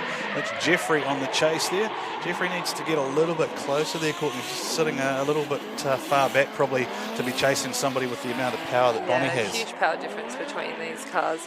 And I think you can see in terms of the smoke show that Mitch is unfortunately getting lost in there behind Michael Bonney. What I'm waiting for is I'm just waiting for you to pull your first commentator's hex when you talk about somebody doing really well and they fire off the track. I don't think you've got one to your name yet today. No, I think every ex-boyfriend though, unfortunately. Oh, we're going to that level. It's almost 9 o'clock, all right. Somebody get her a wine cooler and some cheese. Yeah, please. Not actually kidding. If you have a wine cooler and some cheese, bring them to Courtney. She's quite keen. So she will exchange them for makeup tips. Right, we'll go back to the drifting. Yeah, come on. I can't believe I've got to keep you on track. All right, on track we have Jerry Zhu. Now, Jerry, you learned a lot about too. I did. Jerry's a pretty cool guy, and you might notice there's a pig on the side of his car, which he's very proud of. So Zhu, his surname actually means pig, and he got the graphic designer to make it particularly angry, so that if anyone's coming up to rub on his door, they know that that's pretty much him looking over his shoulder, bearing his pig teeth. The designer of that car is Andrew from AWS Graphics in Hamilton, who has also done some other World Time Attack cars, most notably JDM Yard, the Civic that Kaz Mary competed in for a long period of time, and also did a couple of World Rally Championship cars, just for a bit of a random fact for you. Now, this is the pool of mental S15s. There are so many mental S15s this whole event, but I'll take your word for it if this is the one. Yeah, this one's how many horsepowers have we got here, do you reckon? Lots. That one's 600 kilowatts on a good day, and Jerry, I believe, said he was 800 horse. So I'm not real good with math, but you do the 1.34 kind of thing. So it's a lot. Is this re-scrub again for Greenhill, or are they switching sides? I love Jerry's story about how he got into drifting. Have you heard that story? Well, you can retell it. You've already told it. I didn't tell it. No, I didn't tell it. Okay. So Jerry's friend in New Zealand told him he should buy an R34 GTR. And he went to the dealership, and they didn't have one on the spot, so they gave him an S15 until he's arrived. And then he drove his S15 to Auto Salon and saw a car drifting on TV at Auto Salon in New Zealand. And then someone told him it was the same car that he was driving, so he went back to the dealership and asked to buy this S15 instead. And then he ended up drifting that car for a long time and selling it to Ken. And it's now in China, and Ken drifts it. Yes, it was, of course, the infamous Drift X car in New Zealand. And a little random fact that I'll throw in there, Jerry bought that to the first drift event that I ran at Taupo, and he stuffed it into a bank. which we that's teased where him you caught him out before, because we teased him a little bit about that before as we watched Greenhill and Jerry Zhu battle. Now, Jerry has completely misjudged that entry there, and he's put two wheels off the inner clip there, which is going to be a big deduction there. So Nathan Greenhill will take a advantage into round number 2, where Jerry will have the chase. So looking at the scores being locked in here, so Dan Mackey's called that one 8-2. We have Suchia calling 6-4, just waiting on Brendan Dunker to lock in his score. Doesn't look like a whole lot of activity down there in the pits at the moment, Courtney. Everyone must be quite happy. Yeah, they must be. We should maybe do the J-Mac auction then. Get something exciting happening down there. Have you noticed that ever since we threw that out there, J-Mac's disappeared? Has he been potentially I think bored? we've got here... that's Beck. Beck and Mila. Mila. She's been on the podium here before. Oh. Yeah, she won 2 years ago. Before Nakamura won, I think the podium that year was Bo Yates, Shane Van Gisbergen, and Daigo Saito off the top of my head. Yes, what an epic year that was. Go with Greenhill and Jerry Zhu. Jerry will have the lead. Nathan Greenhill on the chase. Jerry Zhu starts to accelerate away. Nathan Greenhill sits back here. Going to try and close up onto the back of Jerry Zhu. Just wonder if he's just giving him a little bit of room there, maybe just a little bit unsettled by... I would assume that his spotters have been on the radio to him and said, look, Jerry missed the inside clip there, and then throws it off the track there. Throwing money off the track at the same time, isn't it? Every wheel's $100. Yeah, that'll be an angry pig. That will definitely be an angry pig now. Jerry Zhu, he's had an expensive day. Yes, which we were partially involved in, which we will talk no further about. So Jerry Zhu taking out the cone there, then goes straight ahead with a deduction there for knocking a cone over, then throws another wheel off the outside. So that is another point deduction. And I would say that there we go. Nathan Greenhill locks it in 47 to 13. 47 to 13 for Nathan Greenhill. Now I want to say happy birthday to Bailey Burnside. Bailey Burnside 37 today, I believe. Geordie said to say happy birthday to you. So there we go. 37 years old. Right. A few messages coming in from New Zealand. Courtney is really good. We like her. We would like her to come to New Zealand. There you go. You got an official invite to come to New Zealand. You can come and host Foreign Rotary with me in January. How do you feel about that? Come and do 3 days. We'll do a drag day. We'll do a track day. We'll do some. Okay, sounds do a pretty show. versatile. Yeah, cool. Well, there we go. All right. Here we go with Jordan Graham. Now, did you have some info on the Jordan Graham car before? Or, I was taking a look around it. Yeah. It's completely carbon, which is pretty cool. Jordan's from Adelaide. He hasn't actually been competing that much, so he's been in the high-tech series this year, and he's done a few rounds in DCA.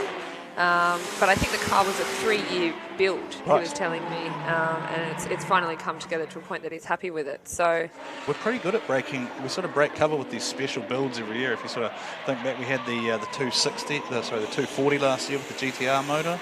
It was, I just forget the name of the owner right now, but it was basically released at the event. It's something that just happens every year at World Time Attack. Ian Baker steps up the level, and so does everyone else. yeah, he sniffs these cars out and manages to convince them all to send their cars across the country or across the seas to come here, which we love and we're very grateful for. So Isn't Miki Takagi a great story, though? Isn't she's just... she warms my just, heart. I love Miki to bits. She's obviously having a good time, though. She's just smiling the whole time, and Naoki's smiling the whole time, but I don't think he's got a perma smile on his face, pretty much. Miki's very colourful as well. So not only is her car colourful in her race suit, but her nails are amazing, and even her toenails. So she was running around in multicolour slides with matching toenail polish. So she's really living the multicolour life. Serious question, because I'm genuinely intrigued. If you have the long nails, do race gloves impacted by I've that? never drifted or worn gloves with the long nails. Right. I guess I'm just not that type of girl, so life, I don't life know. hack for tomorrow. We could work that one out. All right, here we go. Now, Dale Campaign and Jordan Graham. Dale Campaign hasn't had a happy run all night. That car just doesn't seem happy at all. Yeah, I know Dale came here with high hopes as well. He obviously did so well last year, and it's almost like this is a big win that he wants to add. And he's been driving so well leading into this competition, so he looks like it's having a good run. Yeah, this right one looks now, much better now. Looks like the car's got some, because he's got tyre smoke now. He had nothing before going up the hill. So here we go. Jordan as well. That's a good run there from Jordan. Yeah, that one will be hard to call. Maybe Jordan could be a dark horse in the field. We haven't really talked a lot about him. We didn't have a lot of background information. I don't know if he's been competing. And he does have a black race suit. You could be right. He could be a dark horse. Carbon car, black race suit, quiet. Jordan Graham. I think, unless I'm very, very wrong here, I think Jordan Graham's going to get a win in this battle. Just waiting for the scores to lock in, because Jordan Graham had the advantage on the first run. Just a mess of a night for Dale Campaign. The GH haulage machine. There is the Jenkins family on screen. Troy and Ben, of course, competing with Brett and Kim over here supporting them. Thanks to Phoenix Radiators. Hello to Adrian, tuned in at home. Adrian and Rose and the baby at home as we watch Jesse Greenslade. Big New Zealand hope at the moment with Bo the Show right on his heels, and Bo Yates just picks up where he left off. Courtney, the man is a machine. Yeah, I think he's superhuman. Do you think he's a cyborg? Maybe like part human, part robot? How can we test this without violating his human rights? But I think he might be a cyborg. as we say that, he just gave that inside ripple strip. What was that curse you were talking about? about? The commentator's curse. That one was you, though. Yeah, you haven't made anyone spin out yet, though. So here we go. So Bo Yates just putting the pressure on Greenslade, goes with him, both cars. It's 2J versus an RB battle. Now just up here over the top of the curb, Bo Yates just grabs a handful of inside curb. Bang, just a big whack on the front there. Let's just hope that hasn't unsettled anything in the front end of the machine. Yeah, because he hit all the clipping points earlier on in the course, so he did a very good run. It was a solid run there as one of our crew goes to reset the track markers. Let's just have a look how the battle's being called here. So we've got DK saying 6-4 Bo Yates. Yeah, those earlier ones, especially, I know that he wanted the chase car to get the, I guess, the cone that's lower down on the hill, and Bo looked like he lined that one up perfectly. So confirming the earlier result, Jordan Graham 39, Dale Campaign 21. So Jordan Graham gets the win. So good points there for Jordan Graham, and that will give him, I believe, 2 wins in his pool tonight. So he had the bye first of all. I think that's Kurt Dunn down there on the start-finish line, just checking out the front of the Bo Yates car. He's given him the thumbs up, said it's A-OK, ready to go.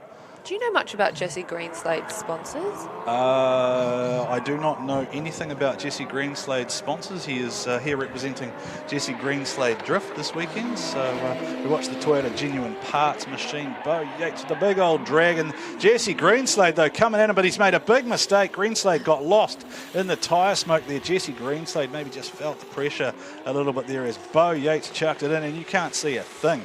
That tyre smoke is just sitting thick on the track up there. Yates smoked it out, and Jesse Greenslade hitting he always finds a way. Bo finds a way to unsettle his in his poor chase car. He's just, I think every time he does something slightly a little bit different, he's not necessarily always as predictable. Here's my thing with Bo Yates, right, is the guy is the consummate competitor. So we talked earlier about Yokoi was strategizing, and he was thinking about how he's going to approach every battle. That is exactly what Bo Yates does. Everyone he's up against, he has a plan. He knows what he wants to do. Exactly. He's going to go out there. He's not a guy who's going to come out and try and smash you 10-0. He's just going to go and do what he needs to do. He'll just do one thing to put them off, I find. Okay, so here is Ben Maloney subbing in. Now, this is a sub call for Ben Meir. So Ben Meir has withdrawn from this round, and he is subbing in against Danny Probert. Now, Danny Probert's got to be one of the success stories. Danny Probert sitting at the top of the pool at the moment with Mitch Doyle. Who would have thought that would be what we'd be looking at the start of the night? But here is Maloney away to a good lead here. Danny had a few here. There's the wobble again from Danny. The car doesn't look that settled in that first corner, and then he ends up washing wide. So it's the same as what happened on the earlier run there. So Danny Probert just needs to tidy things up here, and Ben Maloney going to bank some early good points here as we watch the replay. Watch what happens here as Ben Maloney comes into turn number 1, and then Danny Probert's car just gets unsettled, and you see the big flick as it went to go back the other way, and then there was another correction there, and he had to give it a kick to get it going again, and as a result he's a long way off that second clipping point. So official call for the last pass. Bo Yates 38, Jesse Greenslade 22. Bo Yates 38, Jesse Greenslade 22. So we are seeing the big names progress. Bo the Show Yates living up to his name. Isn't this a great battle? Mickey Takagi and Anthony, but Hectic. Mickey versus Hectic. The it sounds like it sounds like I don't know, it just sounds like a cartoon battle or something. Mickey versus Hectic. Mickey versus sort of Hectic. Imagine it as an anime battle or something of Street Fighter characters. Well, look, Anthony is a close friend of mine, and I want him to do well, but at the same time, there's the female card. Want Mickey to win. You find team Mickey Mickey. Adorable. I would love to see Mickey, get a win here. I know she was quite nervous about the run, and. Oh, they jumped the gun. Oh, okay, yeah. so they jumped into stage See? early, which is why they've got nerves. Just jumped this. Okay. The Probert's got a lead this time, and we will see Ben Maloney on the chase. Ignore the weird noise in the background. There's a mosquito loose in the studio, and Courtney's pretending to hit it as she smacks me around the head. It's a very abusive relationship. So Danny Probert leading out front here as he jumps on the low pedal. Where's Maloney gone? He's fallen way off the back there. Is Probert going to do enough here to get the call? It's the same. It's almost the Achilles heel of the track. If they don't enter correctly, if they don't get that first corner right, they seem to struggle on the recovery. They can't find the line to carry them through the rest of the course, and that's been the feedback from a few of the guys. Is that if they don't nail it on turn one? Was there a lot of talk in the pits about the line and just turn the one way? is they're just a little bit uncomfortable. They can't find the sweet spot. Some of them, but watching them progress throughout the night, they've done a little bit better. I don't remember the dent being in Danny Probert's door before the battle started. No, Daddy today. though, he'd love it. Yeah, he's all about it. Now the win to Danny Probert, 3 for 3 for Danny Probert, and he's going to be smiling. Best time. He is going to be smiling, and I'd love to get J-Mac up there just to grab a word with Danny, because he is probably having his best night ever.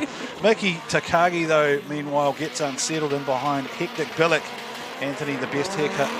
Is it the best haircut up there in the pits? He's got a diamond carved into the back of his head among many other stripes. He does know that he's driving like a Nissan, right? Not a Mitsubishi. What's the diamond for? I don't know. Is that just a weird thing or no? It's a hectic thing. Just Don't a hectic try and thing. understand it. Just let him live. Fair enough. I gave up trying to understand you Australians a while ago.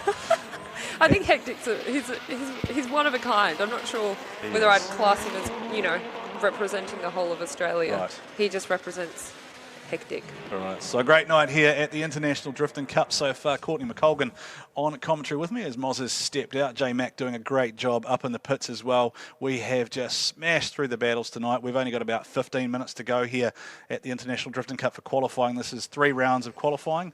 Drivers all competing for points, Courtney, and we've just flown through this. What an event so far. I know, it's actually been it's been quite nice to see the drifting back on the South Circuit. It has been a while since we've seen that, and I just love the undulation, the height, the way that the camera angles that we have of the track. I think it looks really great, and I hope all the fans and everyone watching on the hill are enjoying it just as much. Yeah, one of the things I'd really love to do tomorrow too is just be able to show the elevation change, because the judges are sitting in a position where they're really looking down at the track, and where we're sitting, the camera angle actually makes it look quite flat, so it is actually quite steep heading up that hill, hence why you see the cars with the higher horsepower who just power up the hill. Courtney, this is the last pass of the night. Mickey Takagi, call it through. Lady Power. Can she get it done? Nice entry. She was struggling a little bit with the entries earlier. I called it too soon. There's the commentator's curse. That's too But it's about how you recover, and it looks like she's recovering quite nicely. Even in practice yesterday, I noticed that she really honed the second part of the track, which is clearly demonstrated just now. But that entry proving to be an Achilles heel for a few of the drivers, it seems. Yeah, Mickey Takagi here with support of Valino Tyres, the team responsible for a lot of the rubber here for a lot of the drivers this weekend. This is the final pass of the night. Mickey Takagi closes things out up against Anthony Hectic Billick, and it was very close. It'll be hard. Actually, Mickey Takagi had the lead after the first pass. So are maybe we they going think to see? Anthony, because I know from what I was told, the judges didn't want to see cars coming in with a high speed and washing it off. They wanted them to maintain the speed through turn one. So perhaps Billick came through a little bit too fast for them, and then decided to pull back. Sorry, Courtney, I'll just interrupt you there because we have gone to the live points as they stand. Ben Jenkins out of New Zealand representing 120.5 after 3 runs. He's in position 1. Matty Hill in second place with 87. John Dreyer third on 73. Aaron Dewar on 65 points. Finio here has had a miserable night, Courtney, with only 14 points. Naoki Nakamura on 107 leads Pool B over Matty Harvey on 100.5. Then we have Levi Clark on 69. Kelly Wong sitting there in 4th place. Pool C, Courtney, Jake Jones leads it 100.5 over Adam Monk. Shane Van Gisbergen in 3rd, but he's only had 2 runs. And he's been on fire tonight. How was the next okay, call for us? Pool D, Masashi Yokoi, no surprise, he's the strong leader tonight. We've got Kitagawa there at 72 in 2nd. Josh Botcher, it's not going exactly the way he's wanted, 66.5. Brad Tui, he's sitting there. He's still a threat. Yeah. Matt Van Kirk, who we picked, Matt the Ghost Van Kirk, sits on 100. Yeah. Courtney will see you tomorrow, Matt. Warwick Hill, 93.5. The Mitch Pullen entry has 79.5 points at the moment. And then Glenn Ormrod on 60 points. Angus Kidd, he was a pick for a dark horse. And he's had a rough night. So that is how the points stand at the moment. Pool F, Nathan Greenhill, 107. He leads that pool. Michael Bonney in second, though. He's a threat there on 100.5. And then Blake Patterson, 62 points. Well done, Blakey. Okay, Pool G, we've got Jesse Green slated at the top with 85. Bo Yates, second place, 78.5. And Jordan Graham, third place at 67.5. Pool H, we've got Danny Probert, 117.5. Go Danny, all the way from Northern Territory. Anthony Hectic Billick, second place at 79.5. And Brody Mayer at 70.5. All right, so that's us from the commentary booth. Down to J-Mac for some final words. Well, the dust settles on day one of the Yokohama World Time Attack Challenge. The Garrett International Drifting Cup has served up all the thrills and spills that you could possibly want here on the South Circuit. And while we might go to bed now and get ready for day two, these guys here in the drift pits and also in the time attack pits have a massive job ahead of them to get ready. We're going to be going live with the Bosch Motorsport live stream at 10 a.m. tomorrow with cars on track here at Sydney Motorsport Park for day two of the Yokohama World Time Attack Challenge. Join me as we look forward to the rest of the weekend.